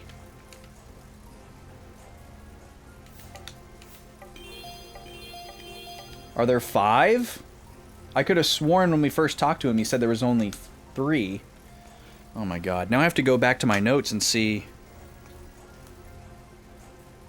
Let's see. He says, I wrote, Mad Chief Researcher in Jabral Lab may be able to assemble mystery parts. We have Alpha. There is still Beta and Gamma. So is the mystery part Un just not a thing? Is it extra? So maybe there is just a 4th one that's Gamma somewhere that we still have to find? That's really strange. Okay, we're all caught up on red things. And we just serendipitously stumbled upon what I guess we're supposed to do next, which is to revisit the ancient factory where the giant robot would have originated from.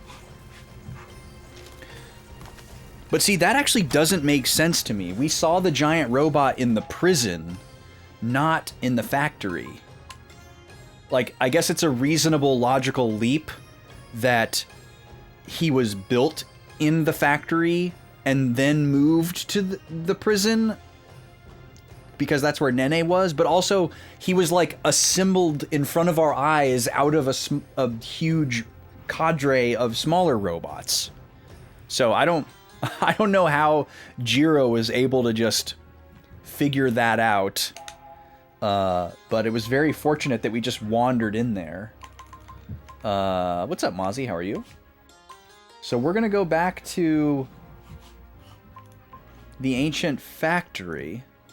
Actually, hold on. Let's go back to the ancient prison, because there is one room, the room where we fought this robot, actually, this big room, that we didn't get to finish exploring because we got pulled into a cutscene. So I bet there's a few examinables still waiting for us in here.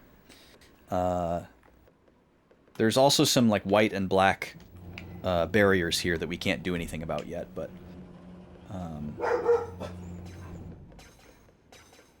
let me see here. I need to replenish some MP here so I can walk around safely.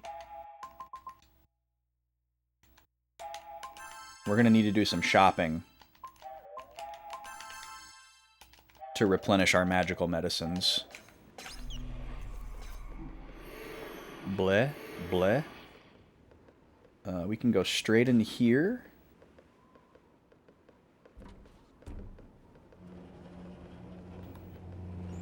And then we're gonna go, I think it's this way to go up.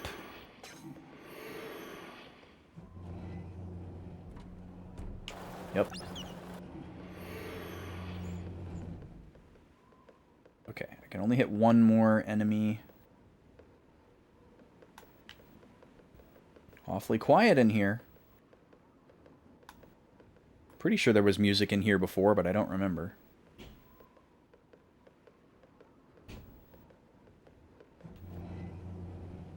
Okay, this is the room. So we explored some of this perimeter.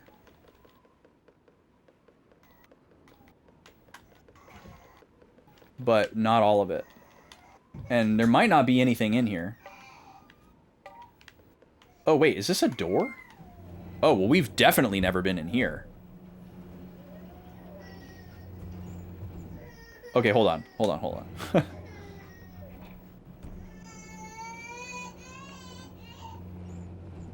So directly... Okay, this is kind of like that last boss room we went to, actually. The little boy is very sad. He has been temporarily abandoned.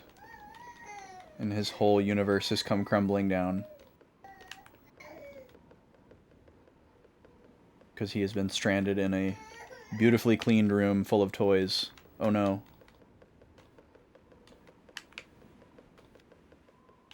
Okay, so there's not anything in this room that can be examined. Oh wait, no, there's another door. There's two doors leading out of here. Okay. Can I examine any of this junk? Doesn't appear so.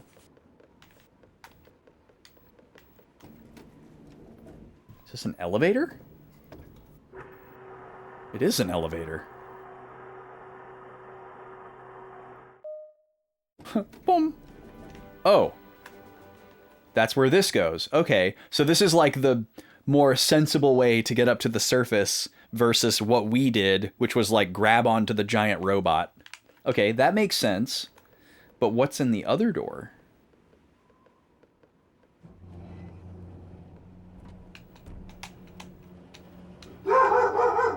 Nima, please. My goodness. I don't understand why the puppies are on high alert right now. Usually they're only like this when the lady is gone. But she's here.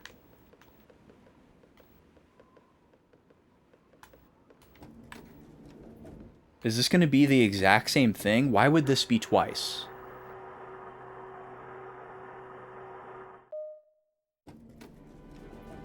Oh! Whoa! Okay. This is this is where we went to the overworld the first time that we came topside. This is very unexpected. And we have a new palette swap. Missile Mole. That's a funny name. These guys are very goofy.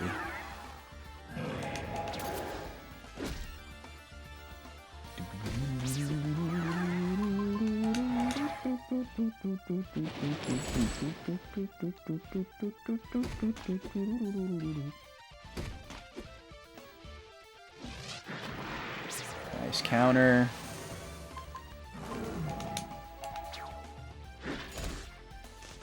Cool. Second wave. Oh, we're gonna take the charge on this. Yes, I got the sweet spot, even with the fast. Very happy about that.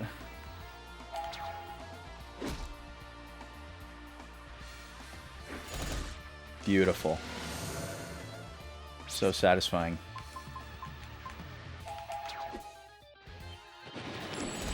Water might be better for Zola than a mowdown, but it's whatever.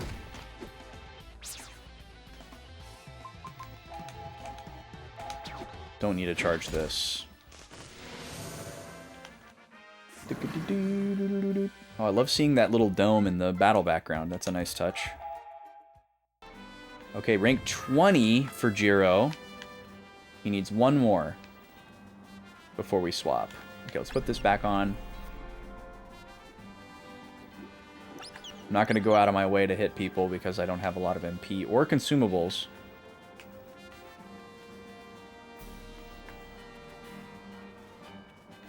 What is going to be out here? Oh, there's another building. Oh, wait a second. This is where we came out. This is going to be the ancient factory.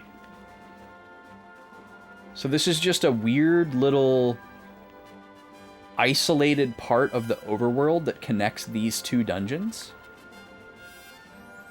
Huh. What an interesting little kind of like, I guess it's like a touch of like continuity polish as well as like an Easter egg, I guess?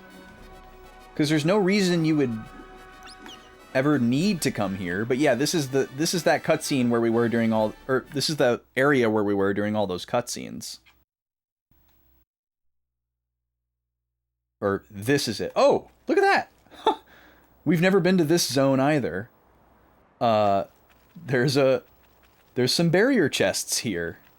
Wow, we just keep like Mr. Magooing our way into cool stuff.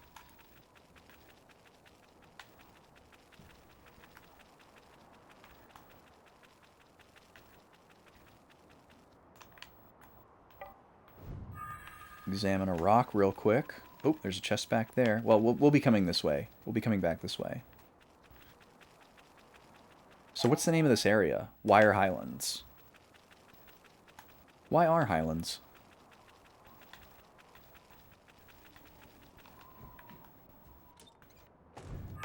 Metals.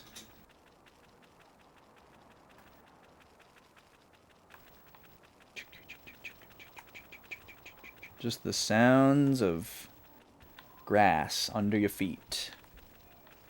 And a light breeze. Okay, so we're going to write this chest down and then immediately cross it off. Wire Highlands. We'll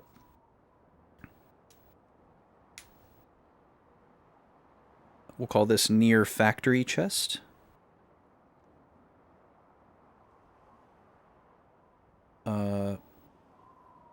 left.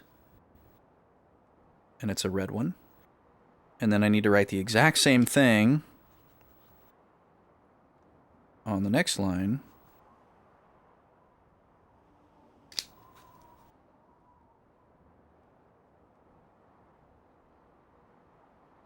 Except this is the right, and it's green. And what do we have? Crystal bracelet. Okay. That sounds like something we've seen before, actually. But we'll check it out. Maybe the name is just deceptively generic. Like chain. Although nothing is going to beat that. Crystal bracelet. Is that going to be a finger accessory? Probably a special accessory, huh? Did I see it at the top there? No. Oh. Right in front of me. Crystal bracelet. There it is. Oh, wow. It's really strong. 150 attack. And 5 points for magic attack and magic defense is really just not worth anything. So just 150 attack versus my current one, which is 100. But it also gives me 80 HP. So it's not really worth giving up 80 HP to get 50 attack points. At least not in this, you know, unless it's a specific scenario. I don't care about increasing Jiro's physical attack. What about for Morrow? He loses 10 agility, which is a problem because he's already the slowest character. And he's actually only getting 30 points of attack because his current equip is 120. Okay. What about for Zola? There we go. That's much better. Zola is also the weakest of the 3 physical attackers. Just by a little bit. But still. And she's also our off black mage, so 5 more magic attack points, we might as well, right? Alright, cool. Someone's benefiting. Alright. Let me see if there's like a sneaky chest over here. Down low. No. Okay. And we can see that green chest over there. I see one rock that I can probably kick. And then there's a regular chest behind the dome over here. Oh, there's another one over there. Man, the little guy is having a really hard time with his independence the last couple of weeks. A kerchief. Is that another special accessory?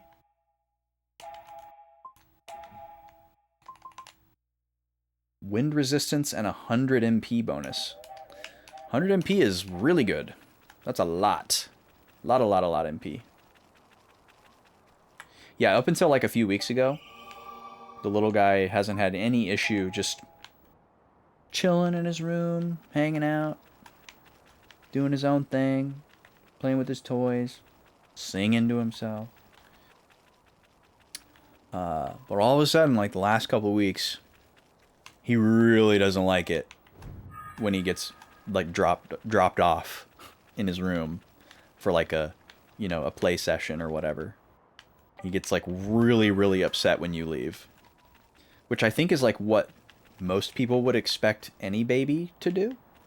So it's not like weird that he's doing it. It's not like concerning or anything. It's very normal behavior. He just hasn't done it up until this point. It's like he thinks we're really cool, and he wants us to be around, which is obviously, you know, great and very flattering, and of course he's correct.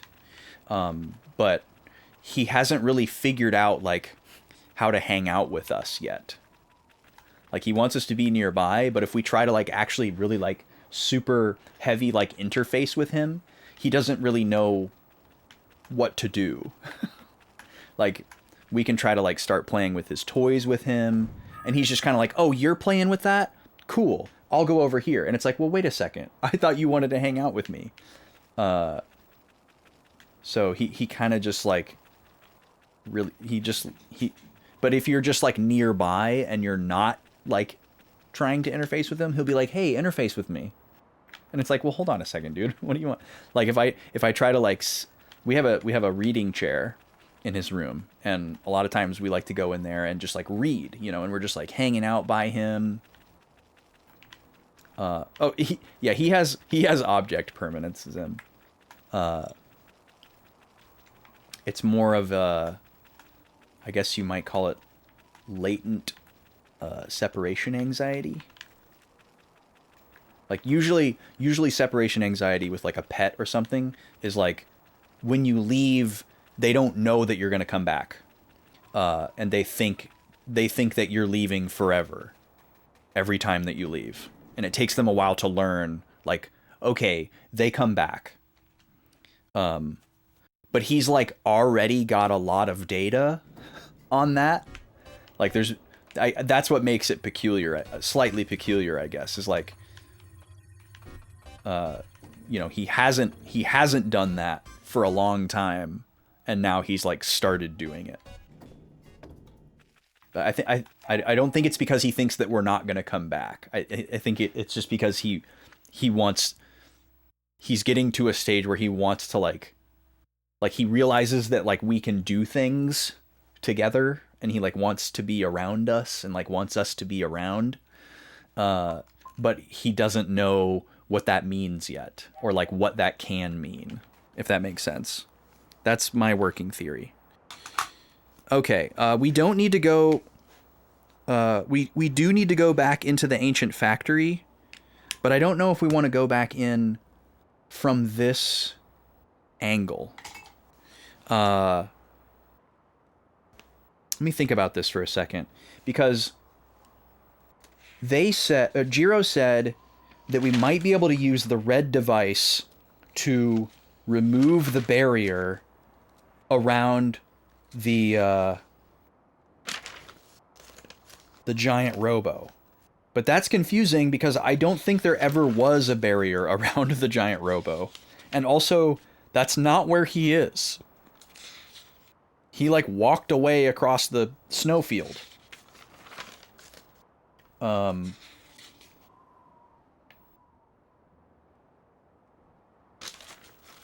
going back to my notes about the ancient factory here.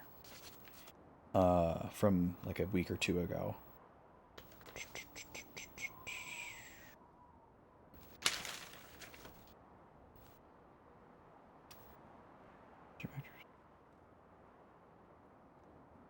Defense Mecha Robo, yeah.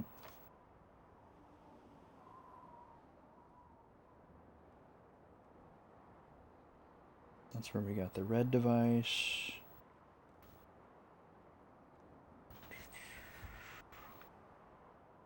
Then we had the whole prison section.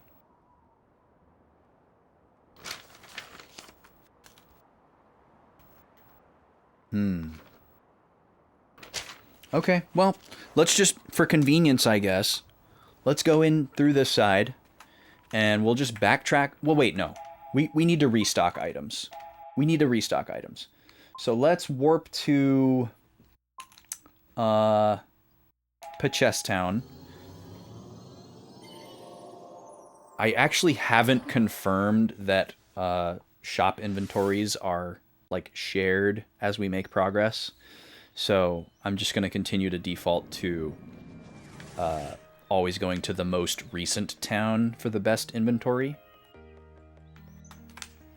And I do have my Negotiate equipped this time. Unfortunately, I didn't when I bought those accessories, and that was quite costly. Alright, so we need to buy a bunch of... Oh, we can buy Ultras now, too. Oh, and the Ultra is actually the best value. Because it's double the recovery of a Mega, but not double the price. Okay. So it's cool how they scale, I guess. Like, that's not always the case in a game. Okay, let's think about this. How much money do I want to spend? There's not really anything else that I need. So let's see here. Let's get...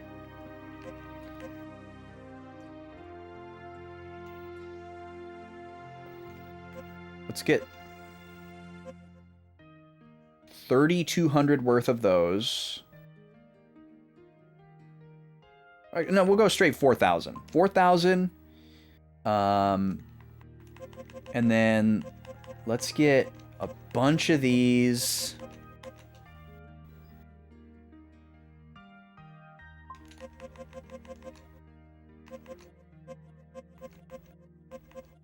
Let's spend 15,000 on these. So we'll start here with 20 of each.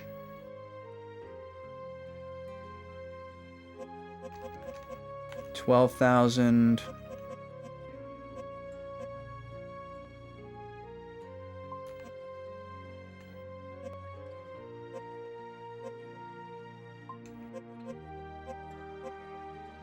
There.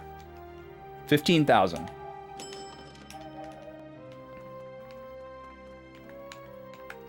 And pretty soon the economy on that will be a lot better because we won't have to use so much MP to use the field skill.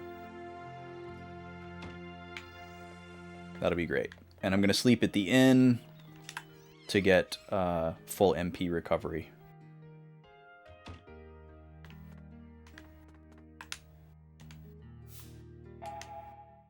If there was some kind of like tent item that I could use at save points, that would be a really nice workaround, but there does not appear to be.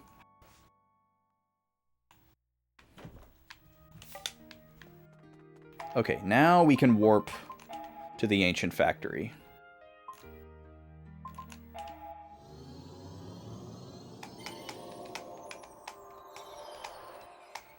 I'm just going to walk through this place in kind of the normal path in case there's anything that I'm not remembering. I'll drop a save here as well.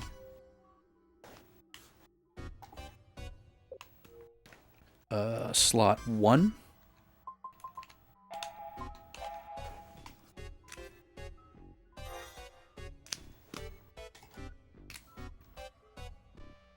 Ancient Factory Revisit. Oh my goodness.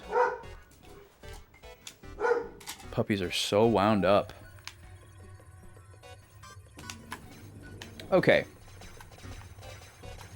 I'm gonna try not to use the barrier unnecessarily. I'm gonna use it right here though, because these guys will really leap out at you. Who leaps out?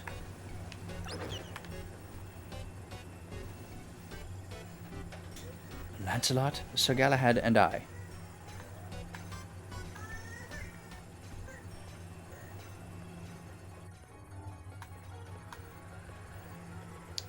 There were a couple of different paths.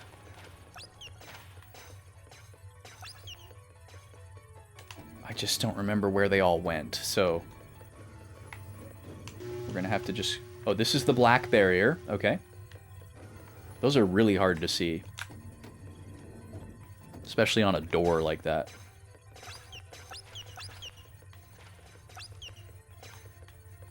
And then I believe we have to go this way to get to the next section. Yep, I remember all this. There's this room with another heal point, which I might as well... Actually, to make the most of this, This would be a great place to farm SP for barrier. There's a free HP and MP refill in that room, so let me just clear this room. I'm not gonna super duper exploit it.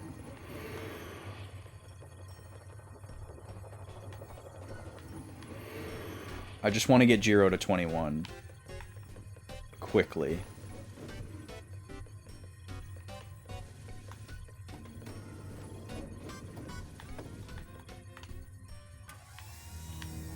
Zola just hit rank 32 of Generalist. I believe. Yeah. So she's got another accessory slot to fill. Let's check that out. Oh, wait. Hold on. Morrow is level 33. Shoot. He's been wasting SP this whole time.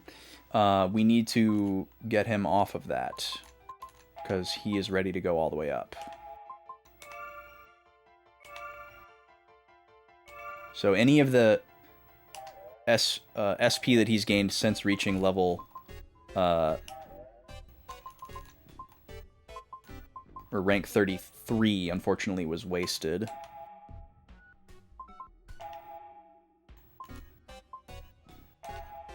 Oh, we should switch him to another job first. Let's see. What do we want?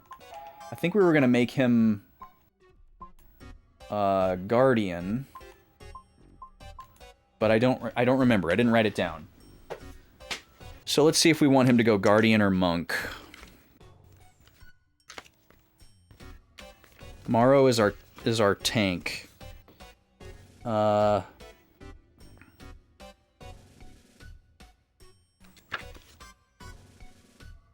He is 18 on Guardian.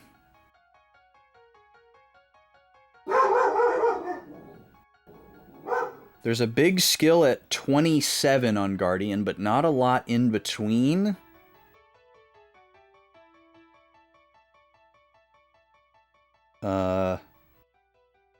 And also a really good skill for him at 30 that could be really fun to use. Otherwise, on Monk...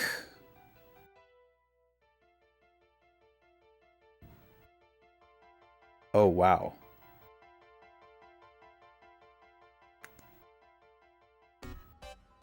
How few the weapons. What? I don't understand what that means. Increases combat ability in proportion to how few weapons the monk has. There's no weapons in this game.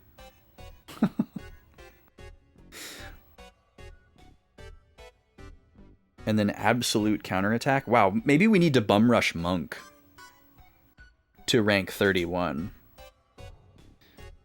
So we use monk with both Morrow and Shu. So I think for all of our future Toripo medal spending, we will buy monk hearts. Because it would be great to max out monk with all three of our physical people. Zola, Morrow, Shu. And then have them each specialize in a separate thing. Shu will specialize in Swordmaster, Morrow will specialize in Guardian, and Zola will specialize in Assassin. But we probably would like for them all to borrow from Monk, because it's really good. Yeah, I like that path. Let me write that down.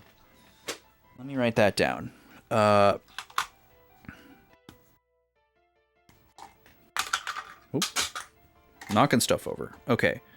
We're going to be on the notebook for a minute here, so let me put it on the screen. So let's see here. First, I want to write... put a star in the margin here. Future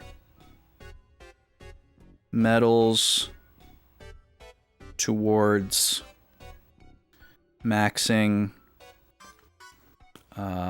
monk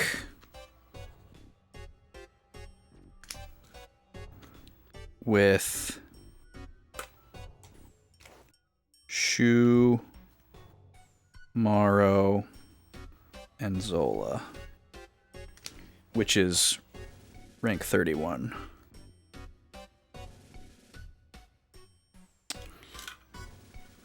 Okay, we're gonna highlight that in green because that's more of a to-do, more of an ongoing. But then I want to say,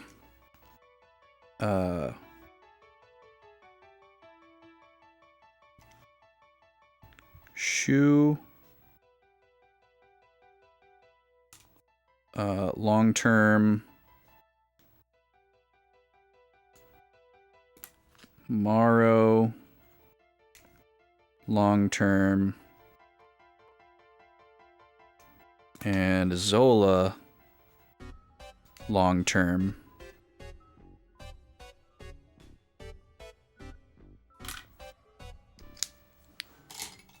Shu is going to be Swordmaster, even though he doesn't have a sword. Morrow is going to be Guardian. And Zola is going to be Assassin.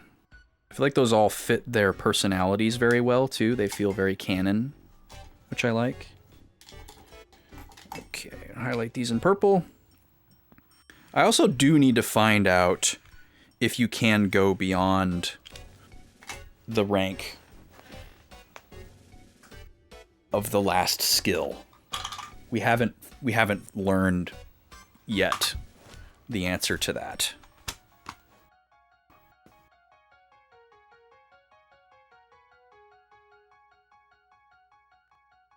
Okay.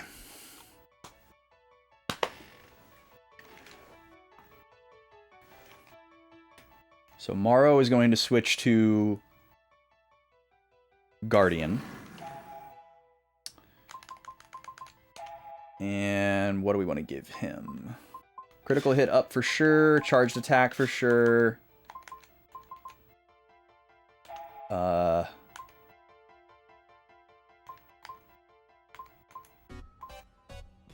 Battle Essence.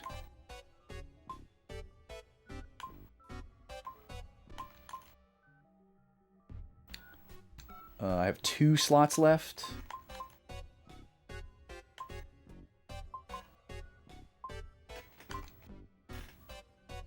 Do I want these 2 defense ones? I feel like that makes the most sense for now. Sentinel Shield and Magic Defense up. They don't actually raise the stats in this screen, so I'm like paranoid that they don't actually do anything. But I'm just gonna assume that they do. Okay. Cool. And then Zola needs 1 more rank on Generalist, and then she's done with it too.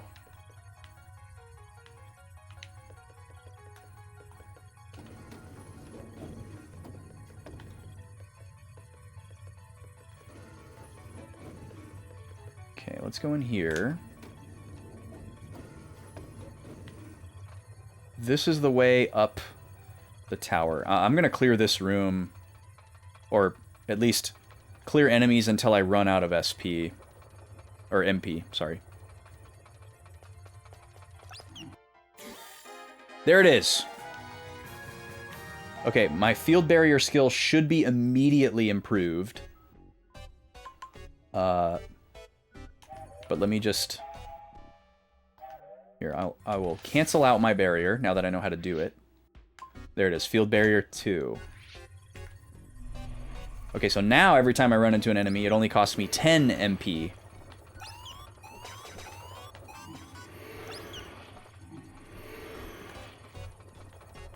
This is really cool too, because not only is this an, like, basically infinitely faster way to grind, because you're not doing the battles at all, you're also only grinding SP. So it prevents you from getting overpowered by increasing your stats and giving you a bunch of experience points. So I really, really like this. Because usually, when I'm grinding in a game, that's what I'm grinding for. You know, I'm grinding my JP, my skill points, my whatever. And I don't really want to level up. You know, there were many times in Final Fantasy Tactics where I was like, man, I wish I could turn off the EXP. Because I don't want to trivialize the game. I want it to stay challenging. But I want to, like, farm my skills so that I can get the combos and configs that I want. You know? Okay, what was this direction? Because that room just leads up that tower that takes us out of this whole area. And there's nothing left. We've walked through the whole thing. So what was over here? Oh, okay, it's another sector of all this. We're also getting 2 SP instead of 1, which I didn't think was going to happen. Oh, this just leads me back to the front half of this room, though. This is just the way to leave. Oh, right, I do need to switch Jiro's class. We're going to switch him back to White Mage now. And all his stats are going to go down. Field Barrier for sure. Regenerate HP. Max HP. Defense. Magic defense. Cool.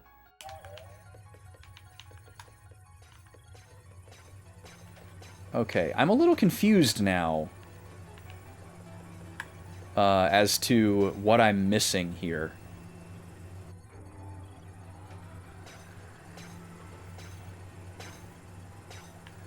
I kind of wish I could revisit that text that we got from Jiro at the beginning of the dungeon that I sort of accidentally mashed through.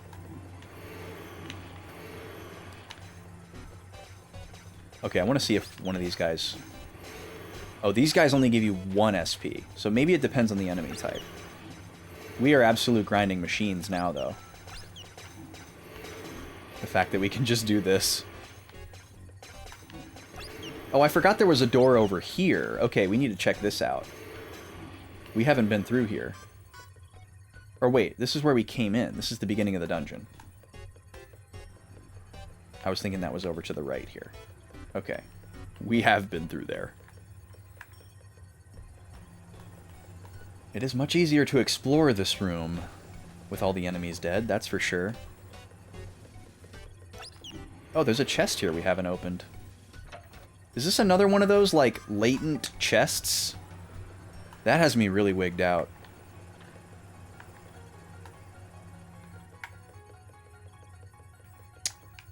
Okay.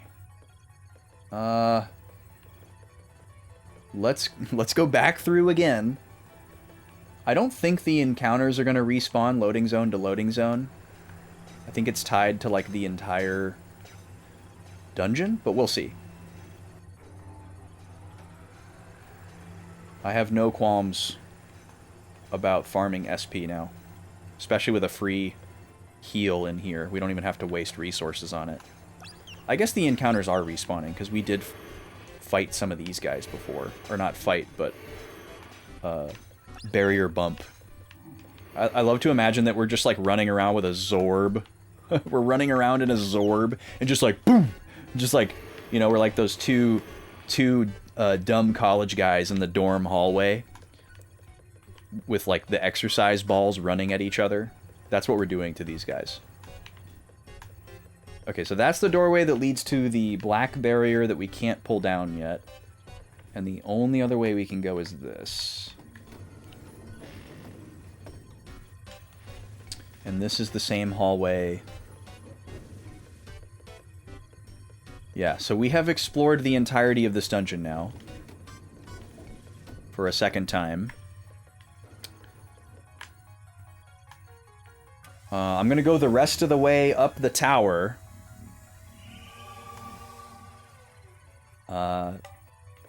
I don't think I'm gonna see anything useful or related to what Jiro was talking about. I don't think I searched any of these little wall vents in this dungeon, by the way. So I might do that after stream, because I didn't know they were examinable.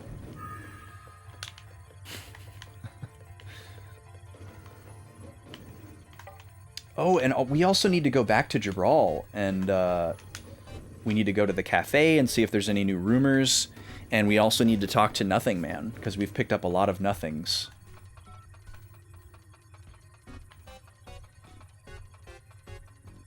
I don't recall what the next milestone was. I think we crossed 1,000, and I can't remember if the next milestone was 1,200 or 1,500. I think it was one of those two. Because it had mostly been like every 200. Oh, and Jiro's MP crossed over 300. We were looking forward to that milestone, and I missed it happening. Shout out. Tiny little catwalk.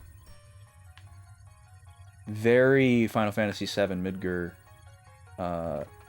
reactor moment. Yes, I say Midgar, and not Midgar. I also say Eris, and I also say Mako. Fight me.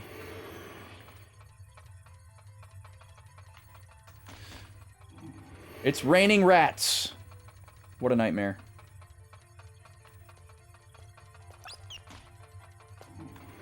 Although not as much of a nightmare as a red rat with a bunch of lit fireworks strapped to it. I guess they both fall under things I would run away from, though. Okay, these guys didn't respawn. That's reassuring. Fighting them all spawned that chest, and that's how we got the mystery part. Beta? Can't remember if it was... Yeah, I think it was beta, because I think we already had the Un, which apparently doesn't do anything. Okay, so yeah, we didn't find anything of use here. We just found this same path that takes us back to the overworld. This weird little stretch of overworld that we actually haven't got to explore yet. The reflection on this is quite impressive for a game from 2008 or whatever.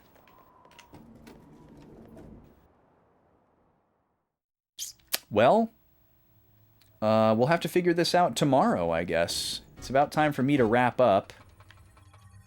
I'm gonna go back down here and examine the rest of these vents. It's gonna be a thrill of a lifetime. We'll get a little bit more SP from the regenerated encounters. But we haven't actually figured out what we're supposed to do next. So the first thing we'll do tomorrow is revisit Jabral to talk to Nothing Man and look for cafe rumors, which is going to be side content, not story content. And then the only other thing I can think to do is to go back to the prison, which is where we actually saw the robot. Which makes more sense to me, even though he's not there either.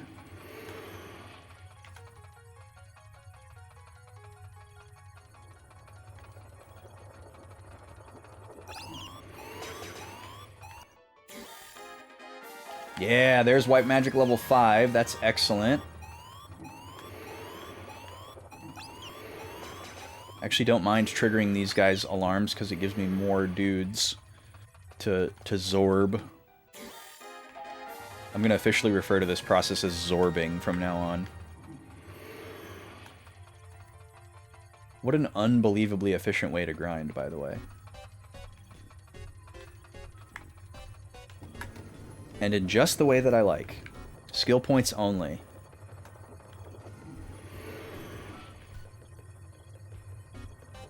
Alright, hit 2 more enemies here. Bonk. Bonk. Get Zorbed. Okay, and I gotta look at these vents now. We're venting. We're Zorbing and we're venting. Let it all out.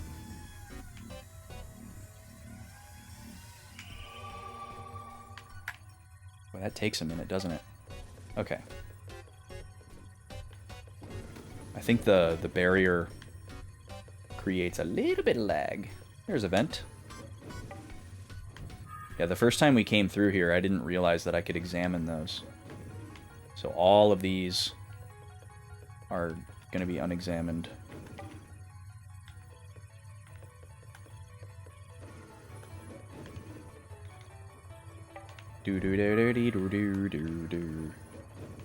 They might only be in this hallway, though. I don't think they're in the larger rooms. He drops that guy on me and he just dies immediately. Joke's on you, hover klaxon. Because I don't think these other rooms have walls like that.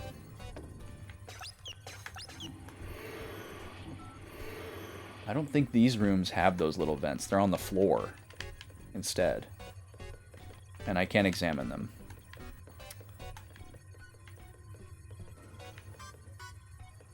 We haven't really been able to examine anything that's flat against the floor. Alright, get zorbed. I could see this being a prime area for SP farming, actually. Anywhere that has a free heal makes your grind sensors redline. If you're a degenerate RPG gamer like me. Ooh, I could grind. Ooh, I could have a little grind. Maybe I'll just grind a little bit.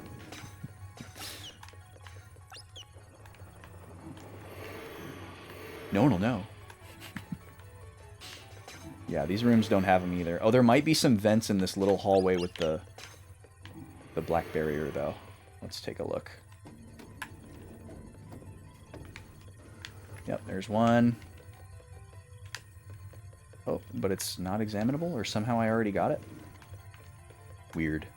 Okay.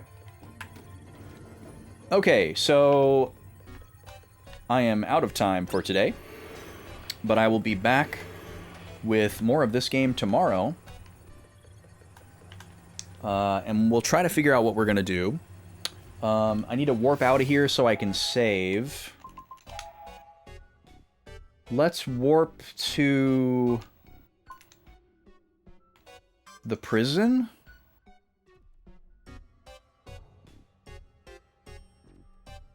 Does that make the most sense?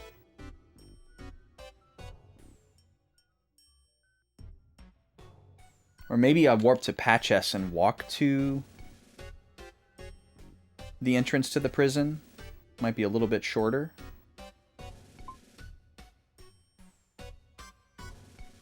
I'm really not sure. So let me write a note here. First we'll save.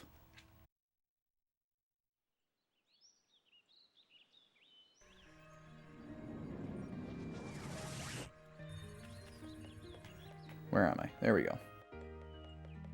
Sometimes the warp key is next to the save point, but not always. Sometimes it's just in a random spot. Kind of an odd choice. Alright, and this is slot 2, correct? Yeah.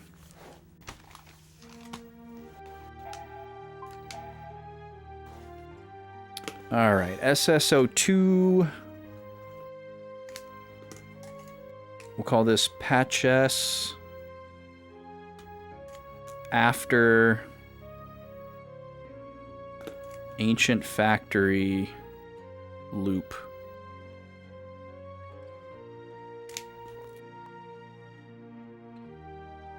Okay, so my note for myself is try to figure out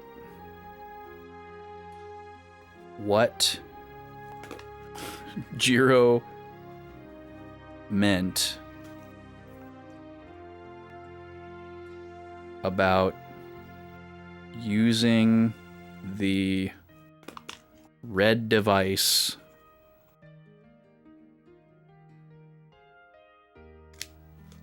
on the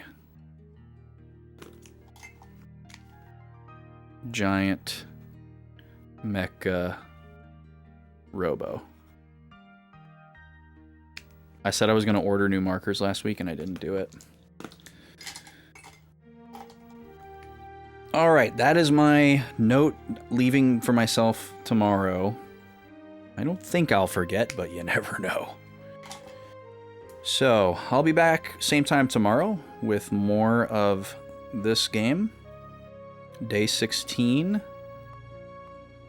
But it won't be the last stream of the week, because I'm coming back on Sunday with the lady. Y'all met a sub goal last week, so we're going to do another point-and-click stream. We're going to play some Grim Fandango for you. See how much farther we can get. See how frustrated or not frustrated we can get by the most obtuse moon logic-y point-and-click we've ever played. And enjoy the vibes, and we'll probably drink some chai and hang out. I'm looking forward to it. That'll be the last stream before the beginning of the charity marathon. That's all next week. If you've missed the memo, I'm doing a special set of streams next week for charity. Here's the schedule on your screen now. Monday, Tuesday, Wednesday, Thursday. I will all be live those days. 3 p.m. Central to 8 p.m. Central. If we manage to raise $1,500 before the end of the Thursday stream, I will also stream on Friday. Star Wars Shadows of the Empire for N64 on Monday. You can extend the game by making me collect more challenge points with your donations. Tuesday, I'm playing Yoshi's Story for the N64. You can extend the game by adding additional levels. You don't have to beat all the levels to beat the game. You only have to beat 6 levels, but there are 24 levels. So if you want to see more levels, you can donate for them. Wednesday, I'll be speedrunning Legend of Zelda Link's Awakening for Game Boy Color. You can name the file name. Just be aware that it's only going to show up when we save and quit, which is very often and will happen a lot throughout the run. There's a ton of save and quits to save time, but Link's name is going to be Thief throughout the playthrough because we're going to steal from the shop. So there won't be any like funny dialogue with the file name, just as an FYI. As a community, you can fill up this $150 target to make me do the bonus color dungeon if you want to see Link wear a blue shirt and have double defense. I will do that at whatever point of the playthrough I am in when it gets met. Normally you do it right after Dungeon 7 because it's way easier with the fire rod. But you can actually do it, I think, after like Dungeon 3 or something like that. So whenever that gets met, I will do it. And we'll have double defense and a cute blue shirt for the rest of the playthrough. And then Thursday, kind of the grand finale, I will be speedrunning Pokemon Silver any percent. Red Gyarados has already been named, but you can still name the player trainer, aka the file name, the rival, the starter Totodile, who will be the main Pokemon through the entire run. He's going to be the only battler. And you can also name and pick the species of our cut Pokemon. You have 2 choices between Sentret and Bellsprout. You can pick the species and the name on that one. And then you can extend the game by making me fight the Kanto gym leaders in the post-game. And we can go all the way to the Super Boss Red fight if you manage to unlock all 8 of the gym leaders as well. Chrono Trigger on Friday has no special incentives. That's like the encore victory lap rest day where we just casually chill and play Chrono Trigger on Super Nintendo. I just got the cartridge last year. I've never played the SNES version. I've only played Chrono Trigger once, and I haven't played it in forever. My first playthrough was on the DS in like 2009 or something like that. So I'm excited to revisit it. I wanted to get an RPG on the schedule because we didn't have one last year, and that seemed like a good pick. So that's what you can look forward to. We have like an incentive tracker people can visually bring up with a command. We have a milestone tracker that people can bring up with a command, just to really quickly and easily keep track of how we're doing. This bar is obviously at the top of the screen for the grand total. I'm streaming with a team of other people as well. I'll be raiding into them whenever possible and shouting them out, and they're doing all their own stuff next week as well, so follow these people. I'll put their links in the chat right now if you want to drop them some follows and check them out. Leandra was here earlier, and I hang out in a lot of these people's streams. Everyone in the top row was on this team last year. Oh, they're gone now. And everyone on the bottom row, except for Leandra, the team captain, is new this year. So it's been cool to get to know some new people as well. Anyways, I need to raid out. It's time for me to go. So let's find somewhere to raid. Let me see if any of the teammates are live tonight. Maybe we can raid into somebody. Oh, there's one. Let's see here. Let's see here. Who else is out there? We do be having some choices. We do be having some choices.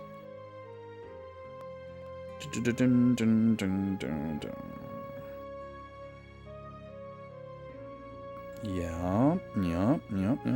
All right, well, let's take a bit of a pivot. Let's raid Space. Space Robot Arm. He's playing Crystallis, which is an NES RPG-ish kind of game that I don't know a lot about. I'm sure he'll tell us all about it. Start this raid. Let's get off of this screen so I can hit this button. There we go. Thanks for hanging out with me today, folks. It was a good time. Thanks for listening to me yap about the charity stuff. Let me get all that out. I'm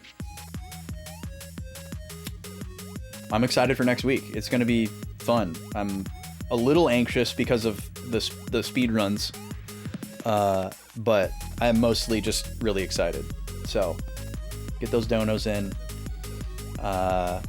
And end of the month, I'm going to be streaming with Vaughn. Those of you who have never met the other Backlog boy will finally get to meet him. Saturday, February 28th. We're going to do our finale of the Smash Bros. CPU thing. We're going to do a big tournament. We're going to co-commentate. It's going to be very sports coded. It's going to be a great time. Hope you can be there. More info to come. Anyways, see y'all tomorrow, hopefully. Or Sunday. Let's go say hi to Space.